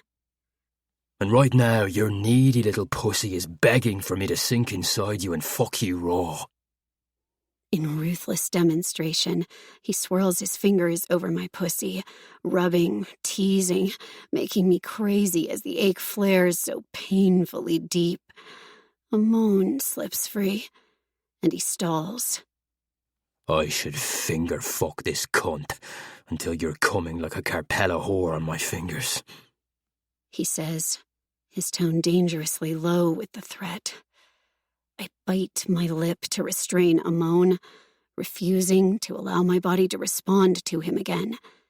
In the cellar, he accused me of not being a virgin, and if I simply let him inside me now, I could prove him wrong. Before I issue a response, he slips the rough pad of his finger over my clit, setting off a riot of trembles, and I reflexively grind against his hand, unashamed, seeking more friction. God damn, you're so fucking wet you'd break from me right now, wouldn't you? I can feel the heavy tremble of his body, the restraint to hold back as his fingers slide between my lips. Instinctually, my hips roll back against him, and I'm met with the rock-hard evidence of his arousal. Do it, I dare him. I want his fingers inside me just to have some power over him. But more than anything, I want him to make this wicked torment end. Oh, Jesus, fuck! His growl comes low and guttural, and I can hear his restraint so close to snapping. Don't move! His command punctuates the sliver of air between us.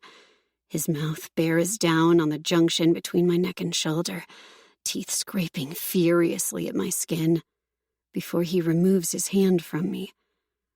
The sensation is cold and empty, leaving me breathless. With a heavy groan, he presses his chest to my back and drags his hard cock up the seam of my ass, driving the needy ache deeper. If you let me inside you, I'll tear you apart, and I'll revel in it. Oh, God. His hands land on the marble wall on either side of my head, caging me in. He's no longer touching any part of my body, but the temptation for him to either thrust forward or for me to push back is a vicious dare hovering between our bodies. I seal my eyes closed and flatten into the wall, holding my resolve as I let the hot stream of water further the burn.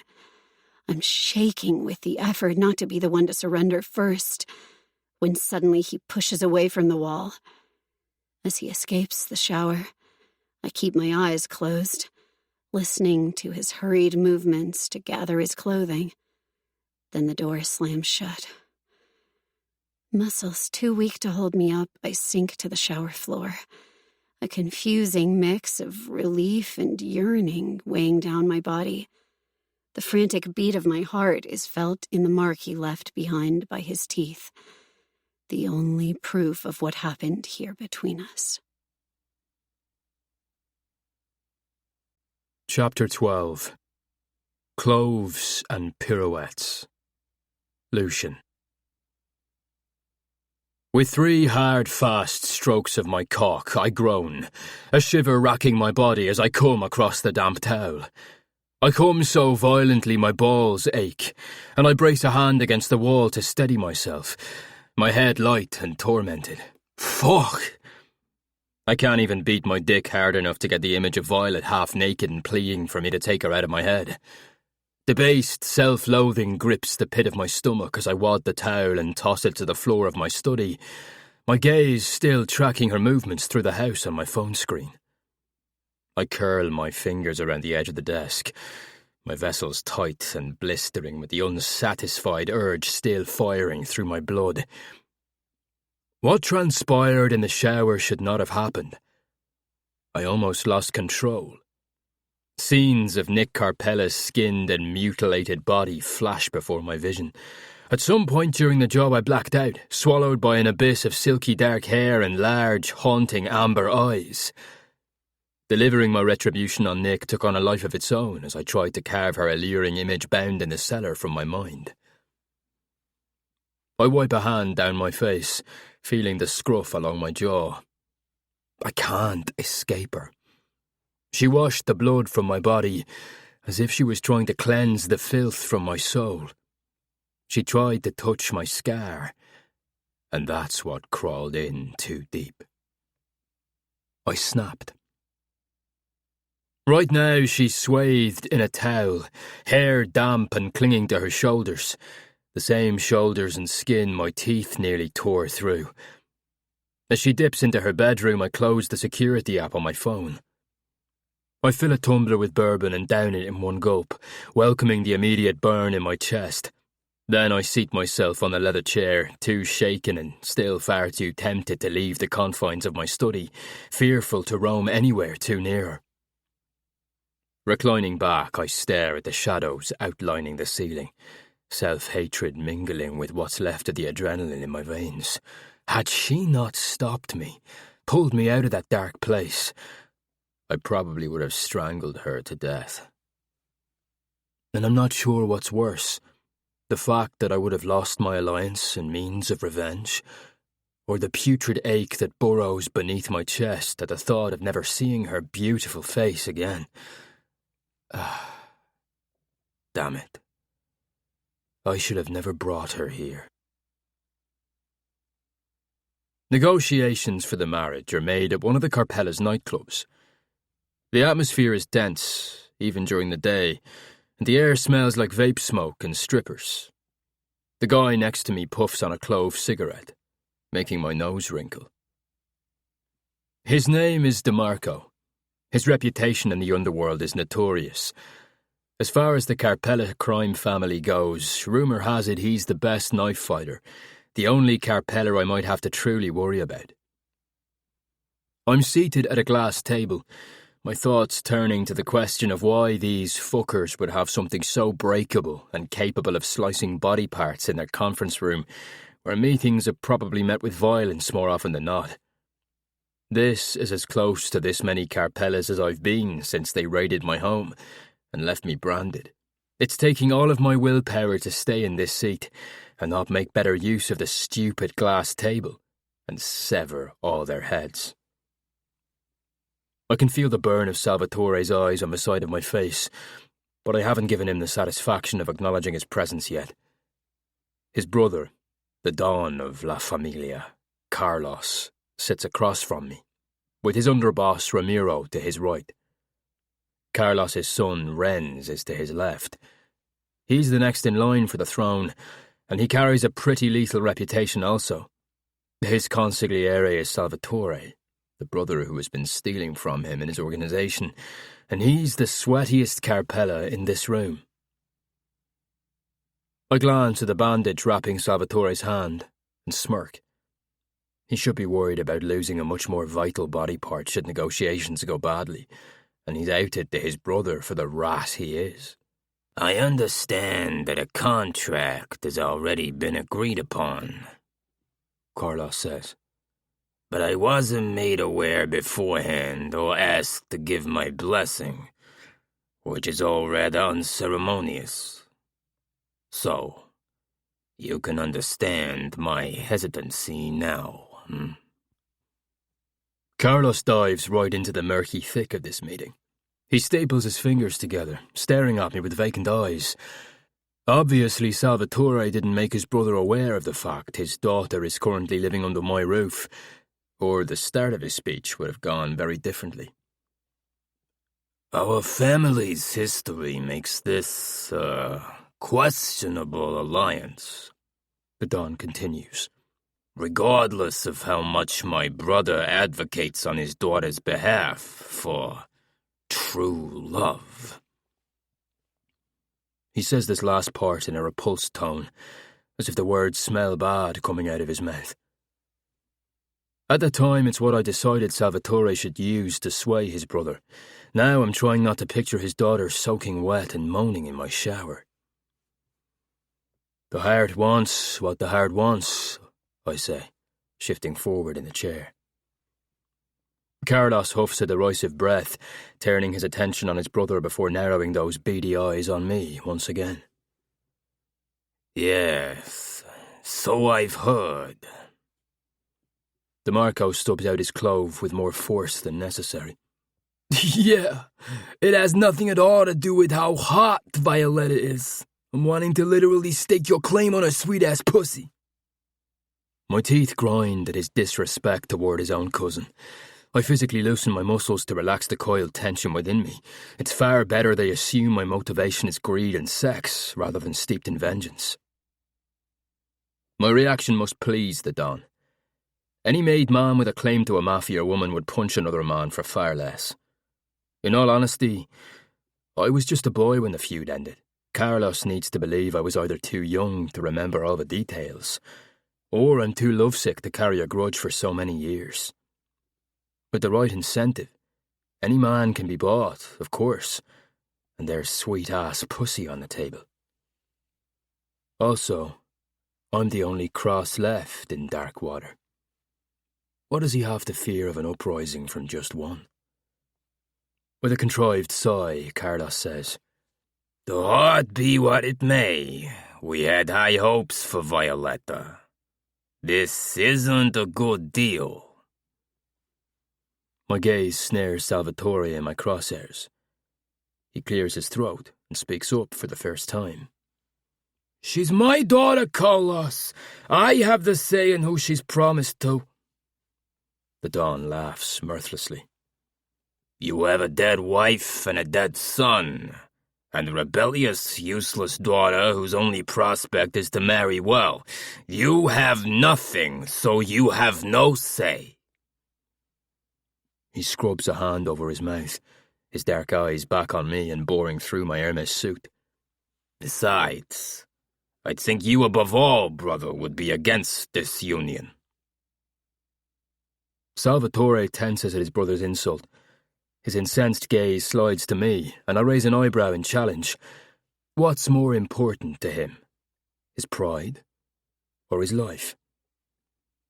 I've come to terms with the past, Salvatore says, slipping his hand with a missing finger under the table. Lucian is a good man for my daughter. That's all that matters. Carlos grunts, seemingly unconvinced. A suspicious feeling creeps over me, crawling down my spine. A week ago, the girl wasn't even a consideration to her family. She'd been dumped in a dance company and all but forgotten. My interest has sparked his curiosity and his sudden desire for his niece to marry well. This negotiation is like walking a tightrope, one made out of barbed wire with a lit fuse at one end. Fuck this, DeMarco says, turning my way. He points a finger at me. She isn't yours to take or claim. His enraged gaze swings to Carlos. We had a deal. Carlos chuckles. Settle down, boy. I told you before you can't marry your cousin. He scoffs. By marriage, not blood. It's Renz who levels a lethal glare on him and says, In La Familia, it's all blood. Then he mutters something in Italian, dismissing DeMarco. With a defiant shake of his head, DeMarco says, Fuck the things I want to do to that tight pussy. He licks his lips, sending me a knowing smirk. I'll tell you what, Cross. I'll let you have her when I'm through. How about those terms? I bound out of my seat and snatched DeMarco's cheap tie, dragging him across the table and right into my fist. The soldiers standing around the room descend, breaking us apart just as quickly. You piece of Irish shit! DeMarco touches the blood smearing his mouth and spits. I'm gonna gut you! Enough! Carlos roars. Everyone sit the fuck down. Now! Keeping my gaze trained on DeMarco, I tuck my tie into my suit jacket and settle back down in my seat. DeMarco snatches his arm free of the soldier and, delivering one last narrowed look my way, leaves the room. I glance at Salvatore, who has remained silent through the altercation. His dark brows draw together over tapered, curious eyes, and I realise what my action must be perceived as. Jealousy. Possessiveness. A burst of laughter draws my attention to Carlos. Never insult another man's pussy, yeah? He laughs again, the rest of his cronies joining in. I clear my throat. I assume this means we've reached an understanding. The laughter stops abruptly. Fair enough, I say, lifting my chin. What can I do to convince the organisation of my good intentions for Violet? It's the first time her name has left my mouth, and it leaves a sticky residue on my tongue, as if I'll never get it out. The room is too weighted with her name, the walls pressing in. The Don's mouth splits with a sinister smile. He's gotten what he wants from me. I have a job, he says, vaguely. Rumors suggest you're not just an orphan pissing in the streets anymore. That you've made a name for yourself. My shoulders bunch tight, hands fisted beneath the table at his use of orphan. I immediately flex my fingers to release the tension. He's testing me, plucking at a sensitive nerve to get a reaction. I hold his stare. What's the job? His tongue flicks out to wet his lips, like a snake sensing its prey. One of my competitors needs to be taken down a few pegs, reminded of who he's fucking with. Then we can agree on the matter of bringing you into the fold with our Violetta. I press my lips together. knowing there will be nothing easy about this job. But I've made my choice. I'll do what needs to be done. Give me the details. Nora props her hands on her wide hips as she overlooks the spread of Irish dishes on the dining table. Oh, I went to a lot of trouble to prepare this meal. I straighten my black tie, trying to ignore the thick ache building in my throat and the anger fizzing beneath my skin. Thelma went through a lot of trouble, I correct her. You're not a cook. She bristles at my accusatory tone. I organised everything, Lucian. I made sure all your favourites were prepared. I didn't ask this of you, I say to her, my tone final. Movak. She frowns. We must celebrate our customs. These customs died with my family. Throw mine out. Heavy green eyes assess me with pity, but she doesn't try to convince me further. Well, more for us, then. She nods to Christoph and Levi. Tell Mannix to bring Violet down for dinner. My spine stiffens. The girl's eating dinner in her room tonight. A beat of silence. Then, Of course. I'll send it up to her. no need. I grab a plate from the table and fill it with a scoop of each dish. Her eyes narrow curiously, but she doesn't press them at her. She snaps her fingers at Christoph and Levi. Boys, eat. They look at me for directive, and I nod once. They move to the table and fill their plates. Better they're occupied. Ever since the night of the masquerade, Violet has been trying to either tempt me or try me. Traipsing around in tiny shorts and bralettes, as she calls them, in front of me and my men. I about used my knife to carve Christoph's eyes out yesterday when I found him watching her doing yoga in the garden room. That was met with a deliberate threat to all my men to keep their eyes, and especially their fucking hands, off her. Tonight, I'm making the rule crystal clear to her for how the fiancé of a made man is to behave. I climb the stairs 2 at a time, restlessness coursing through my bloodstream. When I reach her door, I send Mannix away with a hard tick of my chin. Then I enter, without knocking, to find her reading in the window nook. She acknowledges me with a lazy glance my way before focusing on her book again. Fury sinks its jagged teeth into my nerves at her dismissal, and at her obvious lack of fear. It's because of what transpired between us in the shower. She believes she unearthed some weakness, some vulnerability in me, and she thinks if she keeps pulling at the seams, I'll unravel, as if beneath all my hard layers will be her prince, a docile creature buried under pain and heartache, just waiting to be fixed. There's no prince here. If she keeps pushing and tempting me, she'll find the beast willing and waiting. I set the plate on the oak dresser. Nora usually delivers my meals. She says, flips a page.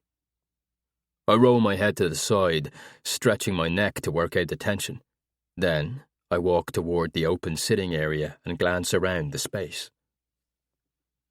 We never did discuss the matter of your punishment, I say, lifting the corner of a blanket that's been suspiciously draped over an end table. From my periphery, I see the book lowered to her lap. Wait. Beneath the blanket is Nora's radio from the dance hall, the very one I told her not to use, there or anywhere else. I toss the blanket aside and turn toward her. Or did you think I forgot? I ask, crossing my arms over my chest. She pushes her long dark hair over one shoulder, annoyingly distracting. I knew you didn't forget. Did you forget that I forbade you to dance? Getting to her feet, she faces me with clenched features. Forbade? You forbade me? This isn't the 18th century and you're not my papa. A crooked grin tips my mouth as I approach her slowly. No, I'm not your papa. Her sweet scent pervades my senses, unleashing a riot on my nervous system. You can disobey your father. You cannot disobey me. My gaze drops to her neck, to where her pulse flutters wildly. The bruises from my teeth mark her skin, and the urge to sink my teeth into her all over again gnashes at my sanity. I'm just listening to innocent music, she says, her voice so low and gentle, trying to assuage me. Unable to keep from touching her, I pinch a loose ringlet of her hair between my fingers. And your wardrobe. My eyes drag over her tiny tank top and shorts. Are those just innocent clothes? Irritation crosses her delicate features. I thought it might be the only way to keep you from ripping my shirts off. A flame curls beneath my skin, the dare in her words a summons to the monster. Releasing her hair, I move in closer and lower my mouth to her ear. Careful, Colleen Biog. Tempt the devil, and you'll get the horns. As I pull away, recognition flickers in her amber eyes, the wine cellar not that distant a memory. You need to dress appropriately in front of my men. Unless you enjoy blood and carnage, then by all means, traipse around half naked. Her chest rises and falls with heavy breaths, her eyes blazing. Why do you care what I dress like in front of anyone? Because, according to that contract, you're mine, I say, matter of fact. Your body belongs to me. No one has the right to it. I turn toward the radio. Men have lost body parts for simply looking too long at another man's property. Unbelievable. Mobsters and their possessiveness. This engagement is a total farce. You just don't want your ego challenged. Her icy words are a cold draught to smother the flame. In essence, her claim is true.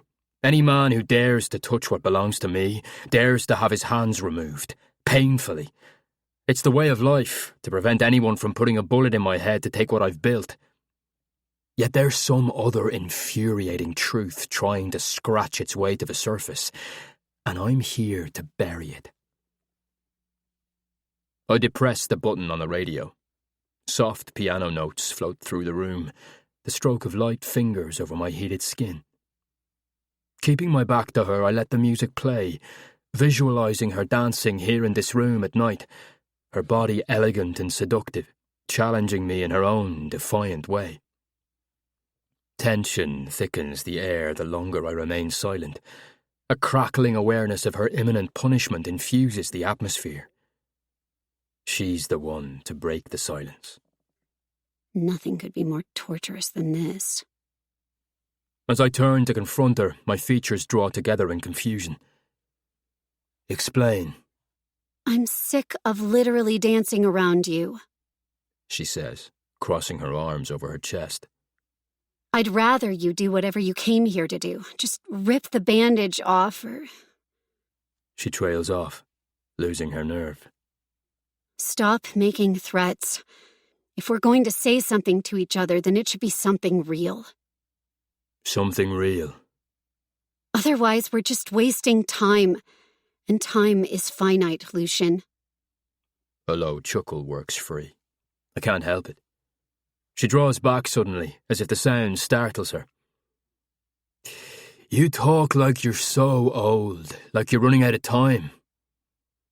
She lifts her chin, soft hair spilling over her bare shoulders and tightening my chest. I don't care if I'm 19 or 90. I don't want to waste 1 second of my life. I make a sound of amusement. That's because you believe you've discovered your passion in life.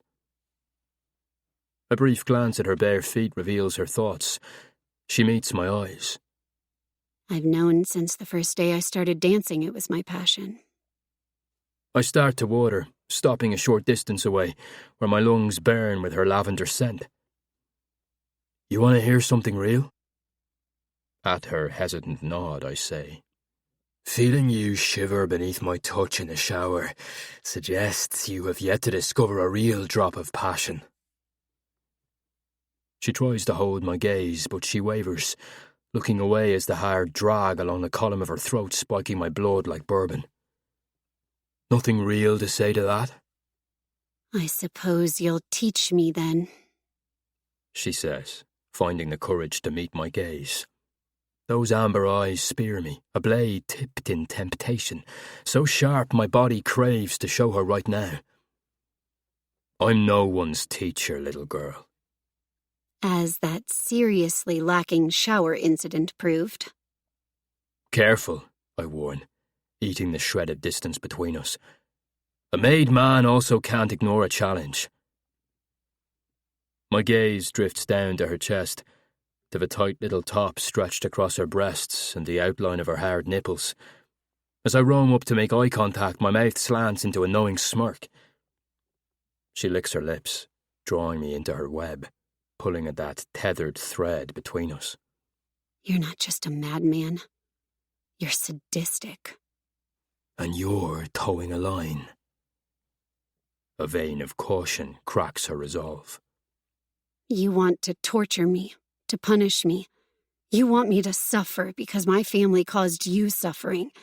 And somehow you expect me to sit here and take it. I scrub a hand over my mouth, jaw clenched. What other real things has your brain been thinking? You want to kill my father. My eyebrows wing up at her bluntness. No. You want to murder my uncle, the Dawn.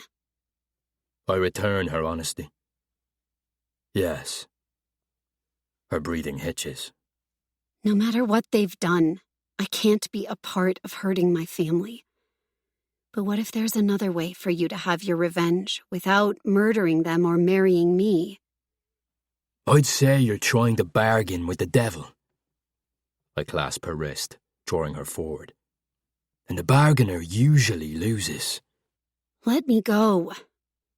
I can't do that, Colleen Biog. You begged to be punished.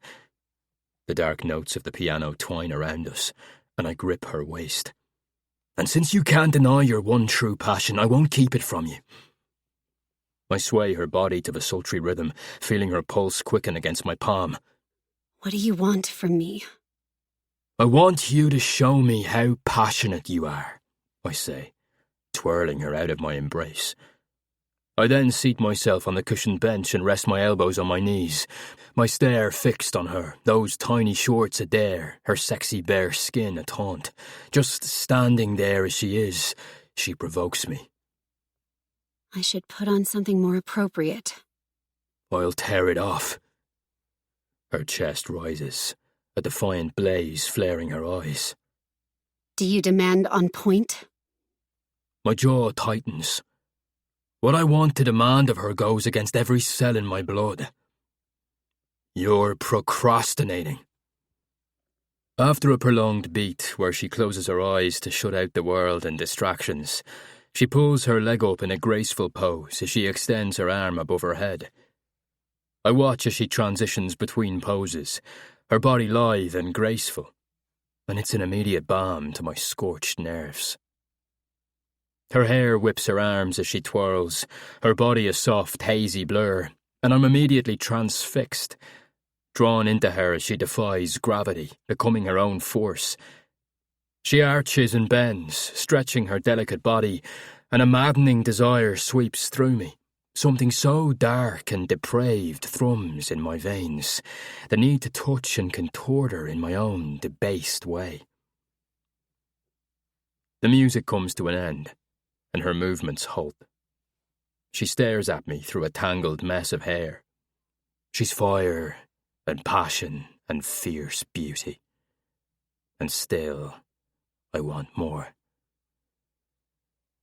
I reach over and start the track again.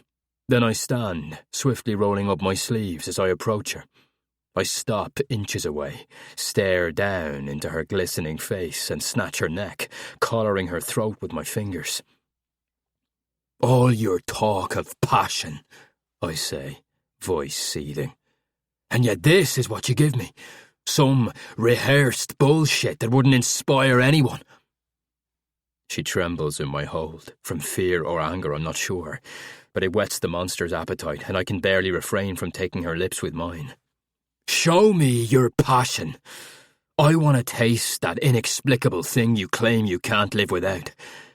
Make me believe it, Colleen Bjork, or else I will rain down a punishment that I promise you'll pray you don't survive.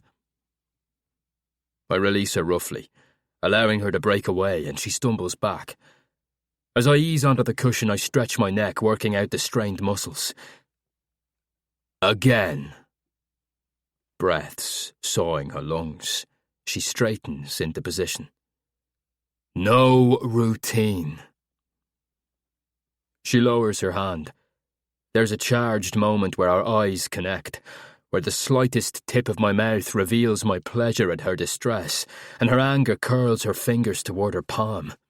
My damn cock is rock hard and aching, and I almost grab it through my slacks just to ease the pressure. Her suffering is a potent aphrodisiac coursing through my blood and making me delirious with need. If she survives tonight, I might not. With renewed strength, she lifts her chin and bends at the waist. Circling the air twice, her movements are much more raw, intense. She rotates and swivels her hips erotically, touching her body in lewd, sensual ways. My jaw clenches, my back teeth gritted so hard I'm sure they'll crack. She makes the soft notes of the piano her own, adapting the tempo to her sultry rhythm, possessing the sound to infuse the air with carnal sex and raw power. It's almost vulgar, her bold and rebellious moves that are pure, indulgent titillation. And the dance would be declared vulgar to any of her instructors, I'm sure. But this is all for me, and I'm damn near coming out of my skin. The notes fade out, leaving her on her knees and panting from exertion. I swipe my hand over my mouth, knowing now it will never be enough. I'm a masochist who is close to begging her to keep making me suffer. Again. She blinks me into her vision, her features strained. What? Was that not fucking passionate enough for you? The way the crude word rolls off her little tongue, so inviting, spikes my blood like a drug. I'll say when it's enough. I hit the play button, and the song starts over. I put it on repeat. Getting to her feet, she looks almost defeated, but I know better. The memory of her in the shower, those suggestive moans, the feel of her soaking wet against my fingers. There's a dark creature lurking, clawing at her to escape, and I want to provoke it. As she begins to move, I ease back into the seat, becoming comfortable. We do this routine for hours. Every time the music stops and immediately starts again, she doesn't ask. She shifts effortlessly into a new dance, each time changing it up. Sometimes it's slow and sensual, other times it's fast and angry, but every time is a new dance she creates for me. Her skin is slick with sweat, her hair drenched, and I envision her trembling with her release beneath me, the line between torture and pleasure a thin veil. Her muscles are weak and body depleted, and when she tries to maintain a pose, she falls to her knees. She's been able to pick herself up each time, until now. I lean forward, hand shielding my mouth. I've come undone over and over, and if I have to carry her, I fear I won't be able to stop myself from taking her at her weakest. Get up. Hands planted against the marble floor, she drags in breaths. I can't. She tries to crawl, and I stand to meet her halfway. She collapses to the floor, limbs splayed around her, a fallen angel at my feet. I release a fervent curse, my control already stretched razor thin. I lower to my haunches and peer down at her blotchy face. Even in her worst state, she's the most beautiful fucking thing I've ever seen. Pure temptation created just for me. With a resigned groan, I ignore the painful erection confined by my briefs and drape her limp arm around my neck. Her skin is flushed, hot to the touch. I cradle her slim body against my chest as I rise to my feet. She makes a sound of discontent as I carry her to the bed. But like a glutton, I stand in front of the mattress for longer than necessary, savouring the feel of her body pressed to mine, before I lay her on the feathered duvet. I walk to the bathroom and fill a glass with tap water. When I return, the air is punched from my lungs. The sight of her on the bed stirs every animalistic desire. I am not merciful. I could just as easily strangle her in that bed as I could fuck her mercilessly, and the need to indulge both coaxes me to the edge, where I clasp the back of her neck and draw her limp body toward me. Eyes heavy, her lids flutter open, her mouth parts. My enemy is all but defeated, and I could crush her and end my torment. Ta ead orm an copan shochun de le opea bleshoch. I envy this cup for tasting your lips. I'm not sure if I think it or say it aloud as I raise the glass to her mouth. Drink. She coughs, but soon swallows the water. I set the glass down and let her fall back to the bed, my gaze never straying from her face as I drive, furious, a hand through my hair, my nerves effectively rattled. I'll see you tomorrow night, Colleen Bjog. Chapter 13. Flowers and Bullets. Violet. Nights bleed together like some abstract fusion of art and pain, my life splashed with the darkest shades of passion and provocation, the colors of bruises, the black of dangerous tattoos, the shadow of desire. Lucian lords over my room like a sentry, my jailer with the taunt of a key just out of reach. At first, I spent the hours until he came to my room, dreading the night. Every evening, like clockwork, he'd enter and sit on the bench seat, then command me to dance. And I would.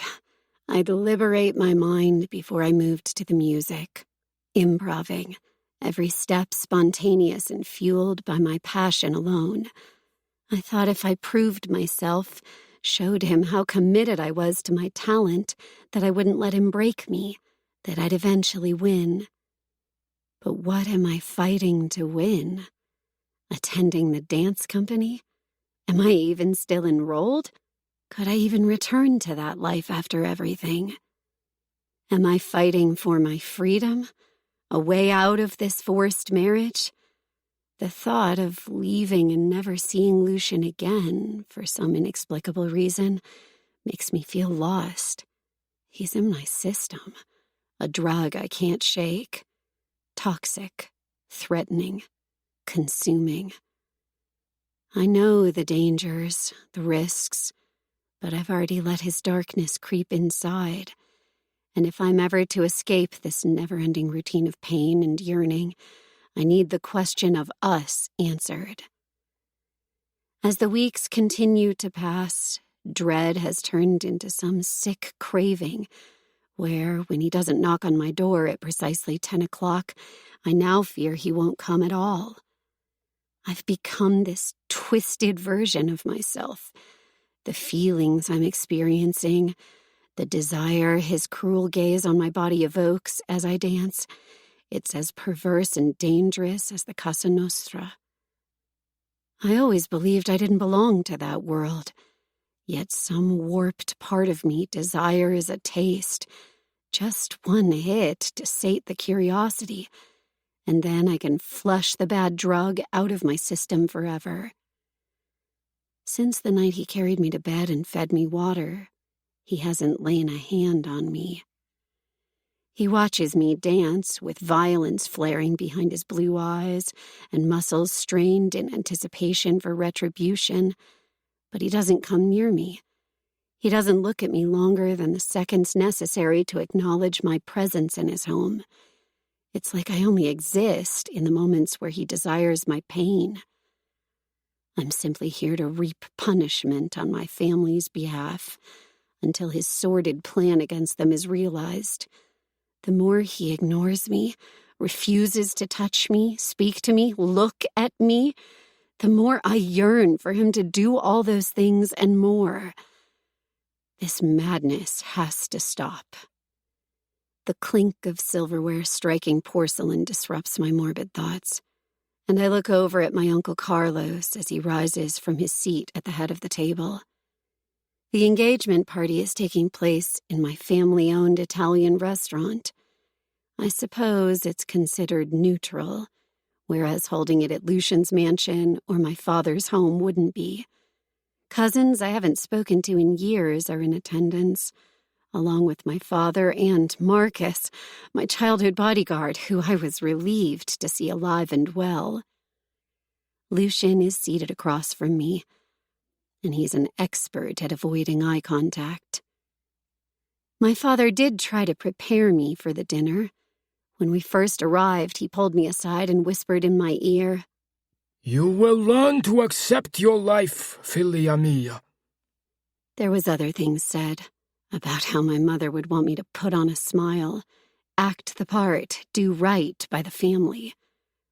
Neither my mother or Fabian would approve of what's happening here tonight.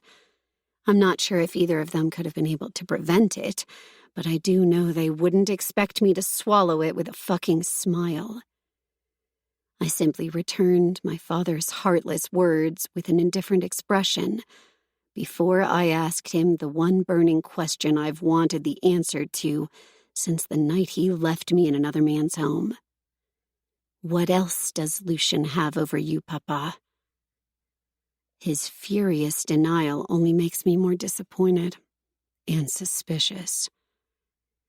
As I sit here amid my family, champagne glass raised in toast to Uncle Carlos's practiced bullshit speech, I've never felt more alone.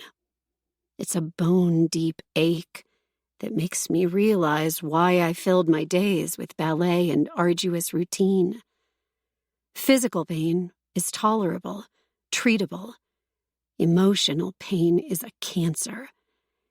If you don't stop long enough to feel that pain, then you can fake a life of contentment. Tuo mio bellissimo nipote. Uncle Carlos toasts me. And to the new alliance we welcome as family. Salute! I let the champagne slide down my throat and snag another glass from a passing waiter. As I tip the glass to my lips, I feel the burn of Lucian's glare on my face. I peek over the rim, then down the whole flute. His eyes narrow on me, jaw clenched. My lips twist in a satisfied smile, having finally found a way to get his attention, good or bad. I hold up a finger to request another glass of champagne, and Lucian's hand clasps mine on the table. "I think you've had enough. Eat something." I suddenly fear that every pair of judgmental eyes around the table can see right through me, how weak I've become, how hard I've fallen for the enemy, and I decide to stand my ground. "I'm thirsty," I whisper loudly to him as I accept another flute. His jaw ticks, hand tightening around mine, his steely eyes menacing. Which I'm sure means a punishment is in my near future, but this is just too good. I take a sip. Worth it. I'm pushing him. I'm behaving like a child, the very thing he first accused me of. But having his attention, even if it's directed with fury and heat, is better than the cold, silent emptiness. "Have it your way tonight, Colleen Bjarg," he says, the implication that he'll have his way soon very clear. He draws his hand back to his side of the table and takes a generous sip of bourbon, that penetrating gaze never straying from my face, making me feel flush from his threat. The champagne fizzes in my veins. I'm not sure what my goal is here, but I'm determined to get a rise out of him, and it's all because of the 5 seconds he lowered his guard, only once, letting me glimpse the man beneath the monster. There's some part of me, most likely a naive part, that wants to believe I can make that man resurface again. My cousin Chira says something, and I turn her way. What was that? Oh, she says with a laugh. I was just saying I can't believe the wedding is only a couple weeks away. Is everything planned? Do you need any help? Her comment drags me back to the reality of the situation. This isn't a game. After we're married, bad things are going to happen to my family. My father knows this fact, and I'm expected to keep his secret to protect him. But who will protect me? My head suddenly feels dizzy, and I set the champagne flute down. Thanks, Chira, but I think it's all taken care of. I excuse myself as I stand. I need to use the restroom. I ignore Lucian's severe glare as I maneuver toward the back of the restaurant. After I'm finished relieving myself, I wash my hands, letting the cool water drain some of the lingering heat from my skin. When I push through the ladies' room door, Mannix is waiting for me in the narrow hallway. He turns questioning eyes on me. I hold up a hand. I'm fine, just drank too much. So I noticed. I cock a hand on my hip. Is every man here in charge of my alcohol consumption? A slight smile rims his otherwise stoic face. I arch an eyebrow. Is that a smile, Mannix? Are you feeling all right? He coughs to clear his throat, concealing any revealing facial expressions. You should return to the table. Stepping forward to let a woman pass, I glance toward the table. I really don't want to, I say absently. Then I realize how close I am to Mannix, how I stepped right up against him, and I notice how tense he is, because all of a sudden Lucian's fiery gaze is aimed right on us. Bolstered, I make a show of placing my hand on my bodyguard's chest and laugh audibly, as if he's said something funny. A very flighty and stupid thing to do. But with my head buzzing and Lucian's full attention captured, something deviously wicked takes over. Mannix circles his large inked hand around my wrist and forcibly pushes me back. Oh, shite. You're gonna get me killed. I look at him, guilt pitting out my stomach right before I feel Lucian's tense presence beside me. Leave. Lucian's one-word command is a near growl at his soldier. Obediently, Mannix complies without a sound, disappearing through the back exit door. The very real situation of Lucian and I standing in this narrow hallway settles over me. It's just me and him, and his wrath crowding the tight space. Excuse me, I say as I try to step around him. He grasps my waist possessively, preventing me from going anywhere. Drawing me close to his side, he whispers, You think it's smart to openly flirt with my man? I lift my chin higher despite my flushed cheeks, watching him from my periphery. What's wrong? Don't you trust your men? With my life. But I would put a bullet in my most trusted man's head for even thinking about touching you. The smolder in his blue eyes steals my breath. Lucian tows me toward a more secluded corner. What are you doing? Since it's obvious you want my undivided attention, He says, pressing my back to a cool wall once we're alone. I'm giving it to you. His words are delivered like a threat. He reaches toward an accent table and snags a purple flower from the vase. I yank my arm free and look at the flower. Going to use it to slap my wrist?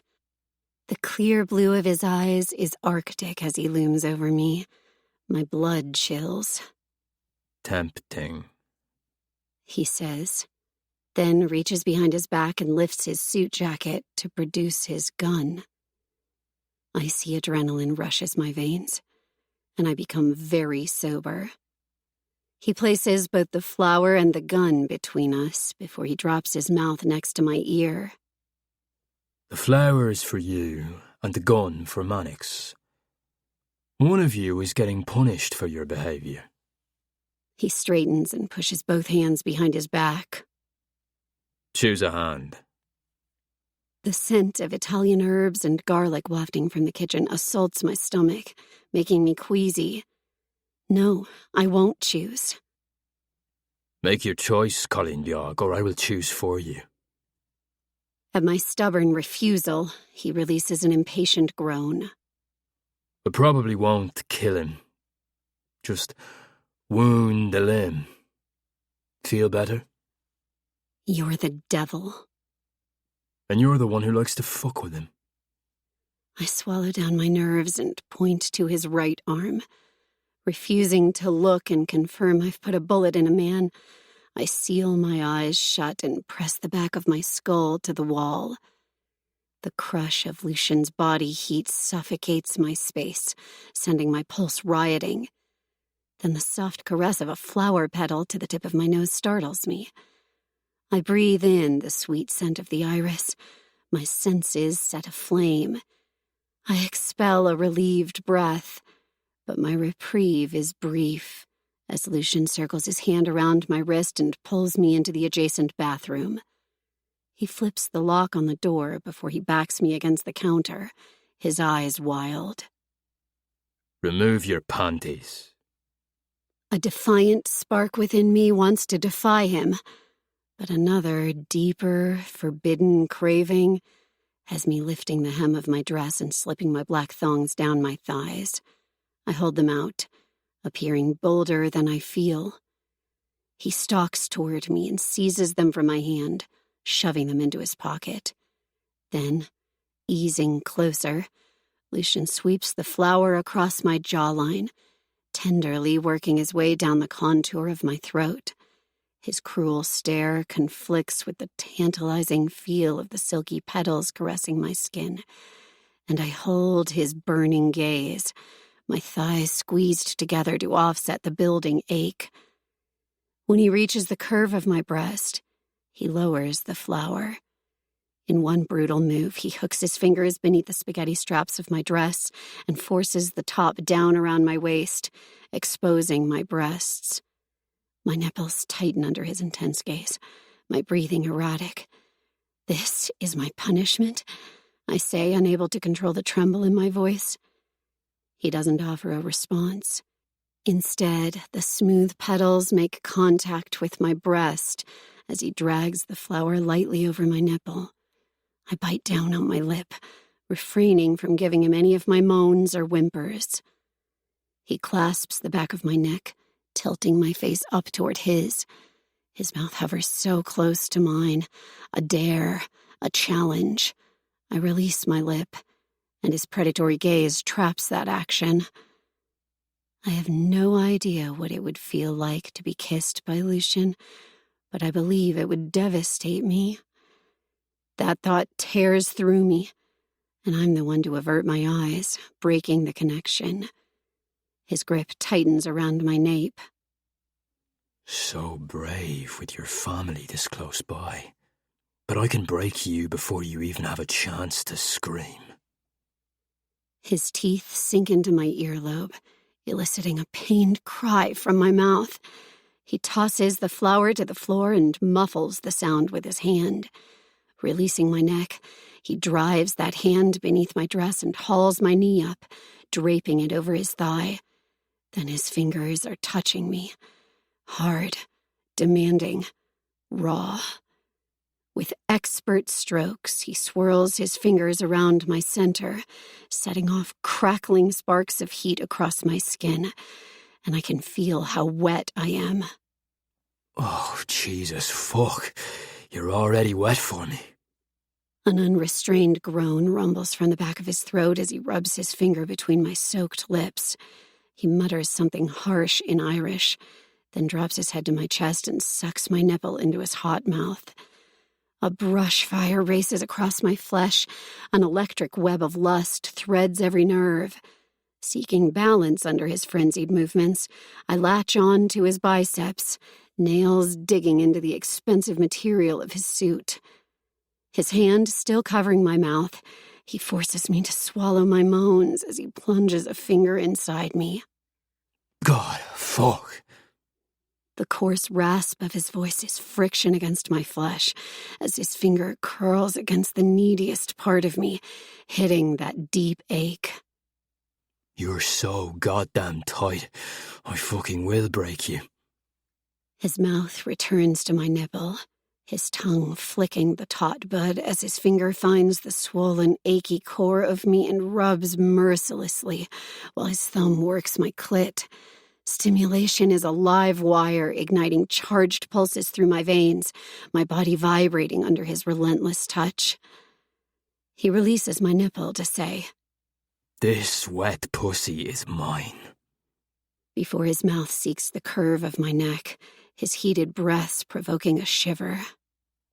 I ever catch you soaking your panties over one of my guys, he's a dead man. My mouth still covered, I can only shake my head in answer. The abrasive brush of his blazer against my nipples sends me careening toward the edge. I arch into him, desperate for his finger to push deeper. It's the most lewd and exposed I've ever been, my body at his complete mercy. That's it, he urges, and greedily scrapes his teeth over my neck. Break for me, Colin Bjork. I want to feel you fucking shatter on my fingers. Then he sinks a second finger inside me, forcing me to adjust to him. My hands go to his shoulders as my whole body tightens around him. He brings me right to the precipice, his fingers fucking me rhythmically, his thumb caressing my clit. God, I'm so close. I tremble as I feel my inner walls clench around him, my body trying to take him deeper. I should bend you over this counter and fuck your tight little ass until you bleed. His filthy words do something so erotically dangerous to me. If he wasn't muffling my voice, I fear I'd beg him to do so much worse. You want to test me? To see how possessive I can be, Colleen? I'll show you. His promise is angry, or full of disdain, but also something else. Some other frenzied emotion I can feel courting his body. My orgasm teases on the fringe. I moan against his palm, my body one frantic heartbeat away from that fiery explosion. With a violent curse, he withdraws his fingers and forcefully puts distance between us. His hand falls away from my mouth as the empty ache within me is denied that sweet release. The sudden rush of chilly air hitting my skin is a smack to my senses. My mouth feels raw and abraded from where he held back my cries. My thighs are wet, my core throbbing with a painful, unfulfilled need. Our gazes lock, and I'm caught in his punishing snap of anger as he sucks his fingers into his mouth, tasting me. Lucian holds me captive with a warning banked behind his eyes before he pushes those same fingers into my mouth. His eyes glaze over, raw hunger at war with his stubborn will, as he watches me taste the heady mix of us together on his fingertips. Fuck! He swirls his fingers around my tongue. Then they're gone, and his hand is in my hair, furiously tilting my head back so he can stare down into my face. You're making me goddamn insane. My heart trips wildly at his confession. His nose flares, jaw tensed, those blue flames licking a fiery trail over my features as he attempts to regain control. Then, in a measured tone, he warns, Make one sound from that defiant mouth, and I'll leave you just like this, soaking wet and needy. Then he drops to his knees between my thighs. Oh, God. At the feel of his breath touching my pussy, I look down, and his eyes alight on me. What did I say? I bite into my bottom lip to prevent any further sounds, and his smile is wicked. Good girl. I'm about to show you who this pussy belongs to. Lucian licks a hard seam up my center, and I bite down harder at the salacious feel, my hands anchored to the counter. His fingers dig into the backs of my thighs as he positions me where he wants me. Then he dips his tongue inside, stroking until I'm trembling, then sucking my clit into the hollow of his mouth and sending a hot current blazing up my back. The edge of the counter cuts into my palms as I shamelessly ride his face, my hips bucking involuntarily every time he flicks his tongue over the sensitive bundle of nerves. I'm too close, my body strung tight, his dark moans of approval vibrating against me until I'm panting, the fire in my bloodstream threatening to consume. If you test me again, he says against me, pausing to bite my lips with his teeth. I will wreck this sweet pussy, ruining you for any other, so you won't be able to even look at another man. He doesn't glance up to confirm that I hear him before he's taking me into his mouth again, ruthlessly delivering on his vow. And as I grind against him, each sinful stroke of his tongue taking me closer to the edge, I realize he was jealous before, and the thought stirs a shuddering warmth in my belly. My climax starts with a hard pull at my lower back, my thighs quivering as the intense burst of pleasure unfurls within me, and the taste of copper spills across my mouth as I hold back my cry. He groans in satisfaction as I break, unrelenting as his fingers work me further past the point of pleasure, ravenously lapping at my clit until he's taken every last bit of me for himself. When he removes his fingers, he sinks his teeth into the tender joint of my thigh to leave his mark before rising to his feet. My breathing labored. I can't stop my gaze from traveling over him, noticing the large bulge in his slacks. Cautiously, I meet his eyes, those fierce orbs of blue that still burn with the desire to ravish me and leave me thoroughly wrecked. Wordlessly, he produces my panties, using the thin material to wipe his mouth and fingers clean before stuffing them back into his pocket. He straightens his tie, a cocky smile curving his mouth. You taste divine, Colleen, he says, reaching for the door lock. Like my sweet little revenge. Fix yourself up before you return to your family. He exits the bathroom then, leaving me reeling, blissed out, my heart and body at war. And I can't even drum up the anger necessary to hate the damn devil for leaving me pantyless. Chapter 14. Lightning and Crash. Lucian. A thunderstorm rages outside the walls of my home, but it hardly competes with the storm thrashing inside my skull. When you taste the sweetest sin for the first time, it's like mainlining heroin straight into your vein. Instant addiction. The life you lived before is a dull, bleak wasteland. Nothing excites or entices. Everything has lost taste. There is only a ravenous hunger. The craving will intensify until the need drives you mad. I was only given the smallest taste of violet, and it was like taunting an open flame with kerosene. I've been set ablaze, consumed. And now, I'm a man obsessed. For the past week, I've stalked the corridors of my home, purposely avoiding her hallway, as I attempted to expend restless energy. I've swam laps in the pool and taken on more jobs, the bloodier the better, all trying to smother the taunting demons inside my head. We're less than a week away from the wedding, and my focus should be on establishing the alliance so I can begin exacting my revenge. Instead, she occupies every one of my 5 senses. All I can see is her beautiful, angelic face, the way her features tensed between agony and pleasure. All I can feel is her, the way her delicate body clung to me as I pushed inside her tight heat. All I can hear is her, that fucking throaty voice that whispers of temptation. All I can taste is her delectable sweetness.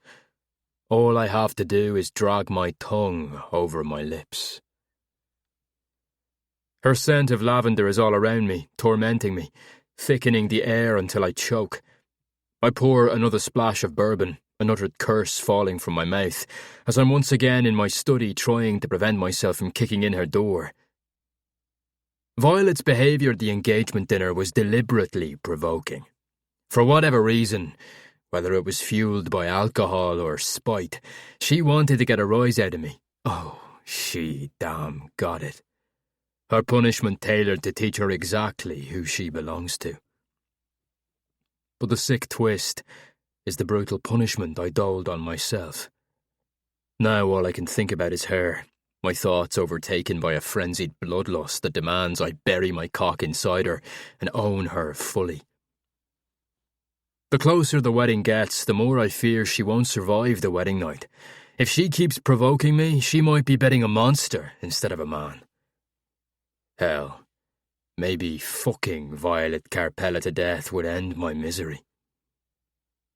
Her family would bring a war to my doorstep, and it would all end in one massive bloodbath. A hate so vile and depraved incinerates my veins. I throw the crystal tumbler at the wall. The satisfying smash of shattering glass soothes the burn. The distinct pad of footsteps comes from outside my office, and I know instantly who it is by the quick, unsure tread. As a crack of thunder sounds, I storm into the hallway and grab her by the elbow before she can sneak away. "What are you doing here?"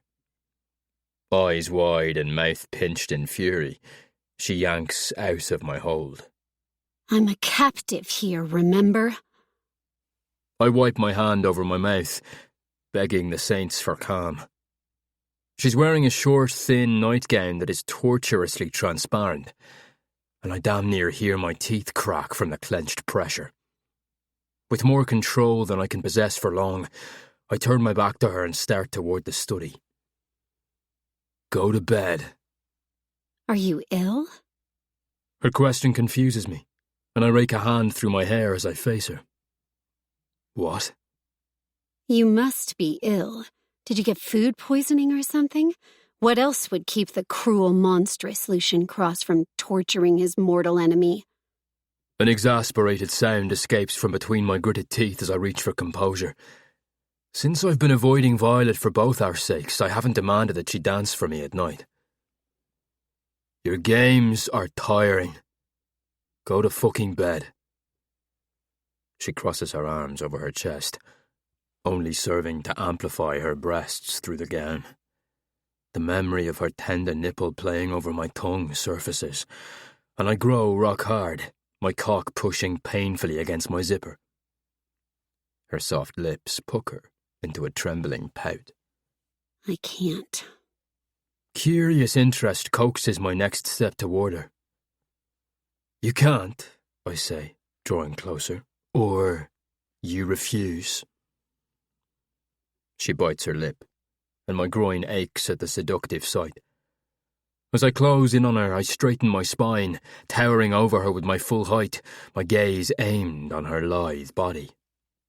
She tucks a wild strand of hair behind her ear and looks away, but I clasp her jaw and force her eyes on me. Inhaling a sharp breath, she says, God, I hate myself for wanting you. Her admission fires through me like a bullet, hell-bent on destruction. I sweep my thumb over her delicate jawline, a dark urgency thrumming through my pulse. I could take her just like this. I could have her, fuck her raw and hard, and satisfy the craving. I could even destroy her, and the way she's looking up at me, drowning in her desire, she'd probably beg me to do it. My hand slips to her throat, collaring her slender neck with one hand, the demand urging me to snuff her out before she ruins me. As much as she may think she hates me, it's nothing compared to my hatred for her. I hate her for being a Carpella, I hate her for being so fucking beautiful. I hate her for making me want to bury my cock inside her. I hate her for looking at me now with those teary eyes, pleading for me to love her. But most of all, I hate her for stealing the fury of my vengeance. I swallow hard. "Take off your panties," I say, issuing the same command I gave her in the bathroom of her family's restaurant. She licks her lips. "I'm how you left me, wearing none." Fucking hell. The muscles in my back lock up, every sinew and tendon strained as I hold back from tightening my hand around her throat. Despite the clear threat of me strangling her, she reaches a trembling hand up and pushes the strap of her nightgown off her shoulder. Fuck. I seethe the curse. Releasing her throat, I take a forceful step back.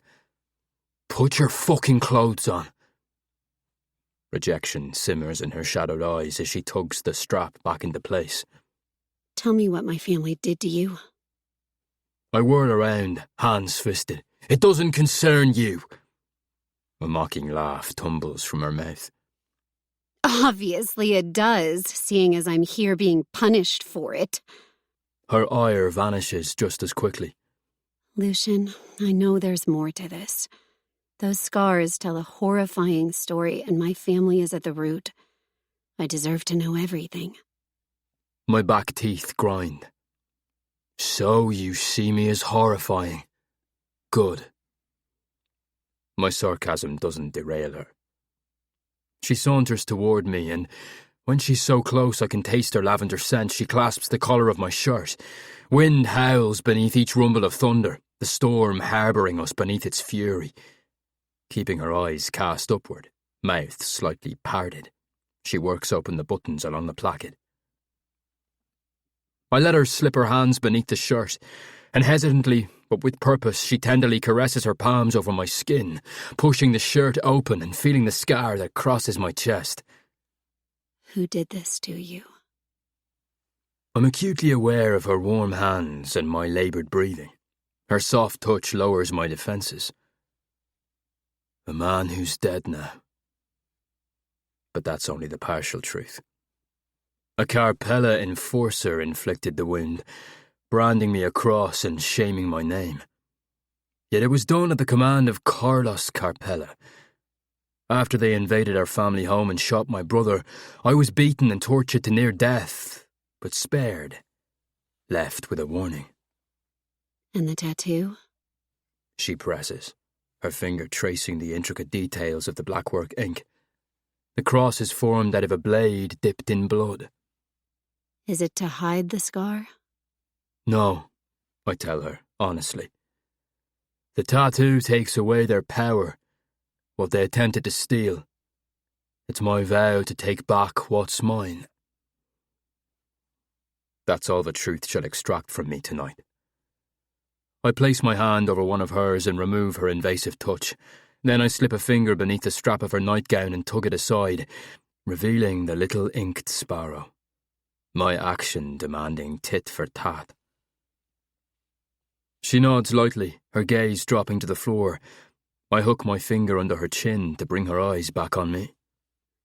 "The sparrow represents creativity and strength. Finding ways to live a creative life amid the darkness, to change this life for the best. When my twin brother died, I thought I wouldn't survive this world. So I got the tattoo as a reminder of him, of his talent, of what was stolen from this world and me. Every time I take the stage, I touch the sparrow, asking for my brother's strength to keep going." Her eyes are shimmering, teary and haunted. And so fucking beautiful. My chest might crack in two. She captures her lip between her teeth, and the yearning to taste those lips, to feel their warmth and softness against my mouth, becomes a maddening desire. "Jesus," I say, taking a step away from her and spearing my fingers into my hair. She's fucking with my head so hard. "What's wrong?" "You come down here wearing no panties with stories of brothers and heartache, and I'm not this man. Go to your room. before I make you regret leaving the safety of it.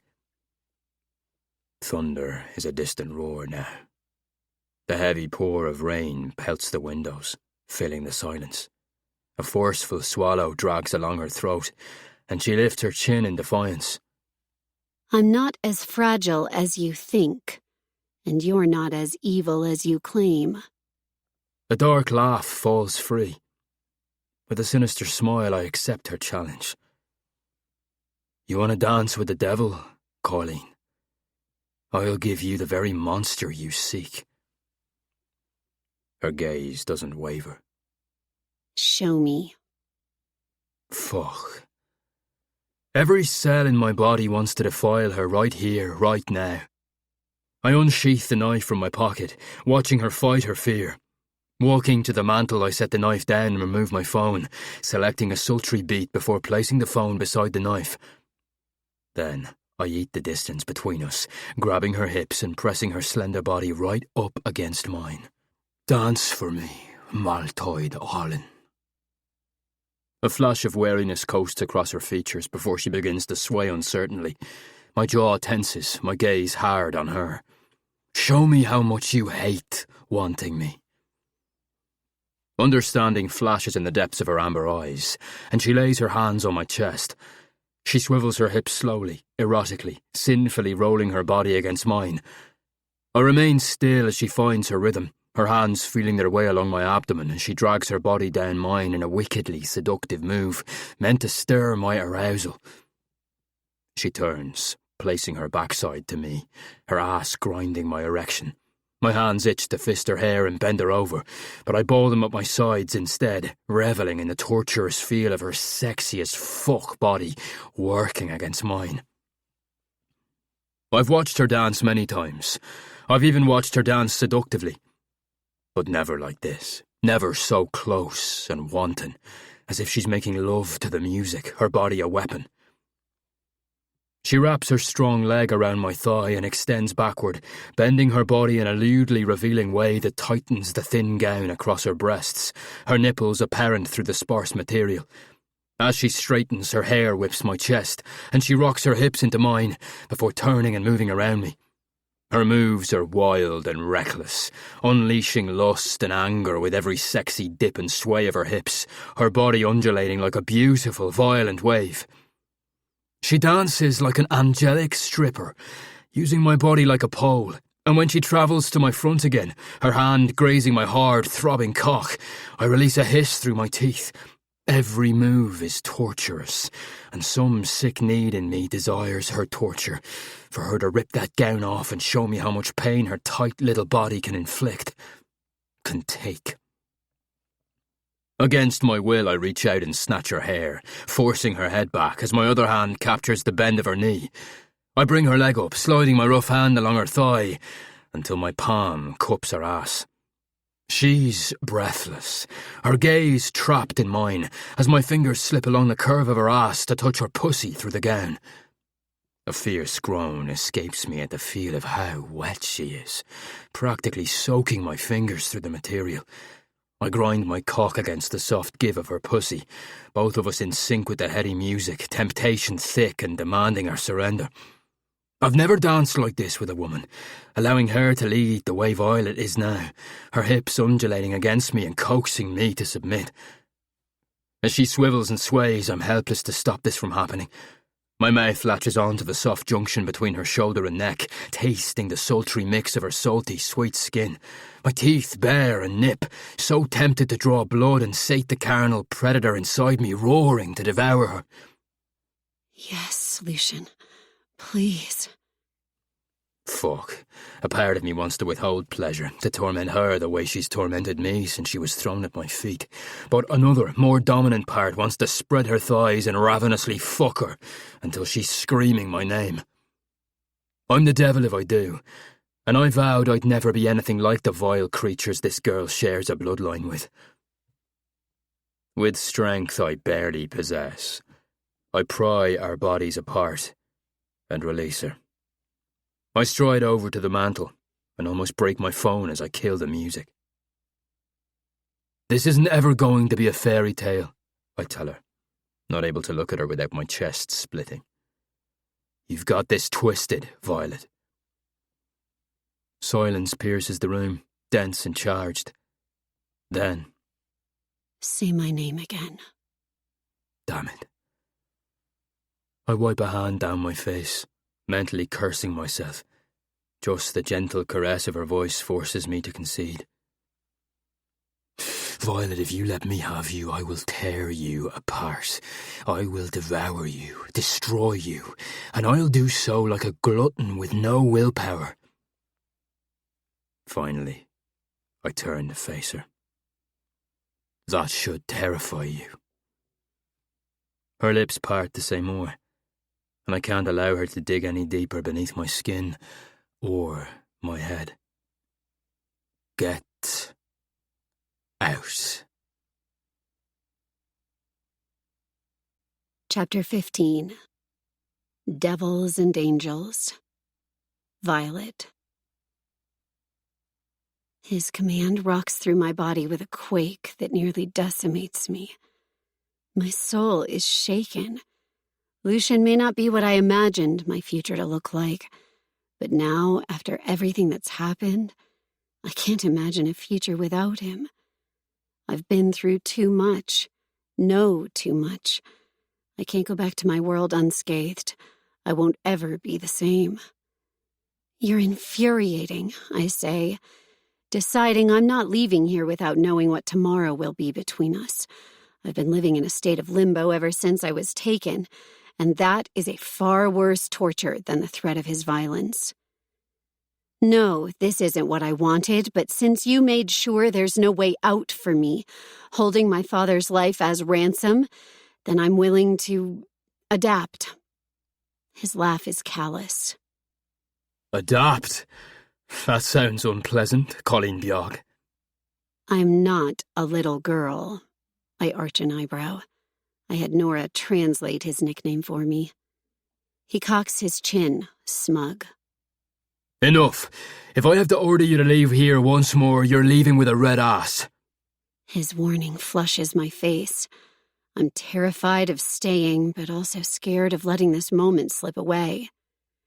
Look at me, Lucian. Keep pushing me. You're going to be my husband in just days, and you won't even look at me, talk to me, touch me.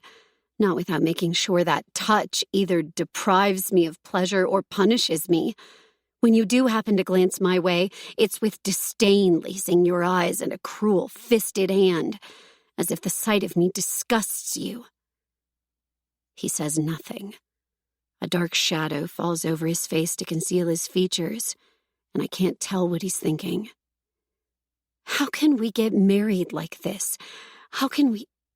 I swallow hard, finding my nerve.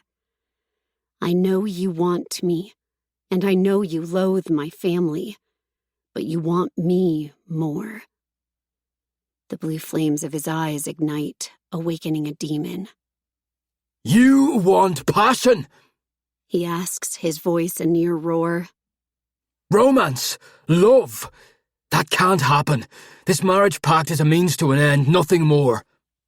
It doesn't escape me how he said can't instead of won't, as if he's fighting the same battle I am, one we're both losing. Yet it's a marriage pact you intend to seal by fucking me. Consummating the marriage must happen, yes. Fucking you with every vile bit of hatred twisting my bones. That's just a bonus.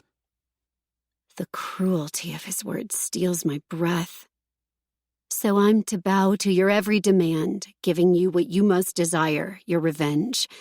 Yet I'm denied the right to find something or someone for myself.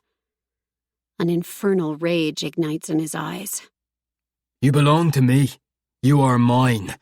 That ring on your finger binds you to me, and so help me God, Violet, if you dare to look at another man, I will disembowel him with my knife while you watch. Infuriated, I release a mocking laugh. There's no logic at all in what you're saying. You want me, but not enough to forfeit your hatred, and yet you won't let anyone else have me. Don't you ever want to be with someone you love? Malice brims his strained features.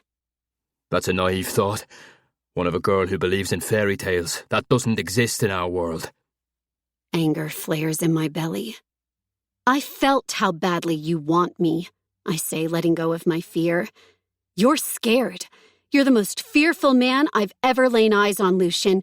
You try your hardest to scare me, but the truth is, you're more terrified of me.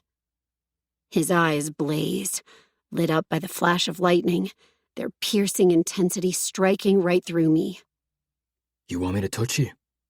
My breath seizes in my chest, and I force a shaky yes. There's a heavy moment where he simply looks at me, the air around us as charged as the atmosphere of the storm. Then, like a flicker of lightning, he moves. He's across the room and has my neck in the clutch of his strong hand. He forces me down on my knees, the cold marble floor biting into my kneecaps. You want to feel what it's like to be touched and desired by a fiend? I swallow against the constriction in my throat, my words trapped. I'm eye level with the silver skull on his belt. I'll show you what my love feels like. He unfastens the buckle and tears the leather strap free from the belt loops. He then lowers his zipper, the sound a threat amid the still room, making me quiver. His dress pants sag to expose the massively hard bulge restrained behind his briefs, and a soaking wet heat pools between my thighs. He pushes the briefs down to free his cock. Rock hard and engorged with veins, it springs erect, the silky smooth tip hitting my lips. His fingers thread my hair, and he grips, jerking my head back so I'm forced to look up at him, his cock resting beneath my chin. His chest heaves, his strenuous breaths filling the thin span of air between us. Take me in your mouth!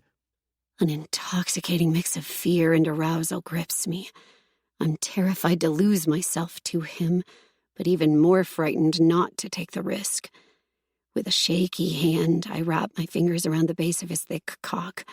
He bites off a hiss between clenched teeth, making me pause, uncertain. You want my touch, Colin Bioig? Then fucking suck it. He orders darkly. My breasts ache and feel weighty at his filthy words, my nipples tight. I leverage myself on my knees, my thighs squeezed together to offset the painful throb deep in my core. I lick my lips, and a rough groan escapes him as I press my lips tenderly to the gleaming tip and suck him into the hollow of my mouth. I'm not experienced, and I'm sure he can tell, but I don't let that stop me from showing Lucian how much I want this, how much I want him. I release him and lick up the hard shaft, his smooth skin gliding over my wet tongue. Once I have him in my mouth again, he guides my head as he thrusts in farther. When he bottoms out against my throat, I fear I might gag, feeling tears prick behind my eyes. But he pulls back before plunging deeper, shamelessly fucking my mouth. I lean into the rhythm, swirling my tongue over the soft head, pulling with a hard suck when he rocks out. It's like dancing, the most erotic, visceral dance between lovers. My core clenches, needy for touch.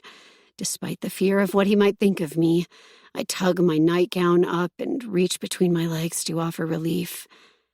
He tears himself away, leaving me unfulfilled and achy. Humiliation stabs my chest as he stares at me with a fusion of shock and fury. He lowers himself down, his hands anchoring around my biceps. Then he draws me up to stand before him. You're going to fucking kill me, he says, his tone low and guttural. A slice of insult cuts through my chest, as if I've done something wrong. Every part of your body belongs to me, he says as he backs me toward the wall. I'm the only one touching you. Say it. I swallow. You're the only one. My shoulder blades hit the hard surface, knocking the breath from my lungs. He clasps a hand around the back of my neck, his forehead pressed to mine. Our breaths mingle in the electrified current flowing between us. As he draws upright, his gaze darkens, his hand slipping beneath my nightgown. He holds me bound in place, unable to move even an inch. The coarse pads of his fingers trace a blazing trail up my inner thigh as he seeks the neediest part of me, and he mutters a harsh curse. I'm too turned on to be mortified as he rubs the wetness around my clit. "This is mine," he says, his voice rough, possessive. Blistering sparks ignite over my skin, and I thrust against his hand, my body making a demand as his finger slides between my slick lips, teasing, tempting. Lucian inhales my yearning with a deep intake of air. "Fuck!" The grating tenor of his voice is a brutal caress as he pushes past my sensitive folds. "You're wet only for me. So fucking wet." I watch as he sinks his teeth into his bottom lip, eyes sealed shut against his pained expression, as his fingers work to open me up to him. Then, without warning, he drops to his knees. He brings my leg over his shoulder, and his mouth presses to my center, shocking the air in my lungs. He licks a heated path over my slit, pausing to suck my clit into his mouth. Desperate for support, I flatten my palms along the wall as the hot ache rocks through my core, deeper into my lower back. One of his hands fists my gown and bunches it up above my abdomen, bearing me completely to him. His other hand clasps my thigh, fingers digging mercilessly into my skin and leaving bruises in their wake as they travel toward the neediest part of me. Lucian buries his head between my thighs, and I moan at the salacious feel of the coarse stubble rubbing friction over my tender skin. His mouth surrounds me, that devilish tongue punishing my clit with expert strokes. I reach for his head to brace myself and scrape my fingers into his hair as every erogenous zone on my body lights up. And when his finger sinks inside me, tenuously feeling and exploring, my muscles clench around him, begging him to fill me completely. As if his restraint is annihilated, he inserts another finger, stretching me to take him. The pressure builds until I'm quaking against the wall. I'm already so close, teetering on the razor-sharp edge of shattering. A fierce growl works free of his chest before he ruthlessly plunges another finger inside. I gasp, a strangled sound falling from my lips as a twinge of pain stabs my pelvis. Then suddenly he stills. His movements stop, leaving me desperate for relief as a knotted pain blooms in my belly. "Answer me honestly. The deep rumble of his voice snatches me from the brink. Are you a virgin, Violet?" I will my gaze to find him, as kneeling below me, Lucian thrusts his fingers deeper still, eliciting a pained cry from me in answer, giving him confirmation. "God damn it!" Heart-lurching, I wince as he quickly removes himself. A low growl resounds from the cavity of his chest as he rises to his feet. Staring down at me with smoldering eyes and a face chiseled in accusation, he says, "You're untouched." Confusion and pure anguish pulls heavy at my shoulders. What does that? He slams the flat of his hand against the wall near my head. I flinch, but don't dare lower my eyes or cower. "You're a virgin." The erratic pulse in his neck flutters against the tattoo along his neck. His jaw sets hard before he utters a harsh curse in Irish. "And you're a liar." Anger surges to replace any shame. I am not a liar. I never said I wasn't. You just assumed as much. A cruel edge sharpens his features before he pushes away from the wall. I hear the distinct zip of his pants. "You should have corrected me." The bitterness laced through his words wounds. Would you have believed me? Before, I was a Carpella whore. Now I'm an inexperienced virgin. You contradict yourself.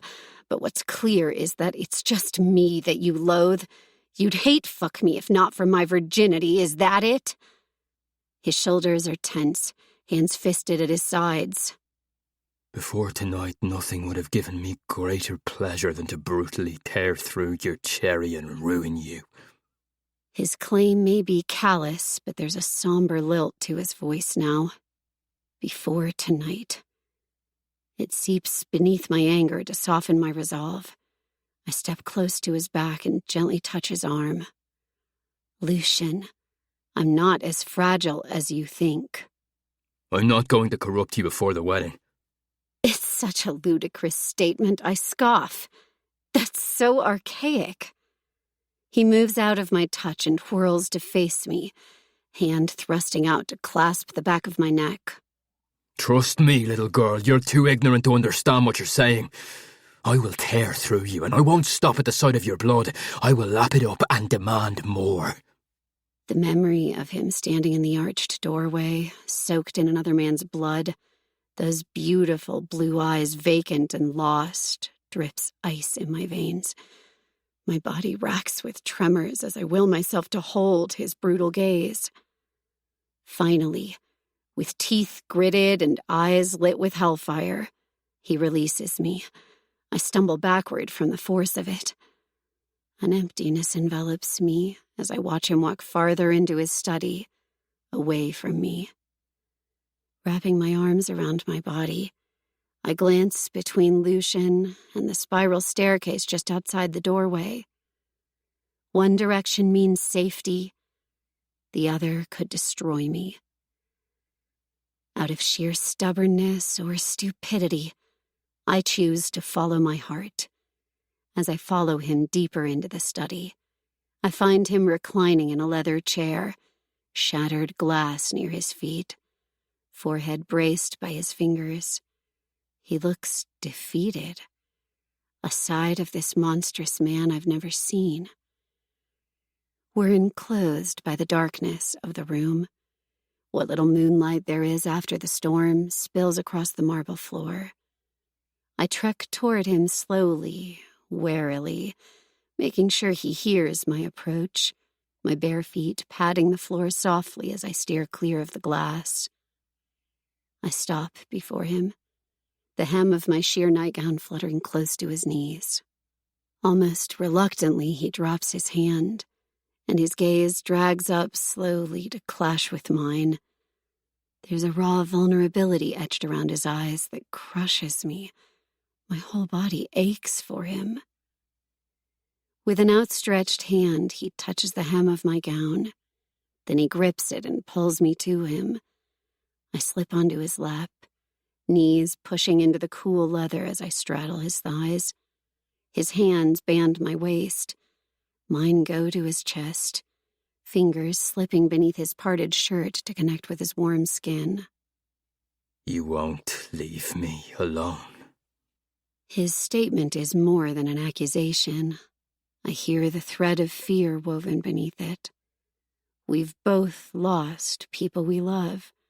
We've both been left alone in this world. I'm not sure how to respond, so I give him a piece of me instead. I wasn't raised with typical traditions. You were right about that in some ways, but also wrong.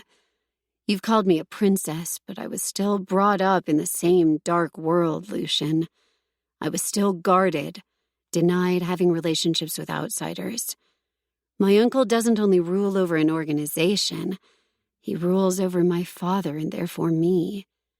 I had no say over my own body, for fear I'd lose the one thing I held of value to my family. Once my brother died, the resentment held toward me by not only my uncle but my father. I shake my head. My mother thought the best way to spare me their vileness was by sending me away to school. Ballet was the one thing, the only thing, that was mine. I was free when I danced, so I danced all the time, trying to escape a future I had no control over. He tenderly tucks a strand of hair behind my ear, his fingers feather-light as they trail my jawline. He palms my face, his thumb resting on my chin to keep me in his steady grasp. What I'm saying is, I lean into his touch.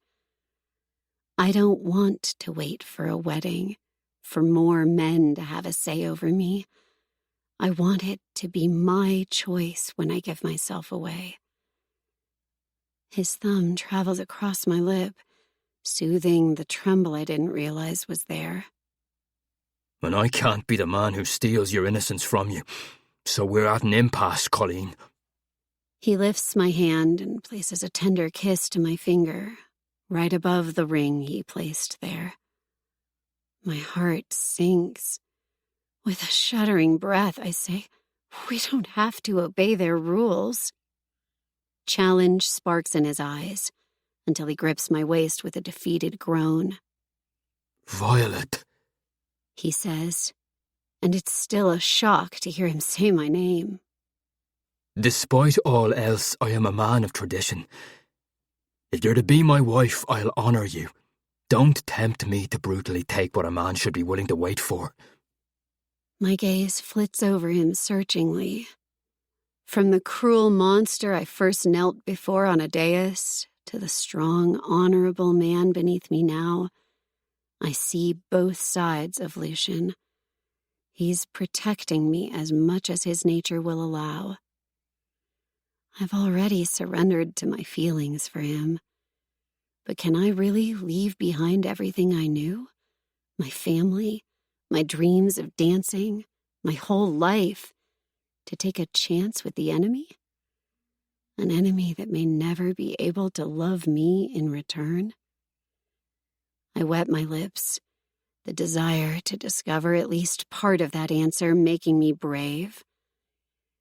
Then we don't have to go all the way. Daringly, I run my hand up his chest and neck, absorbing the feel of his scars and smooth, inked skin. In mirror of his hold, I rest my thumb over his bottom lip, lightly touching the scar right below, the one I've stared at and wondered what it would feel like against my lips.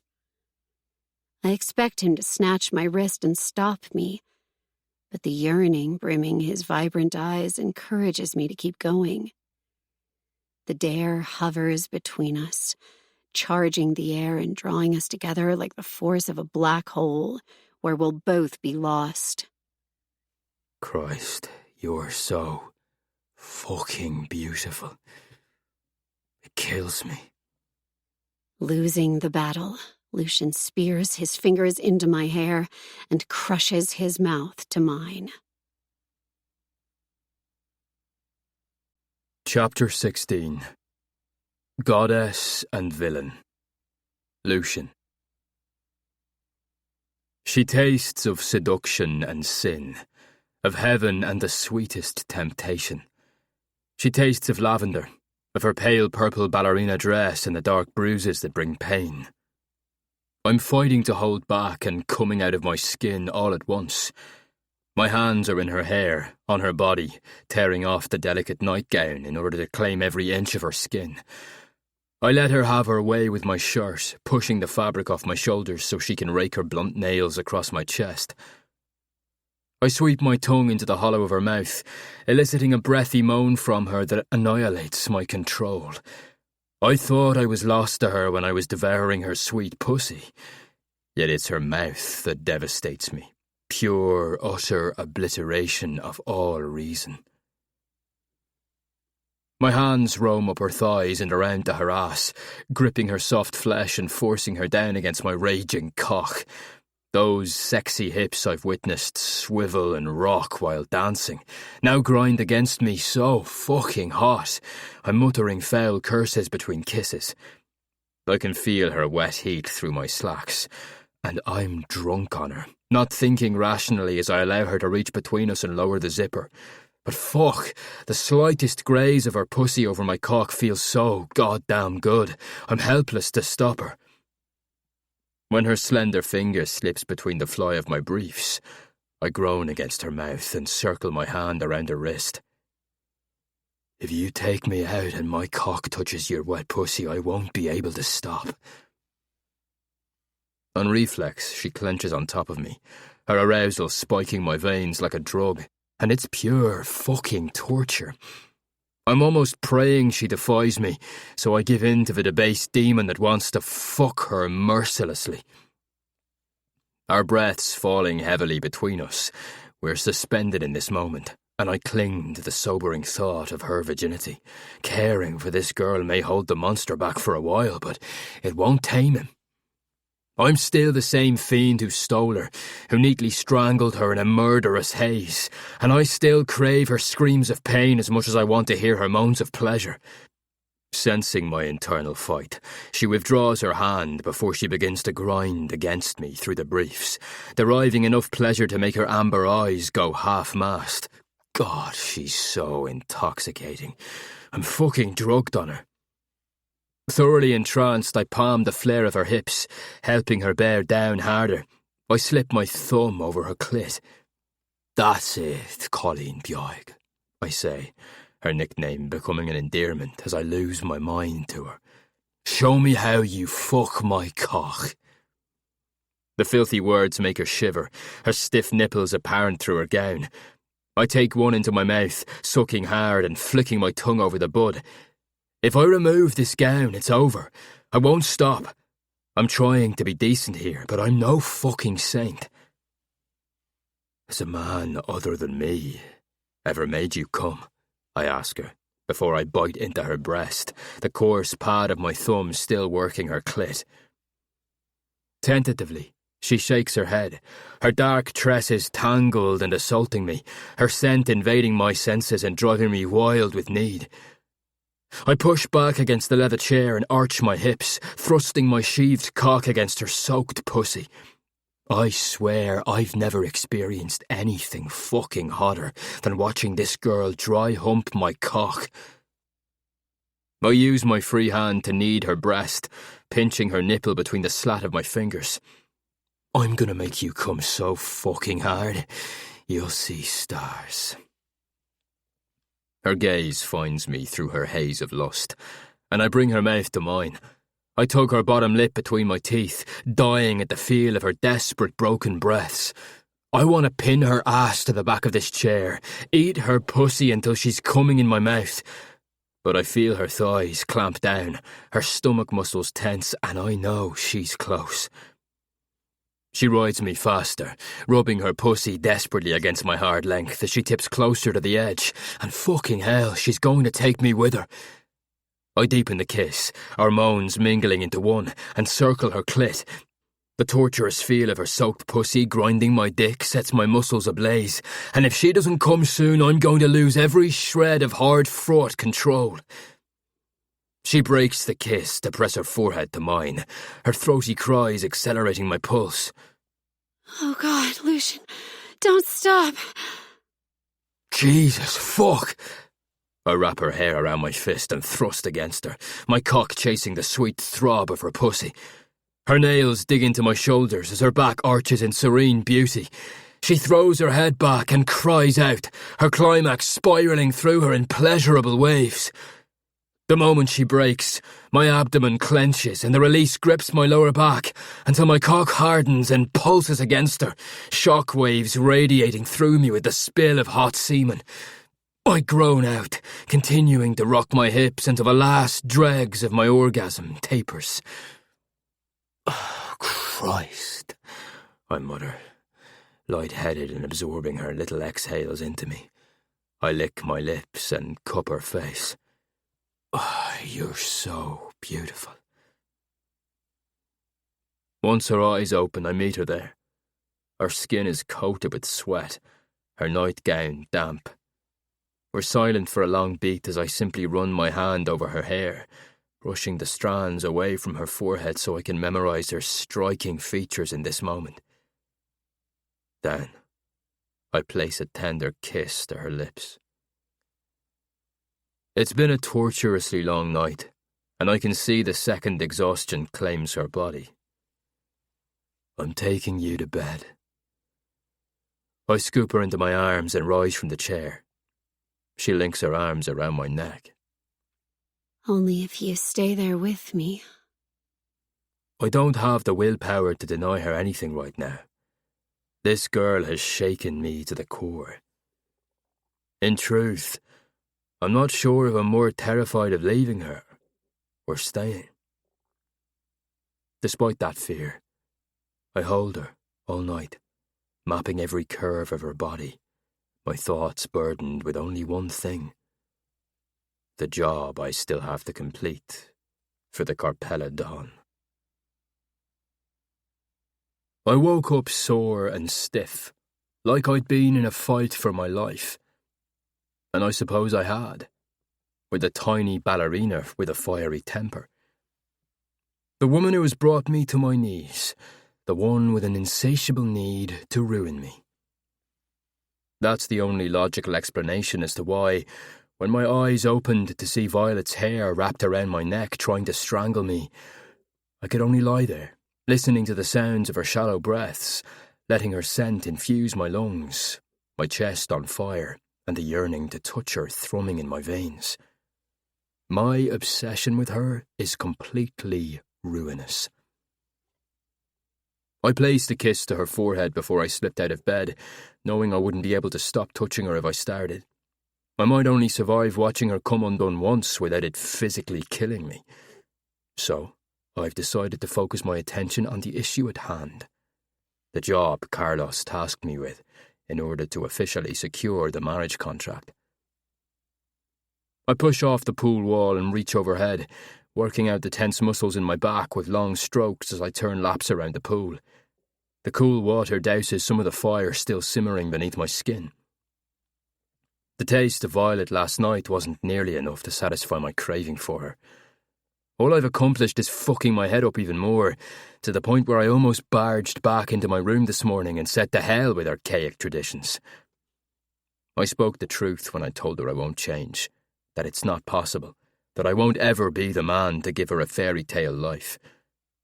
One day she will loathe me for this, resenting me for denying her a life of love and happiness, whatever that may look like to her.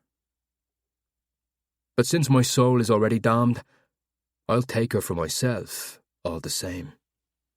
I can try to convince myself it's because of her family, that I'll be protecting her from them. And while, yes, most of me wants to save her from her cursed bloodline, there's a greedy part that knows what a selfish bastard I am, and the thought of any other man touching her sets my blood boiling. I knew it the moment I drove my fist into DeMarco's face during the meeting. I wanted to convince myself it was all my hatred for her family, but the truth is, I had already claimed her. She was already mine, even then. There may be some new growth on my gnarled tree, but it's just as fragile and frail as it is new. If I nurture it, maybe one day I'll be the man she needs, the man who deserves her. But today, I'm the man who will put a bullet between the eyes of any fucker who thinks about taking her away from me. A few weeks ago, I'd punched my damn self for having these thoughts, for actually wanting to marry this girl for reasons other than a shady alliance with her family, which brings me back to the reality at hand and the stark realisation that I only have days to complete this job in order to guarantee no one tries to take Violet away. I grab hold of the pool edge and pull myself up, propping my arms over the coping and blinking chlorinated water from my eyes. Shit, I mutter. "Everything all right, boss?" Levi asks. He's seated on the concrete bench, phone in hand. "Yeah. Go make sure everything is ready before I leave." "You got it, boss." I watch him exit the pool room, my thoughts diving deeper. My men know nothing about the current development with Salvatore's daughter. It's not just my revenge, I swore. I vowed the destruction of the Carpellas and retribution to them, to the others wronged by their organisation. I won't go back on my word. The sound of the door swinging open snags my attention, and I look over to see Violet barefoot and padding toward this side of the room. She's wearing skimpy shorts and a loose-fitting t-shirt, her hair mussed from sleep. She's breathtaking. She sits on the edge of the coping and lets her feet dip into the water. I swim over to her and bury my head in her lap, tempted to pull her in here with me and strip her of those clothes. "What did I say about prancing around in shit like that?" I say. my tone a worn rasp. She combs her fingers through my wet hair, as if she can feel the weight of my thoughts bearing down on me. You can blame yourself for that. She links her ankles around my back. I was too sore to bother wearing anything appropriate. Her admission brings a crooked smile to my lips. My feelings for her are right on the tip of my tongue, my chest crushing from the weight as I hold them back. I kiss the inside of her thigh, nipping the skin and making her flinch. As I look up at her, I swear to God, those penetrating amber eyes will slay me.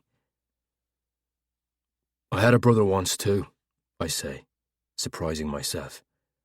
Keller was 9 years older than me, more like a father than our own, since he was so invested in the syndicate. My hand holds her tighter. Your uncle had a bullet put in the back of Keller's head for fucking your mother. The confession is crass and raw. The words pour out in a deluge, like tearing a bandage off a fresh wound, taking blood and flesh with it. I hate that I've put a stricken look on her face, but there's no sense in concealing the truth of our two worlds any longer. She should know why she's here. That's not true, she says, her voice unsteady. Her whole body has gone rigid. After the bloody turf war between our families, the affair was a disgraceful scandal. I sigh out a long breath, running my hand over my mouth.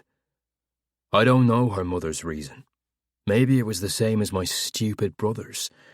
Fucking a Carpella woman, the wife of a consigliere, was a big fuck you to the enemy. Your uncle had them both killed to bury the scandal, the humiliation, effectively killing off the rest of my bloodline and stamping out any remaining threat from my brother. They didn't consider a 17-year-old boy a threat at the time. But time passes quickly, and wronged boys grow up to be full-grown enemies.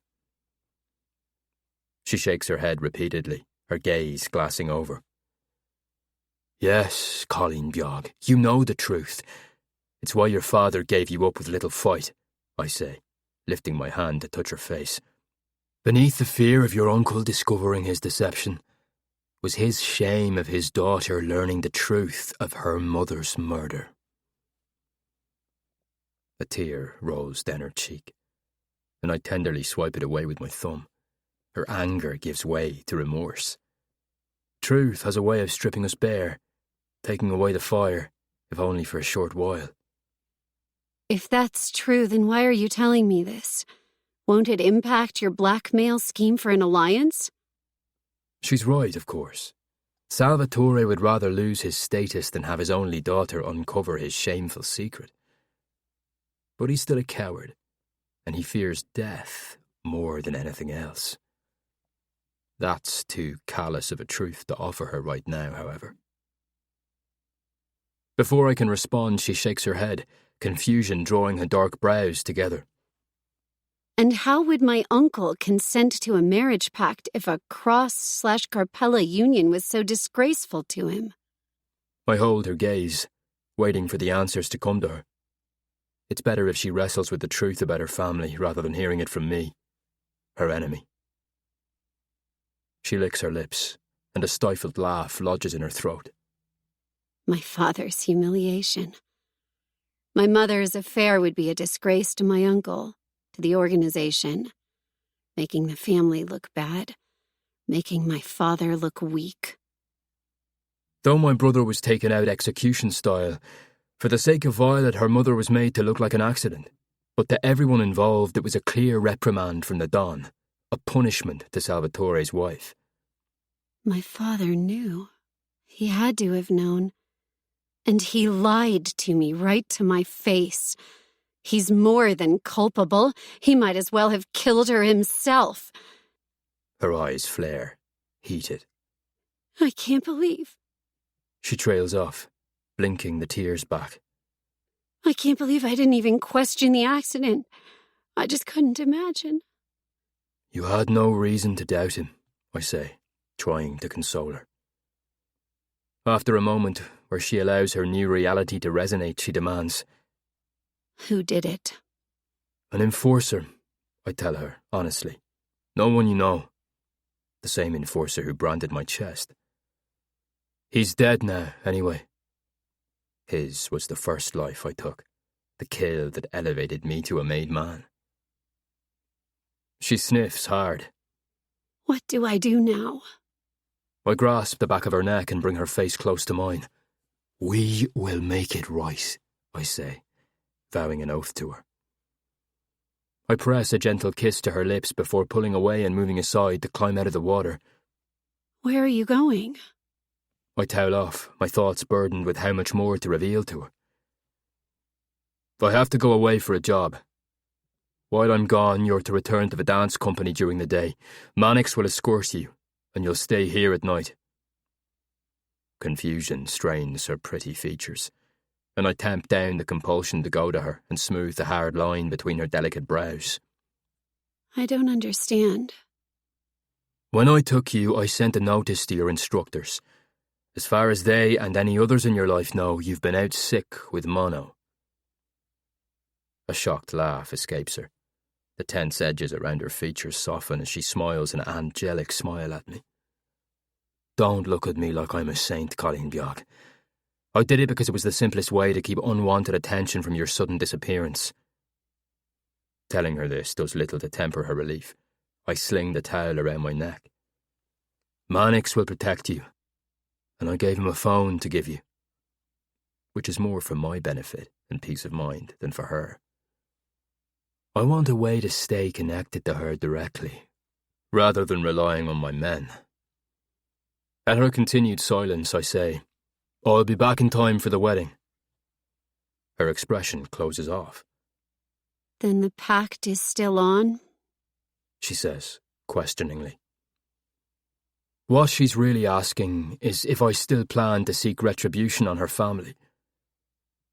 Nothing has changed, I tell her, honestly. The warring emotions within her are evident as she draws her legs out of the pool and wraps her arms around her knees, the actions of an unsure girl. All right. I inhale a laden breath, filling my lungs with the astringent sting of chlorine, which does little to douse the fire in my chest. I could have kept her in the dark. In a way, it would have been less cruel. Now she's torn between her loyalty to her family, one that betrayed her, that tore her life apart, and her feelings for me. But because I'm a selfish deviant who would rather turn her against her family than risk losing her, I'm not above resorting to psychological warfare. Marriage seals the alliance, yes, but it also binds Violet to me.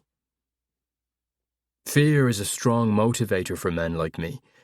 Simply because we're forged in hell and suit ourselves in the thickest armour doesn't mean we don't fear loss. Fear of losing status, fear of losing empires, fear of losing power, fear of losing those in our lives that keep us human. It's because of our deepest fear that we kill quickly and ruthlessly. Such fear has rivaled far stronger men than me, and love is a weakness that can destroy the strongest.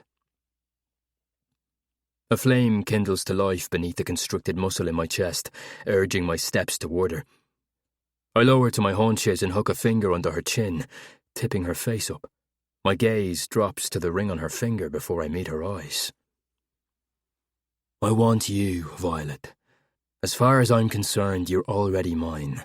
A contract has no bearing over that claim. I will always want you. You will always be mine to protect, but I've come too far in my endeavour to right the wrong your family committed. Even with everything I'm confessing, I'm still holding back, because the depth of what I feel for her terrifies me down to my deranged marrow. To prevent her from feeling the violent tremble in my hand, I start to release her, but before I move away, she presses her cheek into my palm, melting the hardened ice encasing me, that fire solely belonging to her. I understand. I want you, Lucian. Whatever that means for tomorrow, I belong to you. I'm with you. A foreign emotion stirs in my chest.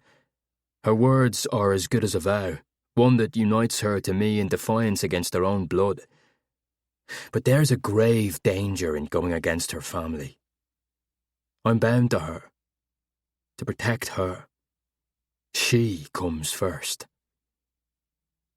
Sliding my hand to her neck, I take her lips in a crushing kiss, almost desperate enough to bite her and draw blood to seal the oath, but her words are enough for me in this moment. I'll take that blood oath on our wedding night after she takes my name, and then I'll pick off every carpeller in this city until I've weakened the snake enough to take his head. As I load my duffel bag into the trunk of the Audi, I'm too aware of the envelope tucked into my jacket inseam, the one I received at the Venetian masquerade. The ruin exists amid the crime syndicates to maintain a system of checks and balances. I'm owed a favour, and I'm going to collect. Closing the trunk, I look at Mannix. He stands behind Violet on the stone steps of my family home. I give him a hard nod, a reminder of my trust in him to protect his charge. He returns the nod in affirmation.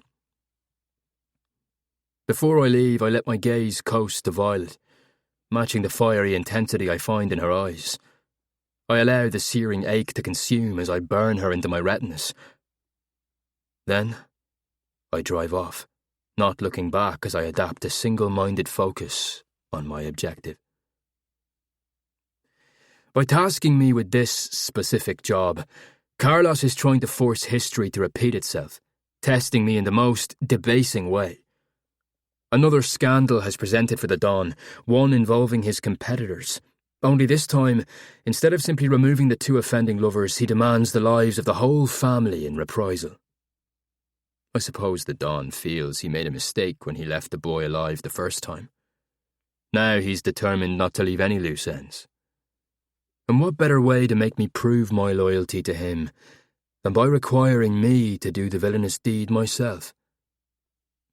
Killing a family, father, mother, 2 innocent children, would surely damn whatever part of my soul I have left. And this is what's being asked of me. This is my tribute to obtain an alliance with the Carpella Familia, to Diablo himself. For retribution against the Carpella Don, I had already sold my soul. I swore I'd walk the damned path right up to the gates of hell, as long as I got to take him with me. My destination hasn't changed, yet I'm no longer dragging myself to the crags of hell solely for my revenge. I'm doing it for her. Chapter 17. Crowns and Vows. Violet. The girl I was before I entered this cathedral no longer exists. Standing in front of an ornate, floor-length mirror, my reflection is a stranger. The only similarity is the tiara atop my head. I was thrust into a new dark underworld wearing a crown, one that belonged to a naive ballerina, a newly appointed principal who delusionally believed a life free of the organization was within her grasp. I trace my fingers over the beautiful gemstones on the tiara adorning my head, realizing the beautiful circlet could just be another form of shackle. Or it could change everything. Lucian's been gone for 4 days, and in that time we've spoken only once. The phone he gave me sits on the dressing table, stealing my attention. His last message confirmed he would be here, that nothing would stand in his way of marrying me today. "He'll be here, Calindeas," Nora says as she clips the sheer veil to my hair. I only nod, not interested in correcting her as to what's causing my distress. She's been kind to me over the weeks, and in some way even like a mother as the wedding date drew nearer.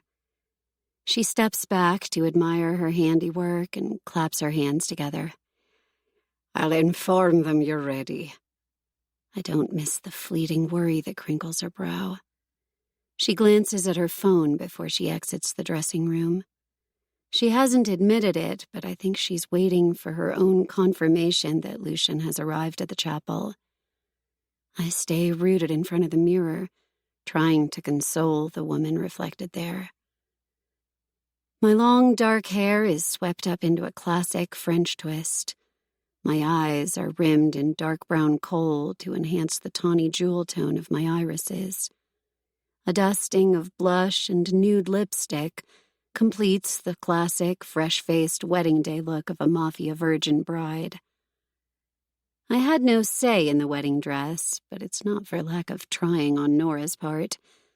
At the time, I refused to believe this day would actually arrive. I wanted no part in the designs for the wedding, and especially the dress. I held out hope my papa would rescue me from being married off to a monster. But I have to give Nora credit. She didn't fail me. This gown was designed for a ballerina. A lace and sequin-embellished illusion bodice with deep neckline sits above a full layered tulle skirt. Of course it's white, but there's a hint of champagne woven throughout the lace threads, making the dress appear to sparkle when it catches the light. No gold. According to Italian tradition, gold is bad luck on a bride's wedding day. Nora told me earlier that, despite the shotgun wedding, we did manage to tick off all the Italian and Irish customary traditions, which is all supposedly wrapped in the gift Lucian had delivered here before I arrived. Knowing I can't postpone much longer, I reach for the light purple box on the dressing table, and with a deep inhale that cinches the corset tight around my chest, I pull the white ribbon and open the gift. Resting on a bed of dried lavender sprigs is a knife. Lucian's knife. A mix of emotions swirl within me. The silver sheath is adorned with a delicate spun design, carved in a braided pattern I recognize as Celtic. It's the same knife he used to sever my father's finger and to threaten me. But now there's a blue jewel fitted at the bottom of the bone hilt. As I lift the knife from the box, I find a folded note tucked beneath the lavender. Hopefully this gift will cover all the traditions. The knife has been passed down through the generations of my family, so I'm sure it's old enough. For you're something new and something blue, I had the hilt embedded with a deep blue sapphire, which shimmers violet in certain light, reminding me of you. I actually smile at that. Lucian's eyes were to be my something blue, but I suppose I can have both. For the something borrowed, I hope you don't mind, but I had Mannix borrow a garter from his wife. Wear the knife today. I dig out the satiny black garter from the box. Mannix is married? For some reason, this surprises me more than Lucian's demand for me to wear a knife on our wedding day. Though really it shouldn't. It's more than fitting for a mob wedding. And somehow, as I slide the garter up my leg and secure the knife against my thigh, I feel safe, like Lucian is protecting me. Nora pokes her head in through the door. It's time. Your Lucian is here. He's safe. The constriction in my chest loosens a fraction. He's okay, and this is really happening. The reality of what comes next immediately encases me in dread. And it's not wedding jitters, as everyone in the hall awaiting me to walk down the aisle knows this wedding is a business transaction. As I pick up the bouquet of lilies and step into the hallway, the sight of my father spears past my ribcage. I can't believe he has the audacity to meet my eyes, to smile at me, as if he's simply a loving father about to give away his daughter. Violetta, he says, his watery gaze taking me in. you look beautiful, just like your mama on our wedding day. Nausea grips my stomach, bile rising to burn the back of my throat and prevent me from returning the compliment. He doesn't appear to notice, however, as he places a kiss to my cheek. I try not to show my revulsion and allow my father to link my arm through his. This will all turn out good, Filia. He pats my hand. You'll see. Words of encouragement meant to placate me. Yet all I hear is the relief of a weak and morally corrupt man who sacrificed his family to keep his reputation intact. I swallow the acrid lump in my throat and touch the sparrow over my heart, knowing I will always have memories of Fabian to comfort me. The sparrow offers me strength before every performance, and this is no different. I have the ultimate performance to give. I'm ready, is all I say, and I direct it to Nora, who's standing off to the side, wary eyes watching the riveting scene between father and daughter. She nods, then snaps her fingers at Mannix. He opens the chapel door. His cautious gaze settles on me, a question there if I'm all right, and something cracks a little beneath my chest plate. I nod once, and his hard expression loses a rough edge. Mannix will walk behind me like a flower girl/bodyguard, and Nora will stand in as my maid of honor. Just your typical mafia wedding. My repulsion for my father is a barbed wire coiling around my throat as I lift my chin, allowing him to lower the veil over my face. We can never fully know our parents, but we should be able to trust them. I believe I knew my mama as well as I could. She was a good, charitable person, a loving mother. In life, if she felt desperate enough to risk an affair with another man, with her husband's rival, then she had her reasons. She's not here to ask or defend herself. So the only thing I can do now is choose to accept the best in her and trust her. Out of the whole of her life, I can forgive her one transgression. I cannot forgive my father. There is a reckoning coming for him, but first I have to make it through today. I grip the ribbon-covered bouquet as we pass through the doors. The classic harp notes of Bach's canon fill the cathedral hall, and I disappear somewhere inside myself as we start down the aisle. It feels strange to enter the hall knowing none of my friends are here, but it's for the best. How do I explain this life to them? How would I ever explain my sudden marriage to a man I told none of them about? Since I returned to my classes a few days ago, just the welcoming I received from Lillian and Darcy was enough to feel some measure of normalcy return to my life, though it will never be as it was before. Although Lillian did notice something different about me, but her comment was on how my illness must have did me good, as she said she'd never seen me dance so passionately before, so raw and fearless. It could have been the elation to be back in the company and dancing, but as I look up from the aisle and my gaze finds Lucian at the end, I know the real reason. To achieve our dreams, we have to push ourselves out of our comfort zone. We have to break over and over. We have to forge our resolve in the hottest destructive fire to strengthen our determination in order to withstand all those who would tear us down. I've decided I can have both worlds. Suited in an all-black Versace tuxedo with dangerous ink and devilish beauty, Lucian Cross is the epitome of sin and temptation. The blue flames of his eyes burn hotter than any hellfire, and they're searing through me. His expression is a mask, but those eyes reveal what's beneath. Lust, passion, pain, redemption, love. Yes, I believe the devil is capable of love. We covet so desperately that thing we crave that it's all we can see. We're consumed by it, owned by it, a mad desire so painful it births hate. In Lucian's case, his need for revenge led him to me, his enemy, and his hatred almost destroyed me. But our darkest desires kindle obsession, making us powerless against its force to alter us. As deeply as I've fallen for the enemy, When I look into his eyes, I see a truth buried there that gives me hope. One day, this man will love me with a passion to rival the vengeful pain that spawned his hate.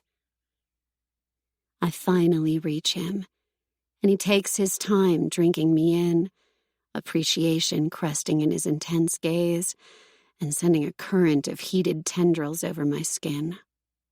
So beautiful, Angel, he says, and an ache blooms in my chest at his adoring praise. My father goes through the motions of tradition in giving away his daughter. He lifts my veil, places another kiss to my cheek, and shakes Lucian's hand. I don't miss the painful grip of Lucian's handshake, and neither does my father. I hand off my bouquet to Nora before Lucian takes me in his clasp. I stare at my hand in his, rough and brutal, the hands of a ruthless made man, inked with bitter curses, hands trained to kill, but also capable of protecting. There will be no leaving this man while in life. Marriage amid the organizations is forever. I could have run. I surrendered to this marriage contract to save my father, who, after the horrifying truth that was uncovered, I no longer owe anything. So why am I here? Why did I allow Mannix to drive me to the cathedral today? Slowly, I lift my gaze to Lucian's, and all my reasons are right there. Because of the fierce look in his striking blue eyes that vows to defend me. Because of the honor I know dictates his actions more than his vengeance. Because of the deep love he harbors for his family and men. Because of the connection between us that goes deeper than warring families and oaths made in blood. And as terrified as I am about the unknown of our life together, I refuse to let fear direct my course. I want to love him, and I want to fight for a love I believe can triumph over both our pain. are you ready?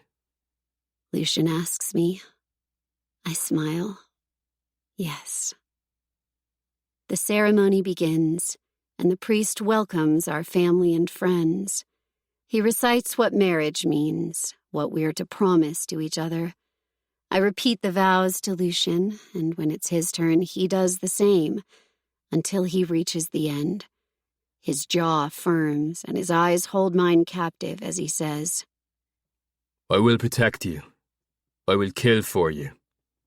I will burn the world to ash to keep you mine, Violet.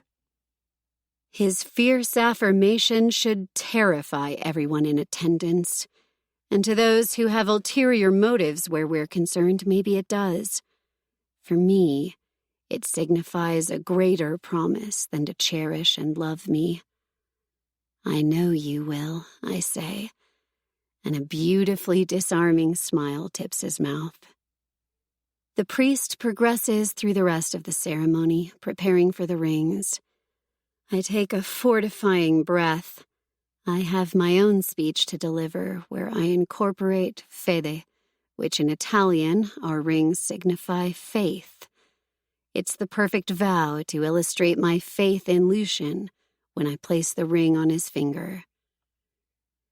A disturbance from the pews draws Lucian's attention. I glance out over the rows of guests, my gaze drawn to my father right away. He and my uncle are arguing in hushed, angry tones.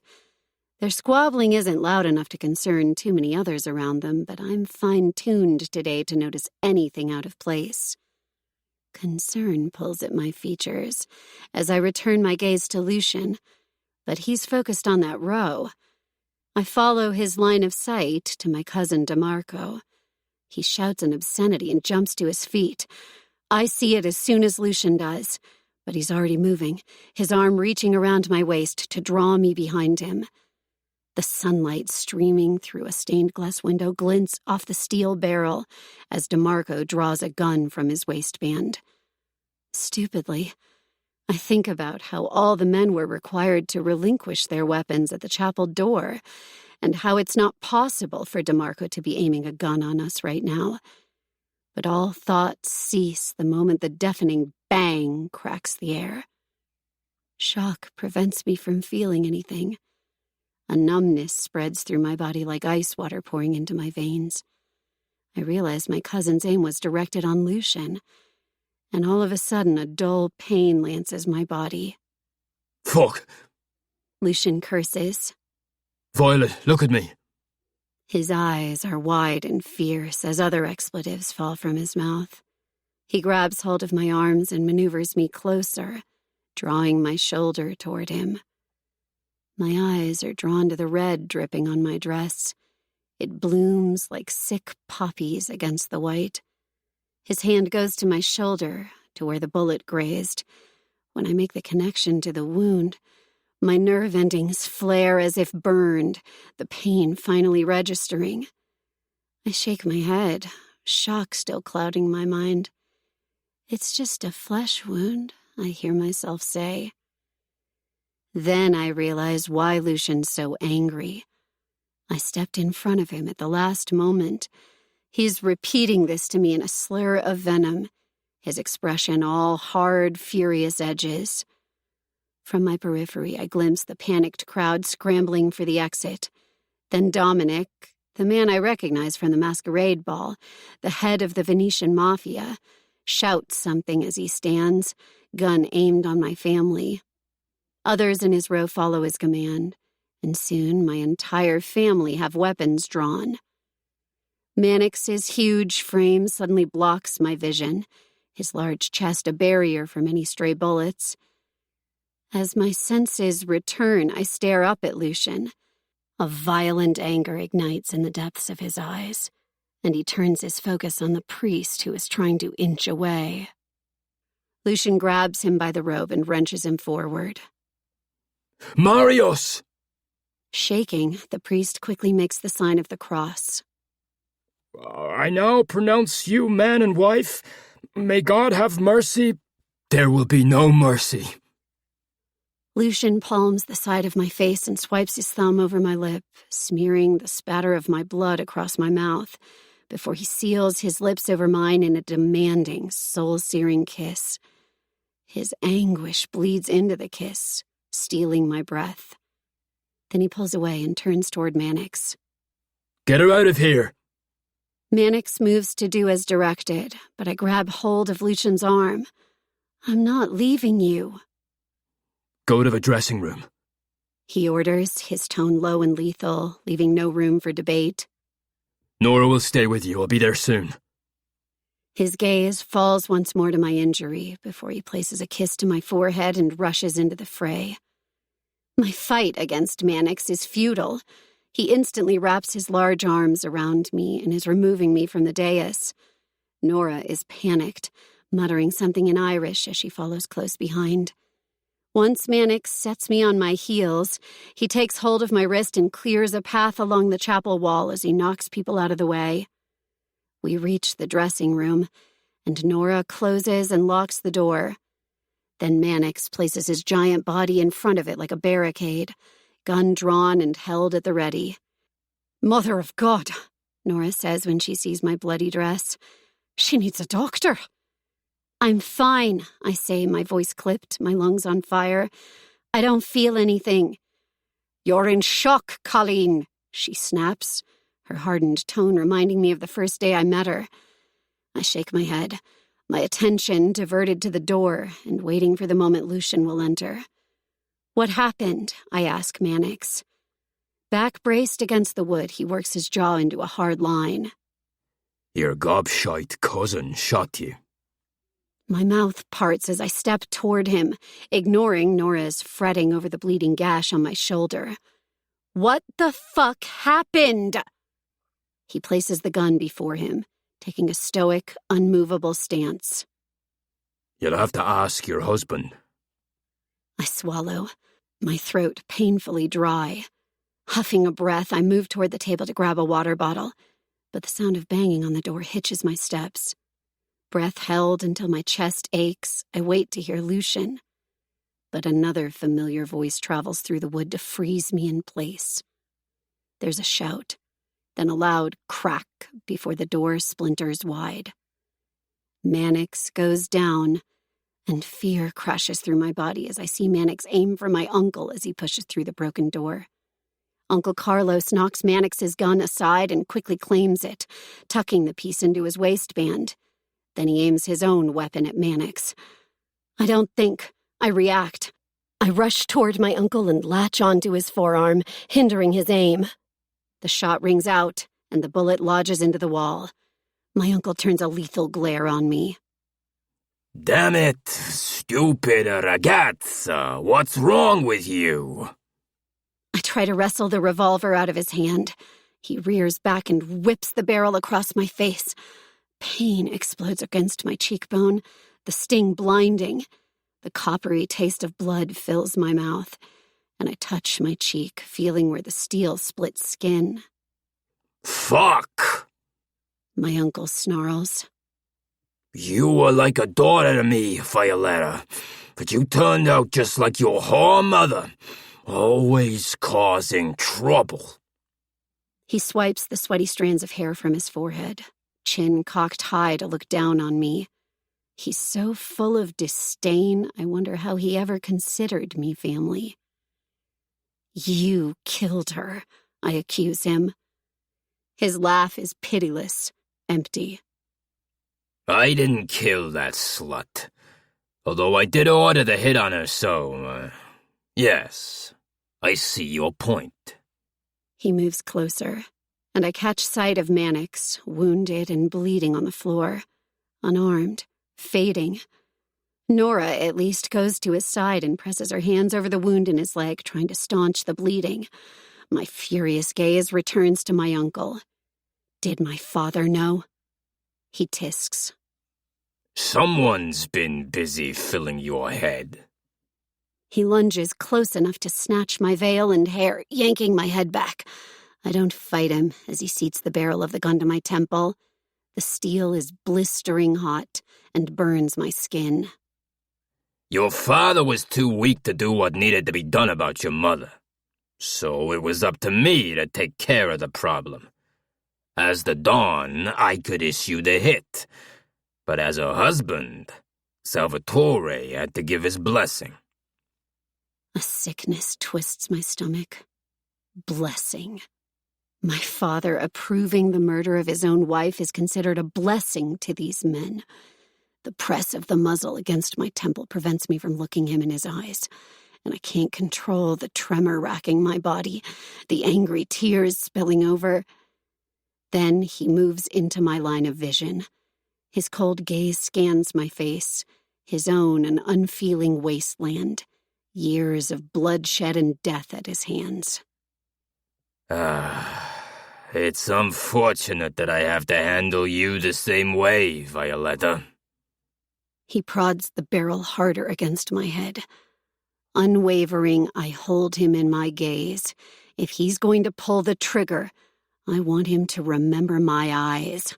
Eyes that I share with my mother. I hope they haunt him.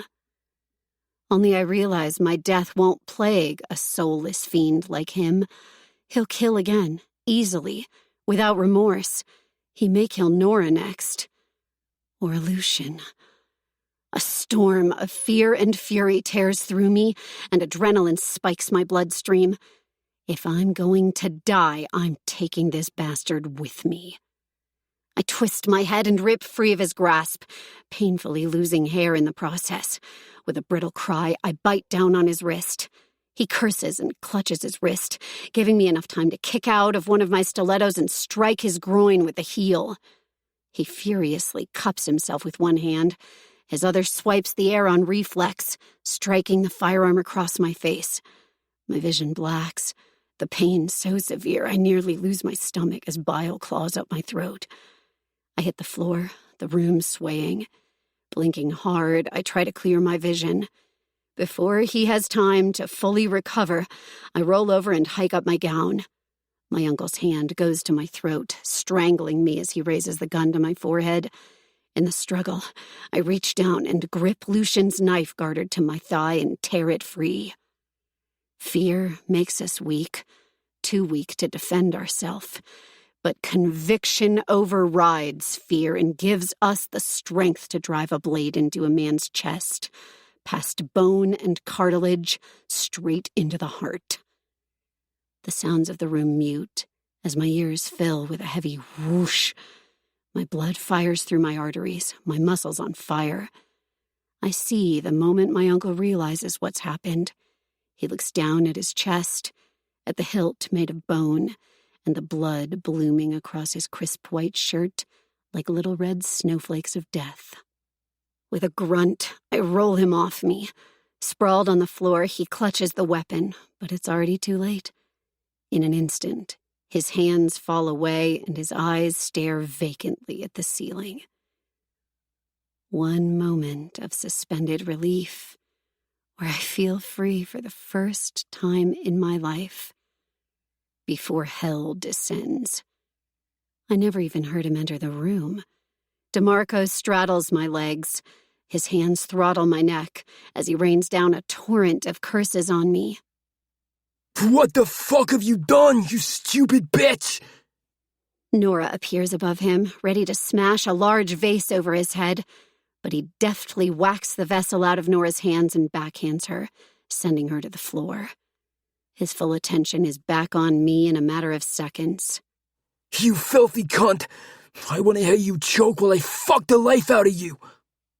He reaches between us and unzips his pants, then viciously shoves my wedding gown up my thighs. The sickening sound of my underwear being torn away fills my veins with ice. Oh, God. As I struggle to drag in air past my constricted throat, his hateful, menacing eyes are the last thing I see before the room flickers into darkness. Chapter 18. Reap and Forever. Lucian. I was prepared to take on the Carpellas alone. One by one, I would reap my revenge, methodically destroying the organization from within, until I either obliterated their filth from the earth, or they put a bullet in me. That changed the moment I knew I couldn't risk Violet, the moment I realized I wanted to live for her. I would protect her against her own family, even if that meant abandoning my plans of retaliation. When I left her to complete the job Carlos commissioned me, a job that required I murder a whole family to prove my loyalty to him and to secure Violet as my wife, I decided she was already mine, and I would be the man worthy of her. I couldn't allow history to repeat itself, and I had a favour due to me. When Carlos turned his back on the ruin, he dug his own grave. It wasn't an impossible request when I asked for the assistance of the Venetian Mafia. Dominic, the young Veneta Don, helped me hide the Mystico family in a safe house outside of the city and offered them protection against the Carpellas. Eleanor owed me a huge debt, as her son was the Don because I took out her husband. Her family was safe from her husband's dangerous and unstable business practices. Now, I needed that favour returned. Before Violet, I was resigned to take any consequence that resulted from my actions. By going back on my word to complete the job for the marriage contract, I sealed my fate. Yet one man can't fight a war on his own. I needed an alliance. The new Irish syndicate would join forces with the Venetian Mafia. When DeMarco got word that I didn't take care of the Mystico problem, he felt it was within his right to stop the wedding. Ever since I witnessed his possessiveness over Violet at the Carpella's meeting, I knew he'd be a problem. In DeMarco's mind, by going back on my word, I betrayed La Familia. Therefore, I wasn't deserving of a marriage to her. To him, death was a warranted way to prevent the wedding from happening. A bloody wedding to punish my betrayal. The chapel hall has cleared out of guests, leaving behind rivaling made men determined to be the last standing. Dominic and I command our men as we use chapel pews as protection. There's nothing strategic about this shootout. It's a bloodbath. Once the sound of gunshots start to slow, I rise up and aim at the soldier shielding Carlos. I take him out with a fatal shot to the throat. Carlos may be a merciless boss, but he survived this long by knowing when to flee, like a rat abandoning a sinking ship. And his ship is sinking right now. He ducks and scrambles away, and I lose sight of him in the crossfire. Jaw clenched. I look over at Dominic. "I'm going after Carlos." He nods once. "I'll keep eyes on Renz." "Where's DeMarco?" I demand. Dominic shakes his head. "I lost him." DeMarco is one of the most ruthless soldiers on their side, which makes him nearly a bigger threat than Renz, who it's imperative we take down in order to seize control of the Carpella family. Salvatore has already fled, abandoning his daughter in the same spineless manner he did once before. With somewhat of a plan in place, I tear off the tie from around my neck and roll up my sleeves, having already disposed of my tux jacket. Then I instruct my men to stay until the end, taking out as many Carpellas as they can. As Levi is my lieutenant, he's placed in charge in my absence, and he takes command. I creep along the back side of a pew and acquire a discarded Glock. Quickly checking the rounds, I note the full magazine and chuck my spent pistol. I continue through the fray of whizzing bullets and spilled blood. Cold fury lashes at my skull as I come across two of my men, dead, their lifeless bodies sprawled on the chapel floor. I'm torn between emptying the magazine into every Carpella within range and chasing after Carlos. With a growl, I stare down the gun sight and fire a shot at one of the Carpella soldiers near the chapel entrance, sending a bullet into his brain. I rein in the demand to fill his body with lead, saving the bullets for the one vile piece of shit who's more deserving. I stalk past his body toward the hallway.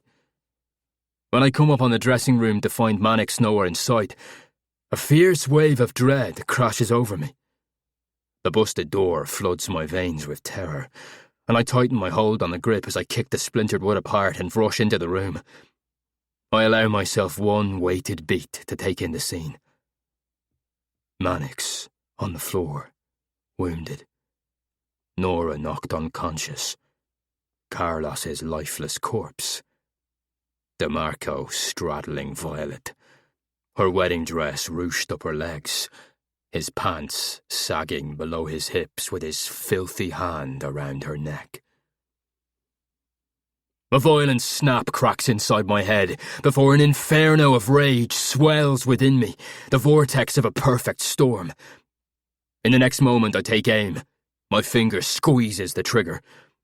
DeMarco senses my presence a fraction of a second before the shot rings out, and he dives to his right, effectively evading the bullet meant for the back of his skull.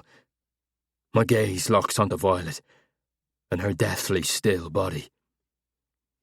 Despite my entire existence being torn apart, my reflexes act on autopilot, and when DeMarco whips his revolver in my direction, I duck and lunge at him. "You're the deadest motherfucker!" I knock his arm aside and block his shot. His gun fails to discharge.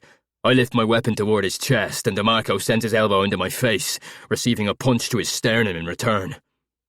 Both our weapons get discarded in the tussle, skidding across the hardwood floor.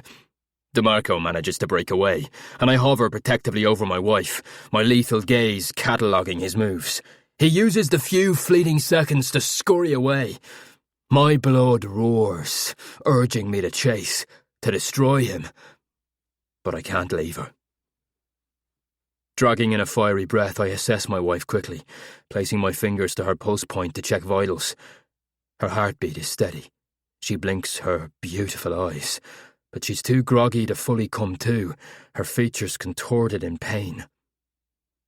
My jaw clenches, teeth damn near cracking under the pressure as I spot her torn, discarded panties. Red covers my vision. He touched my wife. I refuse to finish the thought, as a strangled growl barrels free of my chest. White-hot fury slices through my skull at the thought of what he's done, how far he got. My hands shake as I lower her wedding gown to cover her legs and force myself to inspect her injuries. A deep gash mars her cheek, and a bruise is darkened beneath her eye.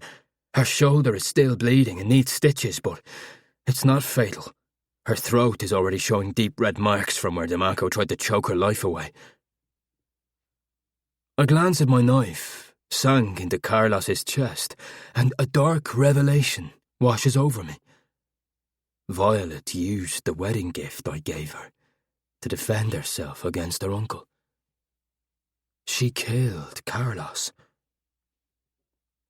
My gaze snaps to the door, where Damaco vanished.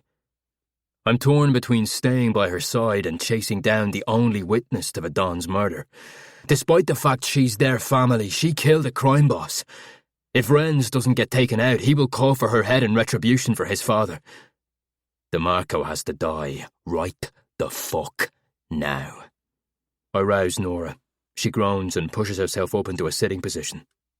That bastard! She starts before her wary gaze lands on Violet.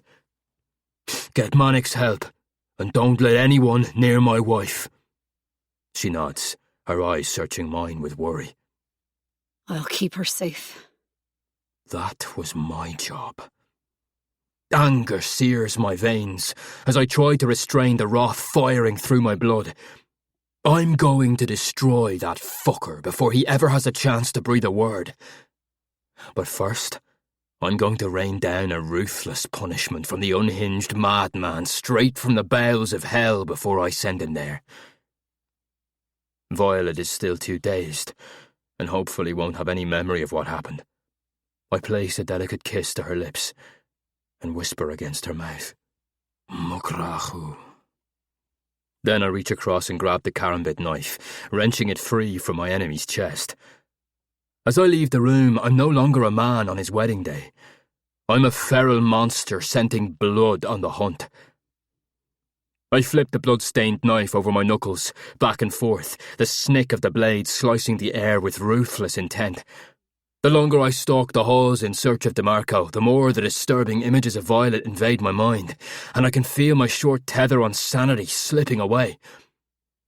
This time, I don't try to stop it. I allow the sick psychosis to own me, because the things I'm going to do to Damaco won't be humane. I'll revel in the madness as I bathe in his blood. As I push through the cathedral doors, I already know he's waiting for me. Damaco grips the back of my head and thrusts his knee into my stomach, a sucker blow that knocks the wind from my lungs.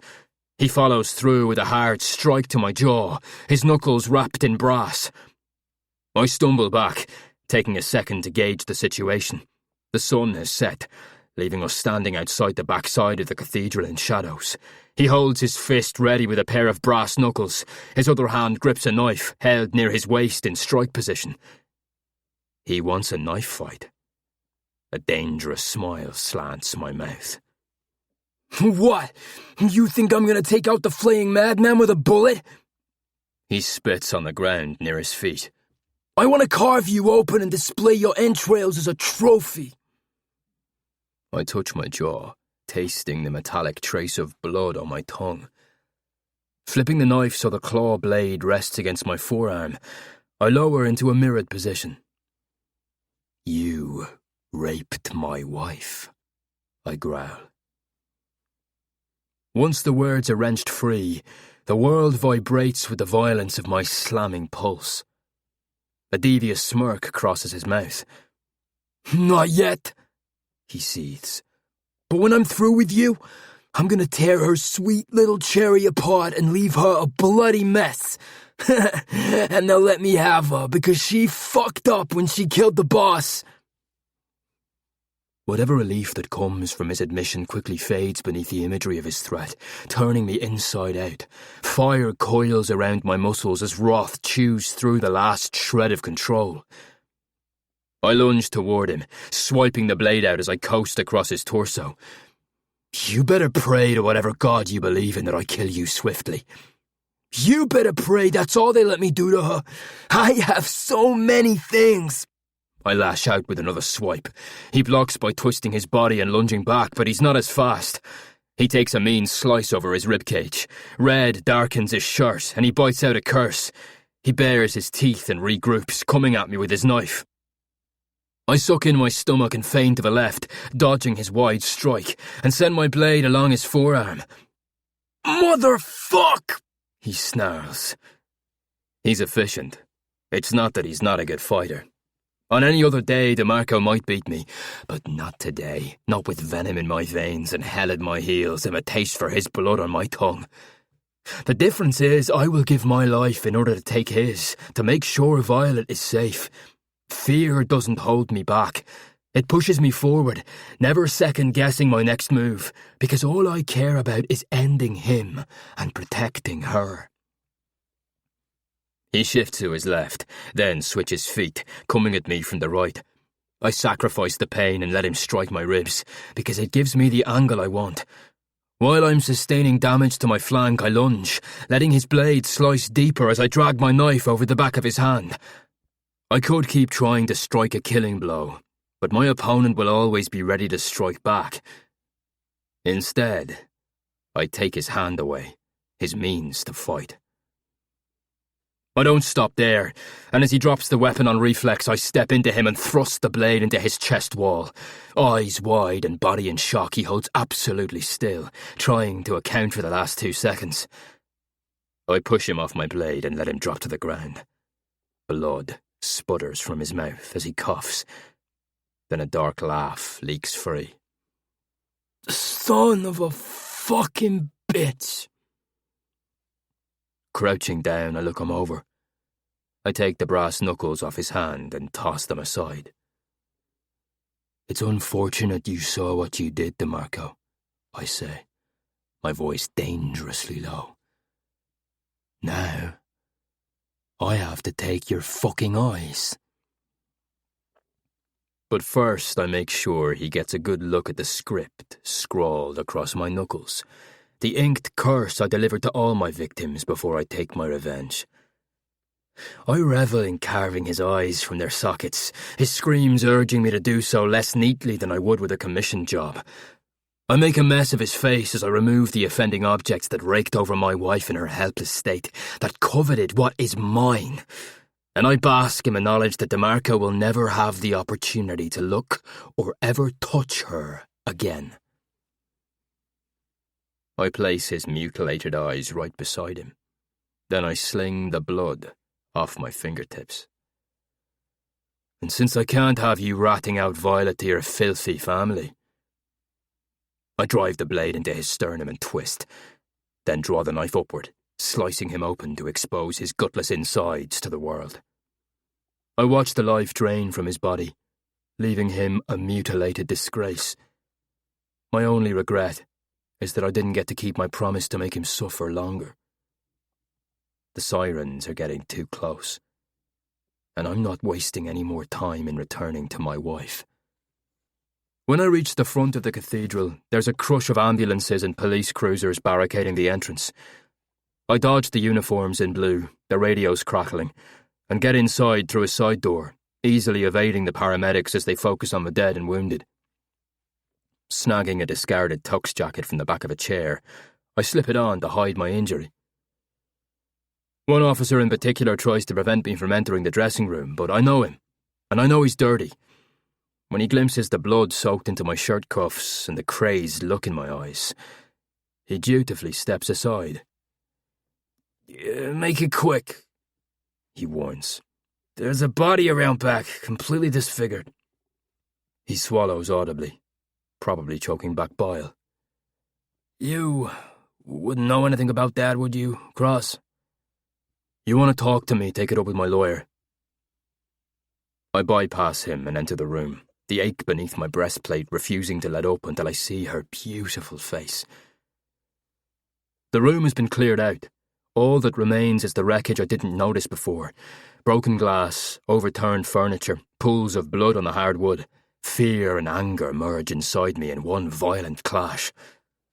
"Where's my wife?" I shout. The touch is light along my arm and startles me. I have to rein in my fury before I look at Nora. She's been taken to the hospital, she says, calmer and more composed than before. She needed stitches. Rubbing my hand over my jaw, I nod hard. "And Mannix?" It's Levi standing beside her who answers. "I had him taken to Liam. The rest of the men are already en route to the house to regroup." Okay, good. Liam is our doctor on call. Mannix is in good hands, and Levi got to him before the paramedics could, which means there won't be any questions where he's concerned. Keep the uniforms in the dark. I'll handle the police later. I need numbers. I need information. How many did we lose? How many more injured? I should call Dominic and find out how they fared, what the plan is for retaliation if Ren's is still breathing. But right now, this fucking second, I can't think about any of that. Not until I have her in my arms and safe. Go to the guest house, I tell Levi, heading toward the door. Get numbers and assess damage, and don't let anyone move or breathe near the Carpellas until you hear from me. I haven't been inside a hospital since I was 17, since the Carpellas put me in the ICU.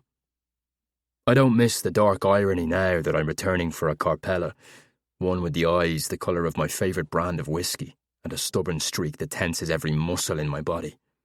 One who dances with the grace of an angel and the sultry fire of a sinner, hell-bent on tempting me to defy my own loyalty.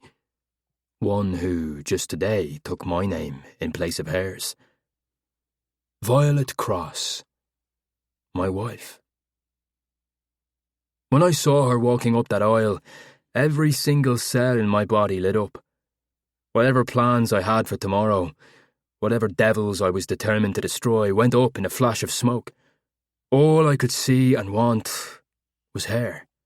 A whole new tomorrow filled with her beauty, her grace, and her tender touches. Vile anger still clings to my bones as I walk the white sterile hallway of the ER level. I still carry DeMarco's blood on my suit, stained with vengeance and wrath, the deadliest of sins that own my soul. I'm not sure I'll ever be able to wash myself clean enough for her, to scare away the years of brutal violence and havoc. But as I check behind the curtains in search of her, I remember the moment when she led me to the shower and washed the blood of my victim from my skin, and the searing heat in her amber eyes, the want, the need banked there. And I realise I'm exactly the man to complete her, the dark to her light. I find Violet in the third partition and throw the curtain back, startling a nurse. He's readying an IV bag, needle held aloft. He stares at me, gaze wide as he takes in the blood on my tucks and skin. How is she? I ask, moving toward the side of the gurney. After a long beat where he probably questions whether or not he should alert security, he answers. She's doing well. We gave her something to calm her while the doctor sutured her cheek and shoulder.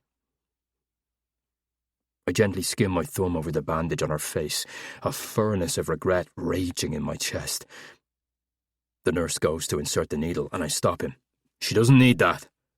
But she's not safe here. Any one of the Carpellas seeking to hurt me will know right where to strike.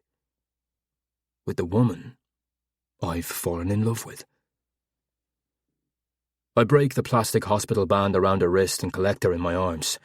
Her head rests against my chest as I hold her close, her slight body so delicate I have to breathe out a strangled breath to make sure I'm not holding her too tight.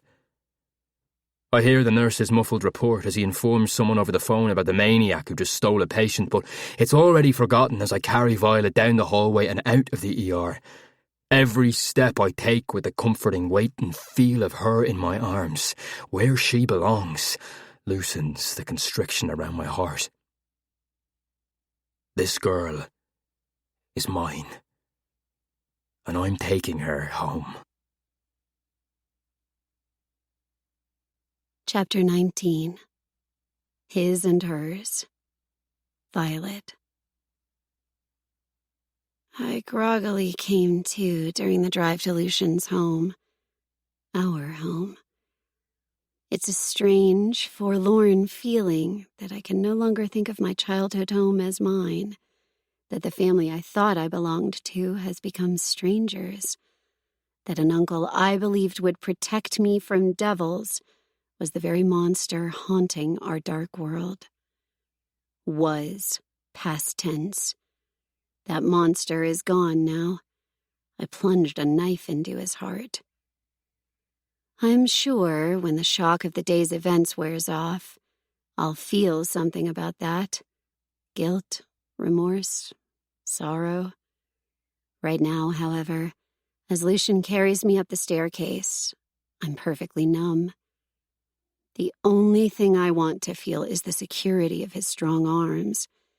In this moment, I feel safe, even loved. I never thought the man who made me tremble as he towered over me, who branded my skin with the harshest touch, could be so gentle. But he handles me like I'm a delicate treasure, like I might shatter. Silently, he enters the ensuite bathroom and flips on the light, setting the dimmer low, somehow knowing my eyes can't handle the brightness. He places me on my feet, then guides me to sit on the dressing bench. My wedding gown is torn and stained, the tulle skirt dingy and ripped, the glimmering bodice is soaked with blood, and I'm embarrassingly still missing my panties.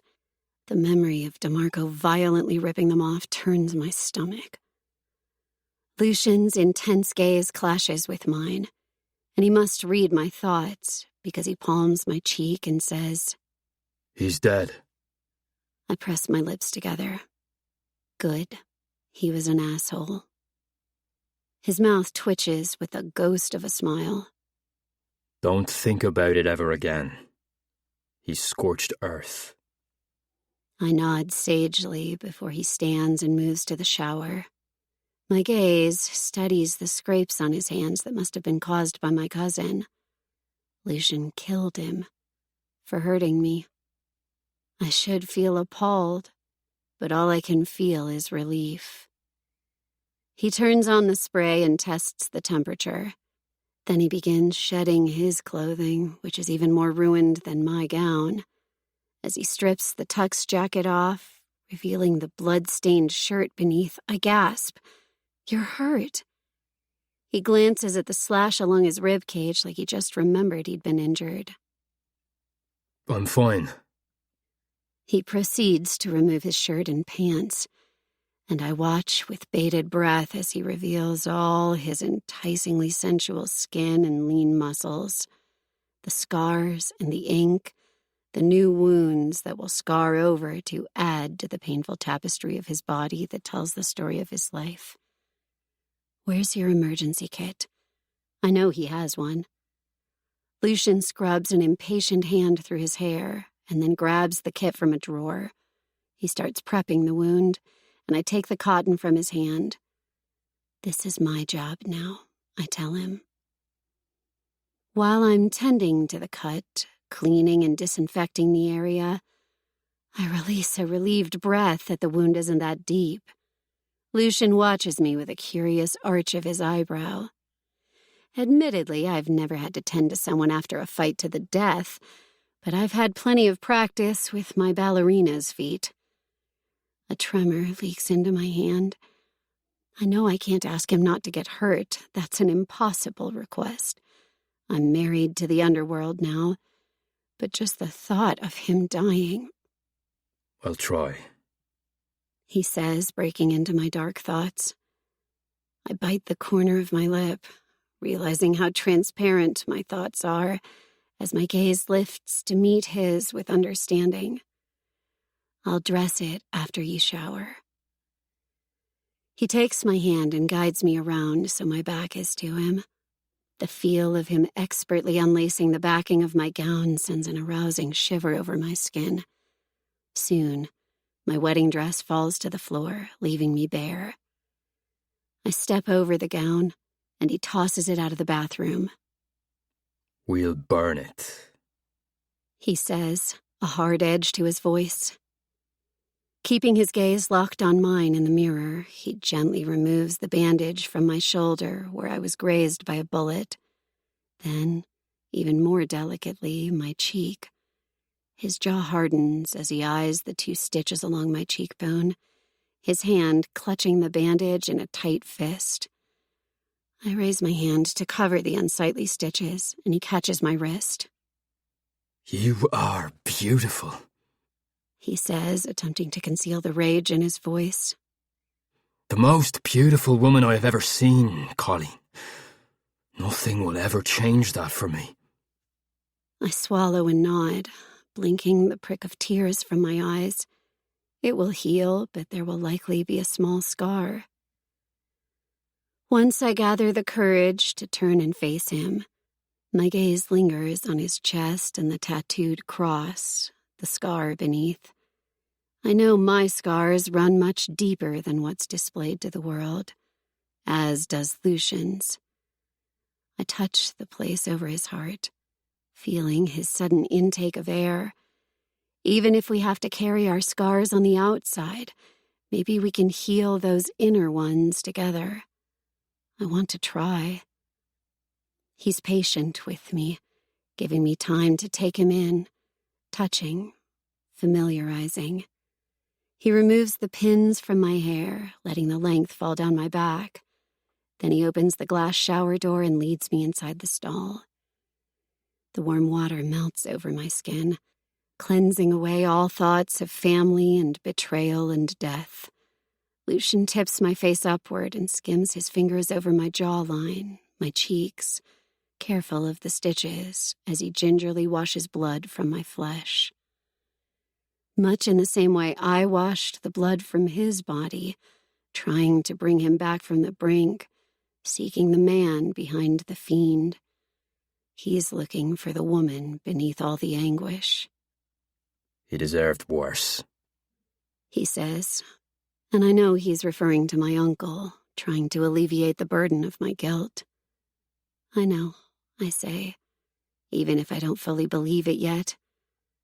I promise I'm okay.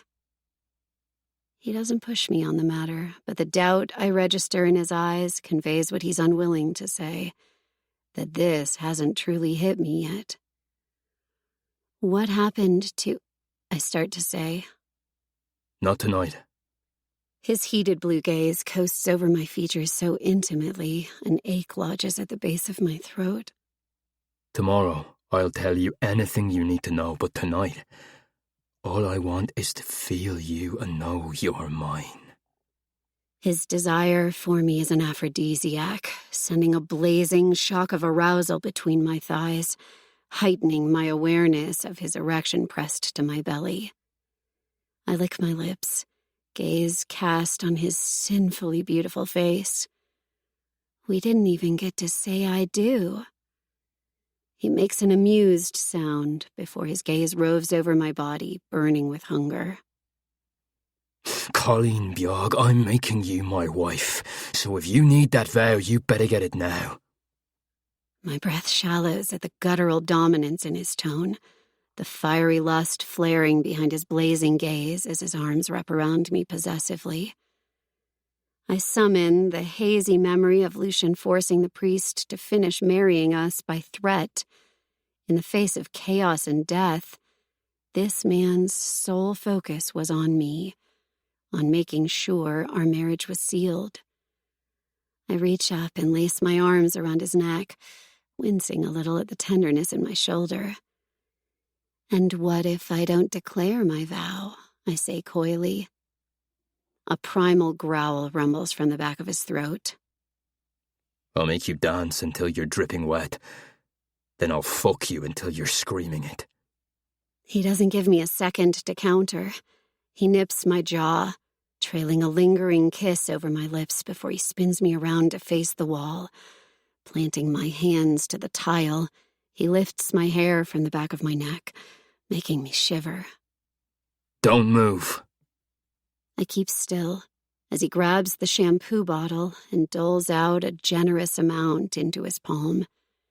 As he begins to lather my hair, washing away the grime and blood from the day, the action does something to my heart. Hands that are usually rough when fisted in my hair are now gentle and soothing, taking extra care to offer me comfort. The suds slip over my shoulders and down the valley of my chest, drawing his attention. Then he's all urgent need as I feel the press of his thick, hard length against my backside. He lowers his mouth to the nape of my neck, where he first places a kiss, then to the wound on my shoulder. He suddenly tenses. You tried to take a bullet from me. His tone is a dark rasp. I remain silent, unsure how to respond.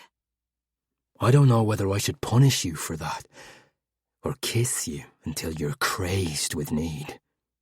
A sound of appreciation works free as his hands traverse around my front, spreading suds over my breasts and making my knees weak.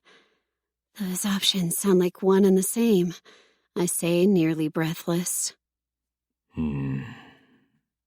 Mouth hovering over the joint of my neck, he nips the tender skin, causing my belly to flinch. Don't ever do it again. He doesn't give me the chance to argue as he turns me around and presses my back to the wall. Eyes fierce, Lucian proceeds to kiss me desperately, making good on his threat. He palms my neck, tilting my head back and holding me firmly in place as his lips seal over mine. He steals my breath, tongue delving deep to claim my mouth for himself. The kiss turns aggressive, and before we're both lost to it, he breaks away, his gaze searching my features. He presses his lips to my cheeks softly, a light kiss to my stitched injury, before working his way down my body, dropping kisses over every bruise and scrape. I'm almost a heaving puddle by the time he reaches the apex of my thighs.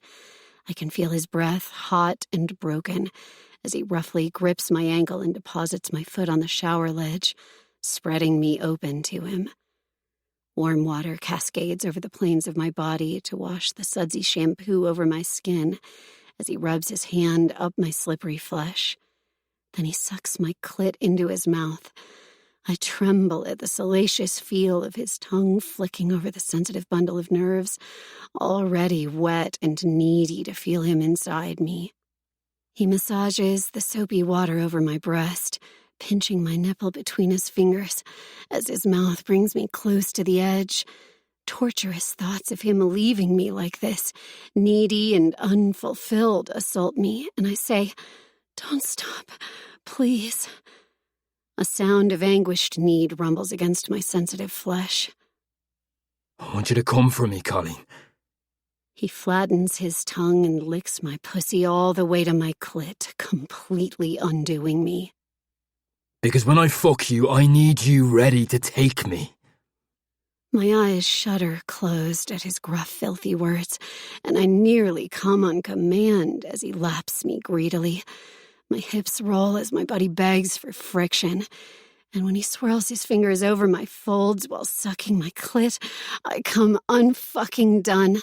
I claw my fingers into his hair and shatter against him, back arched off the shower wall. He rises to his feet to swallow my moans, picking me up by the backs of my thighs and pressing us under the spray of water. I lock my legs around his hips as the rest of the shampoo washes away. Lucian turns the water off before he carries me out of the shower.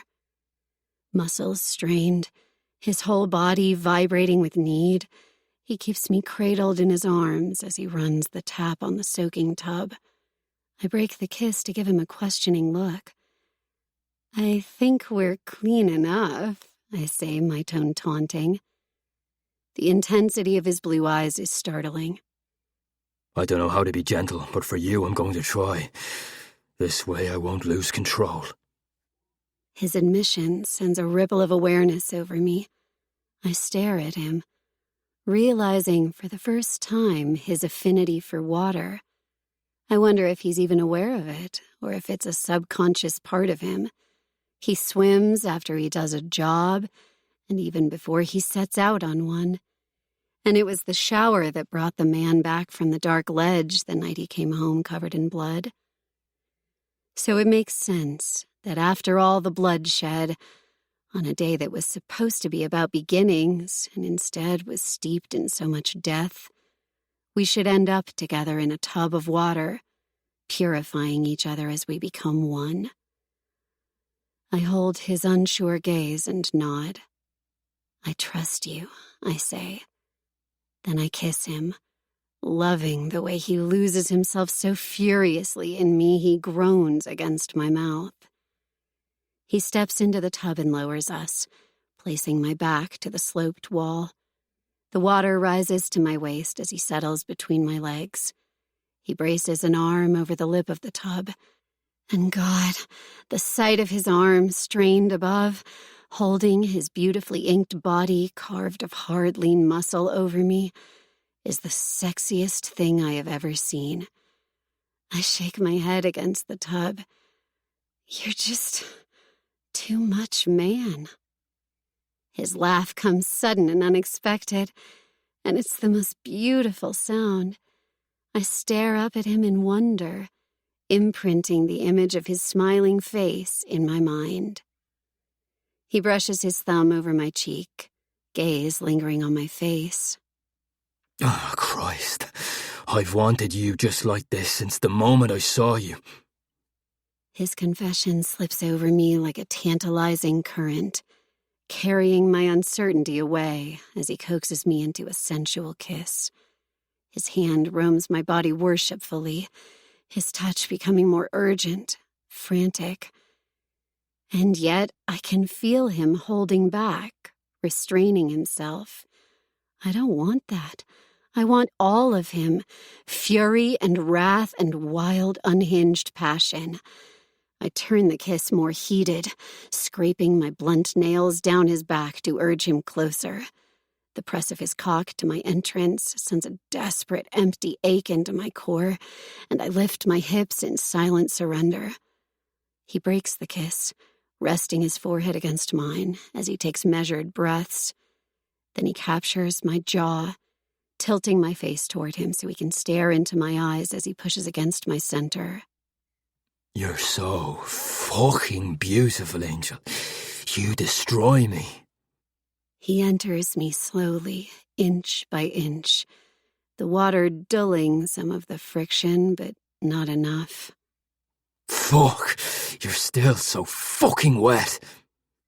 He grunts it like an accusation, as if he's angry with the water for betraying him. His eyes slam shut against the onslaught as he tries to ease inside me without causing pain. You're strangling my cock, you're so tight. God damn. I bite down on my lip, the sudden fullness of him an uncomfortable pressure before a sharp, piercing pain snatches my breath. But as he fills me, sinking inside and sending a flutter of elation to my chest, I can't stop my hips from grinding against him, demanding more. The coppery taste of blood spills into my mouth, and his gaze traps the sight on my lip, his body stilling. Like a predator sensing prey, hunger seizes him, carnal and consuming, before he strikes. I lick my lips, and he tracks the movement with ravenous intent. Hurt me until it feels good, I say on a breathless plea. Tá tú og dóir na craculture ar fadma. He mutters, his accent so damn sexy I lose my mind. I'm not sure if he even realizes he's slipped into Irish, his eyes blazing and devouring me as he's forced to relinquish control. His mouth descends on mine, dragging his tongue across my bottom lip first to lick a bead of red, slowly, seductively, before he captures my mouth in a brutal kiss. He thrusts inside me fully, his hips spreading my thighs wider as he drives deep, penetrating me until I'm forced to turn my head and sink my teeth into his bicep. The primal act fuels him on, and he withdraws only to thrust in harder. A moan is torn from me unbidden, and I watch as a chill rises along his flesh at my desperate sound. His movements speed, faster, harder, thrusting in deeper each time until there's no control left to cling to. Water sloshes around our bodies, the sound mingling with the slap of our flesh, so obscenely erotic. Lucian comes undone on top of me, his body smooth and abrasive at the same time, our skin conducting a charged, heated current to spark us in flames. I dig my nails into his flesh, feeling his skin break beneath my desperate grip, my ankles linked and my heels digging into his backside as he fucks me with ruthless abandon. The pain begins to subside, giving over to a panged loss every time he moves out of me. As his fingers spear my hair, his rough grip angling my body where he wants me to tunnel deeper, he hits the needy ache inside me and I cry out. Shit, are you in pain? He asks around his clenched jaw, unable to stop moving completely.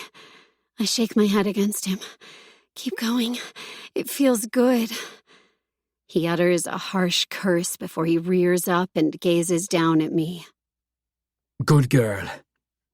Wrapping his arm around my lower back, he hoists me against him.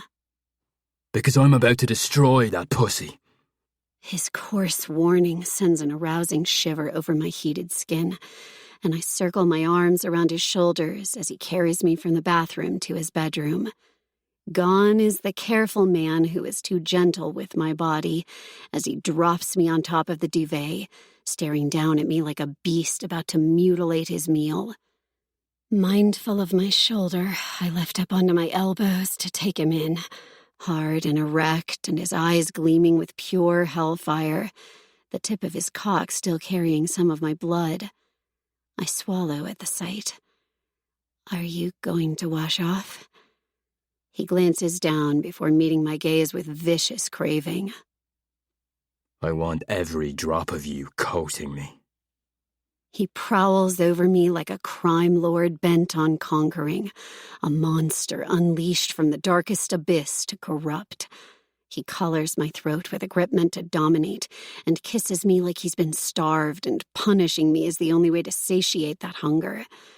We're wounded and bruised, but all pain is forgotten as carnal lust fires through our veins, drawing us closer. His clutch around my throat tightens as he moves down my body and captures my nipple between his teeth. The sharp pinch of pain jolts to my core, and I buck my hips, demanding to be filled by him. And he answers that needy movement as his body covers mine, his weight a solid, delicious comfort with his hips heavy between my thighs, before he rolls his hips and thrusts, stealing my breath when he enters me. My back arches beneath him, my lips parted on a soundless gasp.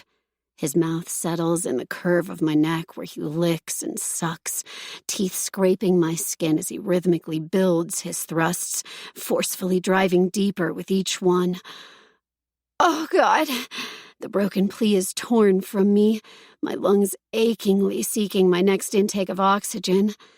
His growl rumbles against my throat as he slams into me, relentless in his demand for more. The unholy things I'm going to make you feel have you begging for his mercy. A hard shiver racks my spine at his words, and my nails seek purchase in his shoulder blades to cling tighter.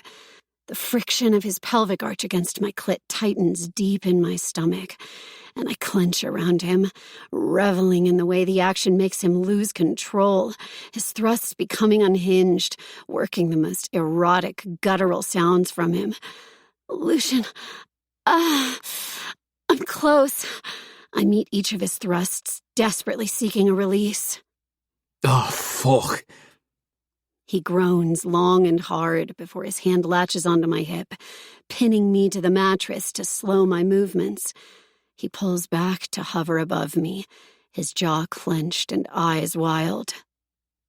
You'll come when I tell you to.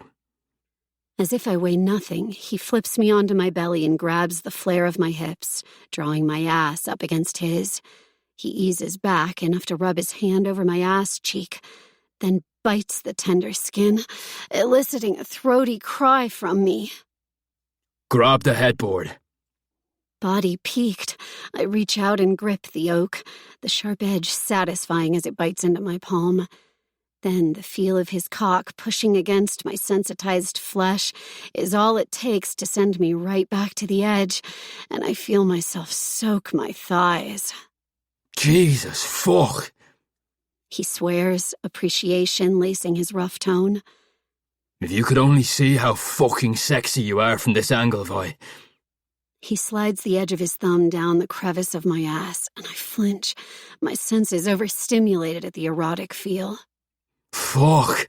I can't wait to take your ass soon. The combination of my new nickname and his praise fills me with ecstasy, and I shiver, desperate for the pleasure teasing every nerve in my body. Without warning, he slams inside me, hard and unrelenting, holding nothing back. His hand seals around my neck to fasten my throat, arching my body in a lewd position meant to give him unfettered access. It's filthy, raw, and deviant, and my whole body ignites like kindling on fire at his dominant touch. His other hand snakes around my pelvis, fingers expertly seeking my clit that's already so stimulated that when he strokes in a tight circle, I almost break.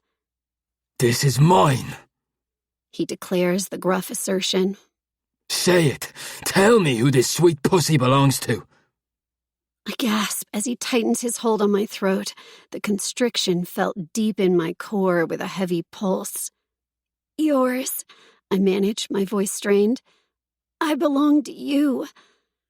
He drives into me with frenzied desire, owning my body. Mine, he growls, his thrusts intensifying, plunging so deep and hard I feel the slap of it in my lower back. The sound of his dark groans curl inside my belly, spreading over my back and deep in my core to feed that needy ache. He restricts my airway with one hand, pinches my clit with the other, and I fall apart. That's it, Colin Bjork. He says, fucking me harder. Come for me. Soak my fucking cock. He chokes up on my throat as my body tenses, then loosens his grip, sending a euphoric rush through my entire being. My skin sparks with a hot blaze as pleasure crests and takes me over the edge.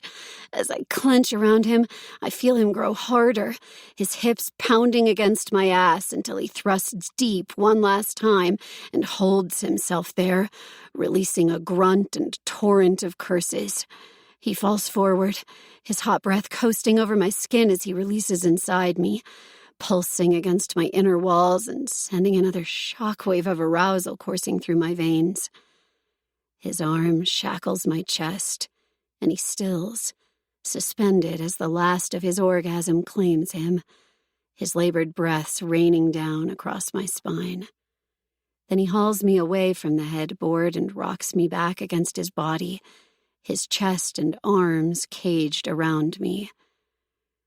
Our breathing begins to slow, our bodies coming down together. Spent, I rest my arms over his, relishing in the strong feel of him, knowing we belong to each other. Could you love me? His question startles me, and I turn around in his arms so that I'm straddling him. The clear blue of his eyes lances my heart, so beautiful and vulnerable.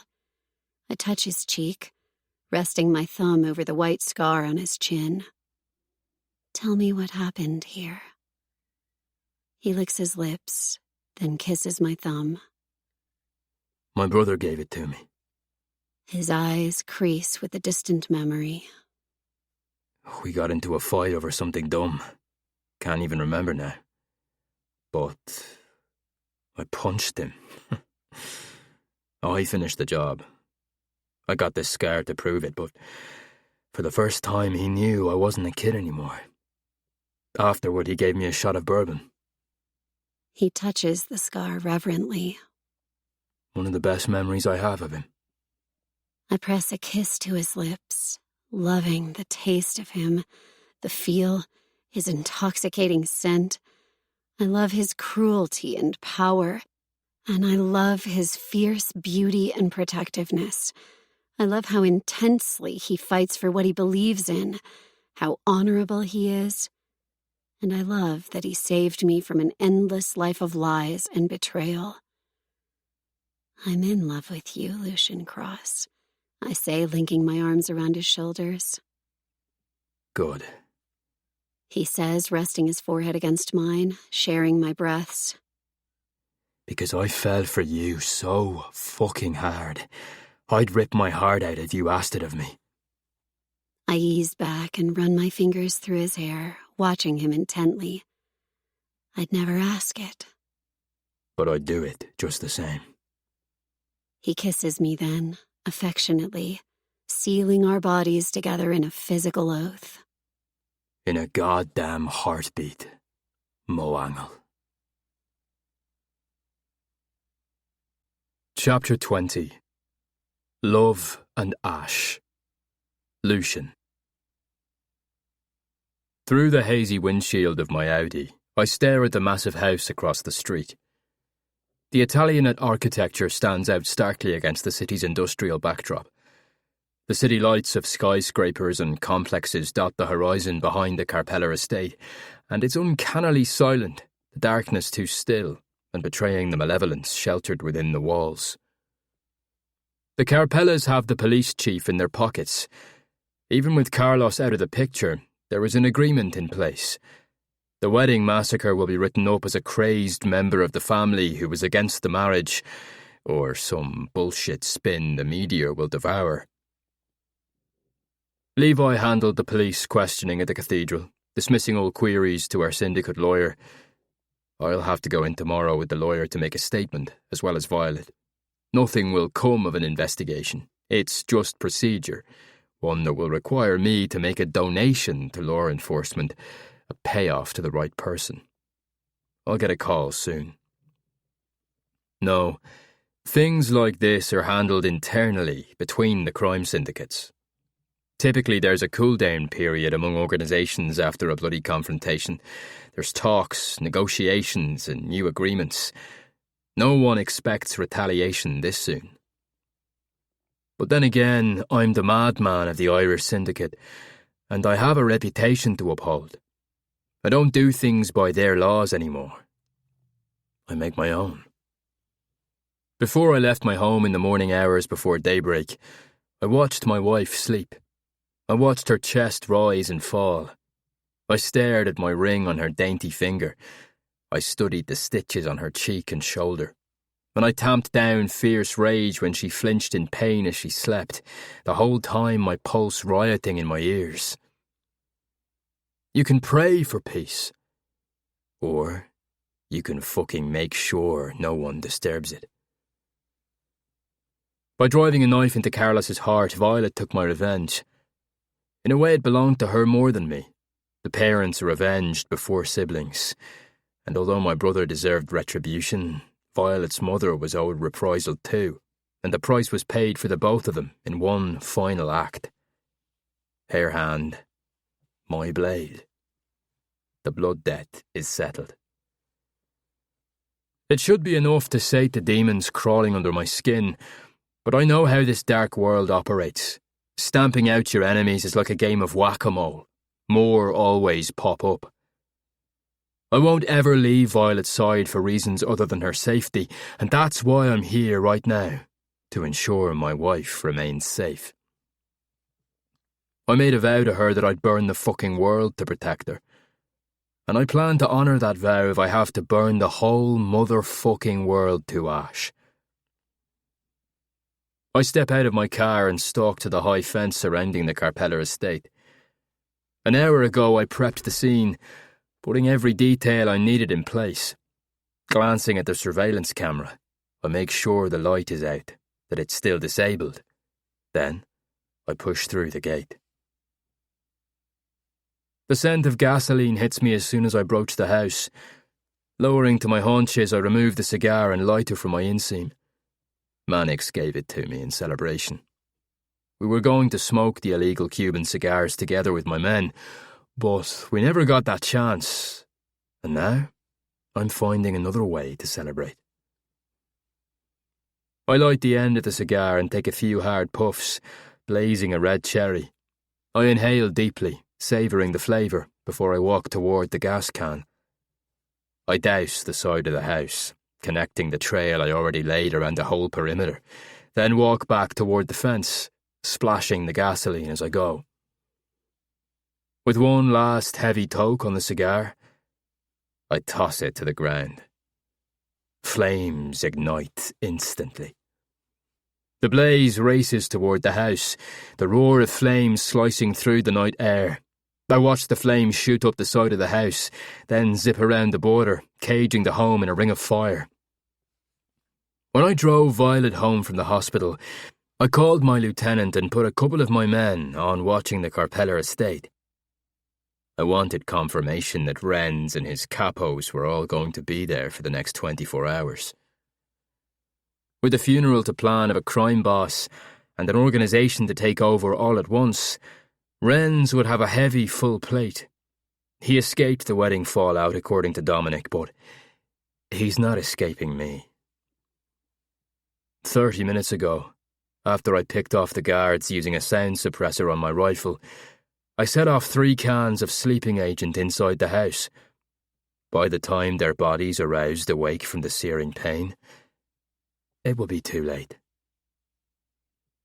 I can only imagine a couple other ways to die that are more horrifying. It takes a monster to kill this callously without remorse. To protect what's mine, I will be that monster. The heat of the fire touches my skin as the inferno licks high into the dark sky. Sparks pop and smoke plumes the backdrop, the city's landscape hidden beneath the smoke. I watch the scene mercilessly, making sure no one escapes, gun gripped in my hand, until the distant sound of sirens filters into the air. As I climb into my car and leave the scene, I look back only once in my rear view to see the blood-red sky. By sunrise, the Carpella Empire will be ash. A blatant and suicidal action like this could have never been taken with Carlos alive, and waiting even a few days to allow the Carpellas to regroup and reinforce their organisation is a wasted opportunity. You have to strike while your enemy is weak. With Renz gone and the other major players taken out of the game, that only leaves Salvatore to take charge until a new Don can be appointed. Against my better judgment, I can't kill Violet's father. I made sure he wasn't inside before I torched the house. He's a low-life bastard who doesn't deserve her mercy, but he's also the most likely Carpella to work out a new negotiation with the Irish Syndicate, a Don who we can control. With a sizable payoff, Salvatore will grant a pardon for any past transgressions and secure an alliance. If Salvatore remains in power, then it's only a matter of time before he fucks over his own men, and they take care of him for us. Then we'll plan our next move from there. Once I enter my home, I shower in a downstairs bathroom, scrubbing the smell of gasoline and smoke from my skin before I make my way up the staircase to my bedroom. I slip into bed beside my wife, my reason for fucking breathing, and wrap her in my arms. She stirs awake. Everything okay? She asks, her voice drowsy with sleep. I kiss her shoulder. Everything's fine. Just had to take care of some last-minute details. I'll tell her everything in the morning. She's a made woman now. I can't keep her in the dark. She's a part of my syndicate more so than any of my men, because she's a part of me, and that makes us family. Is my father still alive? She asks, a hitch in her voice. I sigh out a heavy breath as I roll her around to face me. As long as you wish it, and as long as he doesn't try to harm you, I'll let him keep breathing. She nods against the pillow, her amber eyes vibrant even in the dark as she stares into my gaze. You killed the head of the snake. That should keep things quiet for a while. She licks her lips, enticing me to do so much more than talk right now. There's still the body of that snake to deal with. I feather a strand of hair behind her ear. We'll handle it together. My vow lingers in the dark as I take her hand in mine and slip the white gold cladded ring onto her finger. I place a tender kiss to her knuckles just above the wedding band, claiming her as my wife, the act I was denied during our ceremony. A new Irish syndicate, initiated with the Italian spawn of my enemy, the only woman who can bring me to my knees.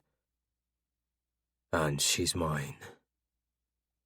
Forever, I whisper into her ear. No matter what troubles tomorrow holds, as long as she's by my side, I'm the fucking king of this city. Epilogue. Souls and Peace. Violet. A sea of darkness stretches over the theater. The chaos of the world belongs to those shadowy depths where all the painful, destructive memories of my past are submerged. I'm now bathed in light, on stage and off. As the haunting moan of the cello rises from the orchestra, soft lighting illuminates the stage. I exhale a slow breath and gracefully lower my arm, pausing to touch the sparrow next to my heart. Gradually transitioning from on point to plie, I contort my figure to form a delicate arch, guided by the sensual strings of music that lead my body and my soul. The elegant skirt of my sheer camisole dress flutters behind me as I move across the stage. The swelling tempo infuses the marrow of my bones, my pulse timed to the melancholic composition. Lengthening my arms into a graceful halo above my head, I slide the ball of my foot along the floor and push off, leaping into the air and delivering a grand jeté with expert precision. My spirit soars right along with my body. As I land, my gaze pans the darkened audience in search of his. The smoldering blue flames of Lucian's eyes connect with mine, and he sends me a smile of approval, speeding my pulse further. Beautiful and dangerous, Lucian Cross weaponizes a sinful smile as effortlessly as he commands the underworld. The madman of the Irish syndicate, he belongs to the darkness. He's vengeance and retribution, a monster and a saint. And he's the man I love, the one whose binds ultimately set me free. And he never misses a performance. From Lincoln Center to the Paris Opera Ballet, Lucian has been there, supporting me during every production while I was touring this past year. I sweep my hand before me and glimpse my wedding band, my heart clenching. Since the morning I awoke as Mrs. Violet Cross, I've been striving to live two lives. Over time, my passions intertwined to create one beautiful existence, allowing me the freedom to make both worlds my own. Where I once felt trapped by the darkness that surrounds us, my only source of escape here on this platform, I now embrace it. The underworld is rooted in my being as deeply as dance, coursing through my blood with both love and hatred. Our emotions are felt more intensely because we are passionate, because we have been exposed to a volatile world where at any moment, all that we love can be stolen from us, torn away as swiftly as the breath from our lungs. Though my father isn't seated in the theater, I no longer excuse his absence from my life. After the bloodbath of our wedding, he did attempt to make amends, but there can never be a relationship between us. Not after what he's done, the pain he's responsible for. A vile betrayal I cannot forgive in this lifetime. While I vowed to never be like him, I'm not an innocent either. I've discovered what violent lengths I will go to in order to protect those I love. For now, because I asked it of him, Lucian has spared my father's life. So long as Salvatore Carpella serves a purpose to help maintain peace among the organizations, he gets to remain the boss of the family, a position of power in title only that we've allowed him. Since Renz's body was never recovered, My cousin's remains still buried beneath the ashes of the burned Carpella estate, and both my Uncle Carlos and his underboss are dead. There's no other claim to challenge my father as Don. Lucian and my father had a brief meeting, during which it was established that Lucian and I would oversee the Carpella businesses. Every decision, down to the drink specials at the nightclubs, has to be first approved by us. On maintaining the peace front, Lucian has formed a tight alliance with Dominic Erasto, heir to the fallen Erasto Empire. The passage of time can be cruel in our world, and Dominic and his mother's story is a rather brutal one. But ever since Dominic came to our aid during the wedding altercation, my husband has taken him under his wing, offering counsel as a mentor.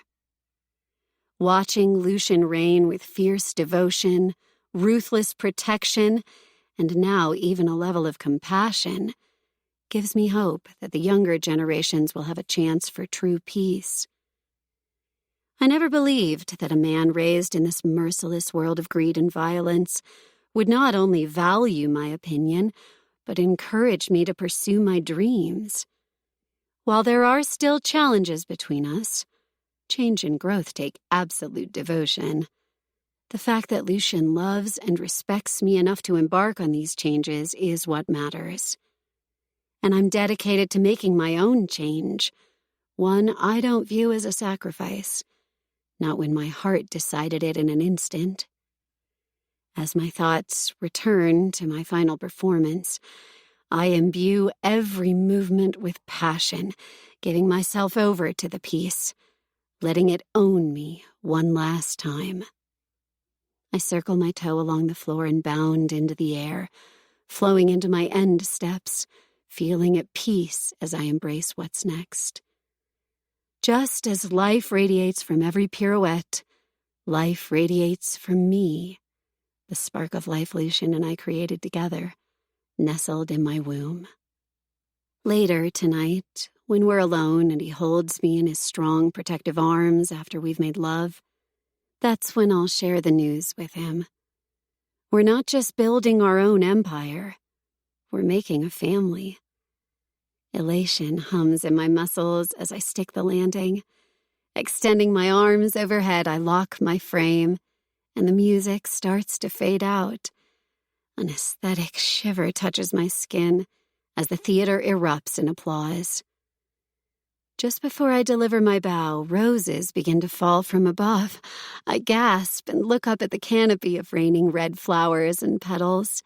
The roses shower the floor around me, and I bend to pluck one from the stage, bringing it to my nose to inhale the delicate floral scent before I search for Lucian's gaze. A striking, devious smile spreads across his face, and as I caress my thumb over the shorn stem of the rose, I know this was my husband's doing. Keeping my eyes locked on him, I gently place my hand to my belly, and his smile stretches. Oh my God, he knows.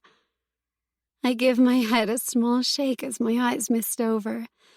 Then I bring the velvety petals to my chest, letting the rose rest next to the sparrow. Lucian and I have discussed what we'd like to name our children in the future. He wanted Roisin if we had a girl, claiming the Irish name means little rose. Of course, my heart melted at that. He agreed that if we were to have a boy, we'd name him Fabian, after my brother. I blow a kiss to him from the stage, letting my cunning husband have his victory. For now.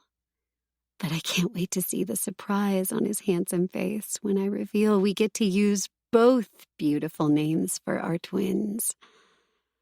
I lower myself into my final pose, bowing to the audience. Then, as I slowly rise, the spotlights start to dim. Every time I took the stage, I vowed to my brother not to waste one moment of this life. A vow I will forever keep. In the dark world I was born to achieve our dreams, we have to push ourselves out of our comfort zone. We have to break over and over, We have to forge our resolve in the hottest destructive fire, to strengthen our determination in order to withstand all those who would tear us down. Before the curtain falls, I make one more vow: to love fiercely and to fight for our marriage with unwavering hope. In the underworld, many bonds are sealed with malice, but it's the bonds we forge in love that give us strength to rival the darkness. Thank you for listening to Marriage and Malice, written by Trisha Wolfe, narrated by James Joseph and Meg Sylvan, produced by East House Productions, published by Lock Key Press. Copyright 2021 Trisha Wolfe. All rights reserved.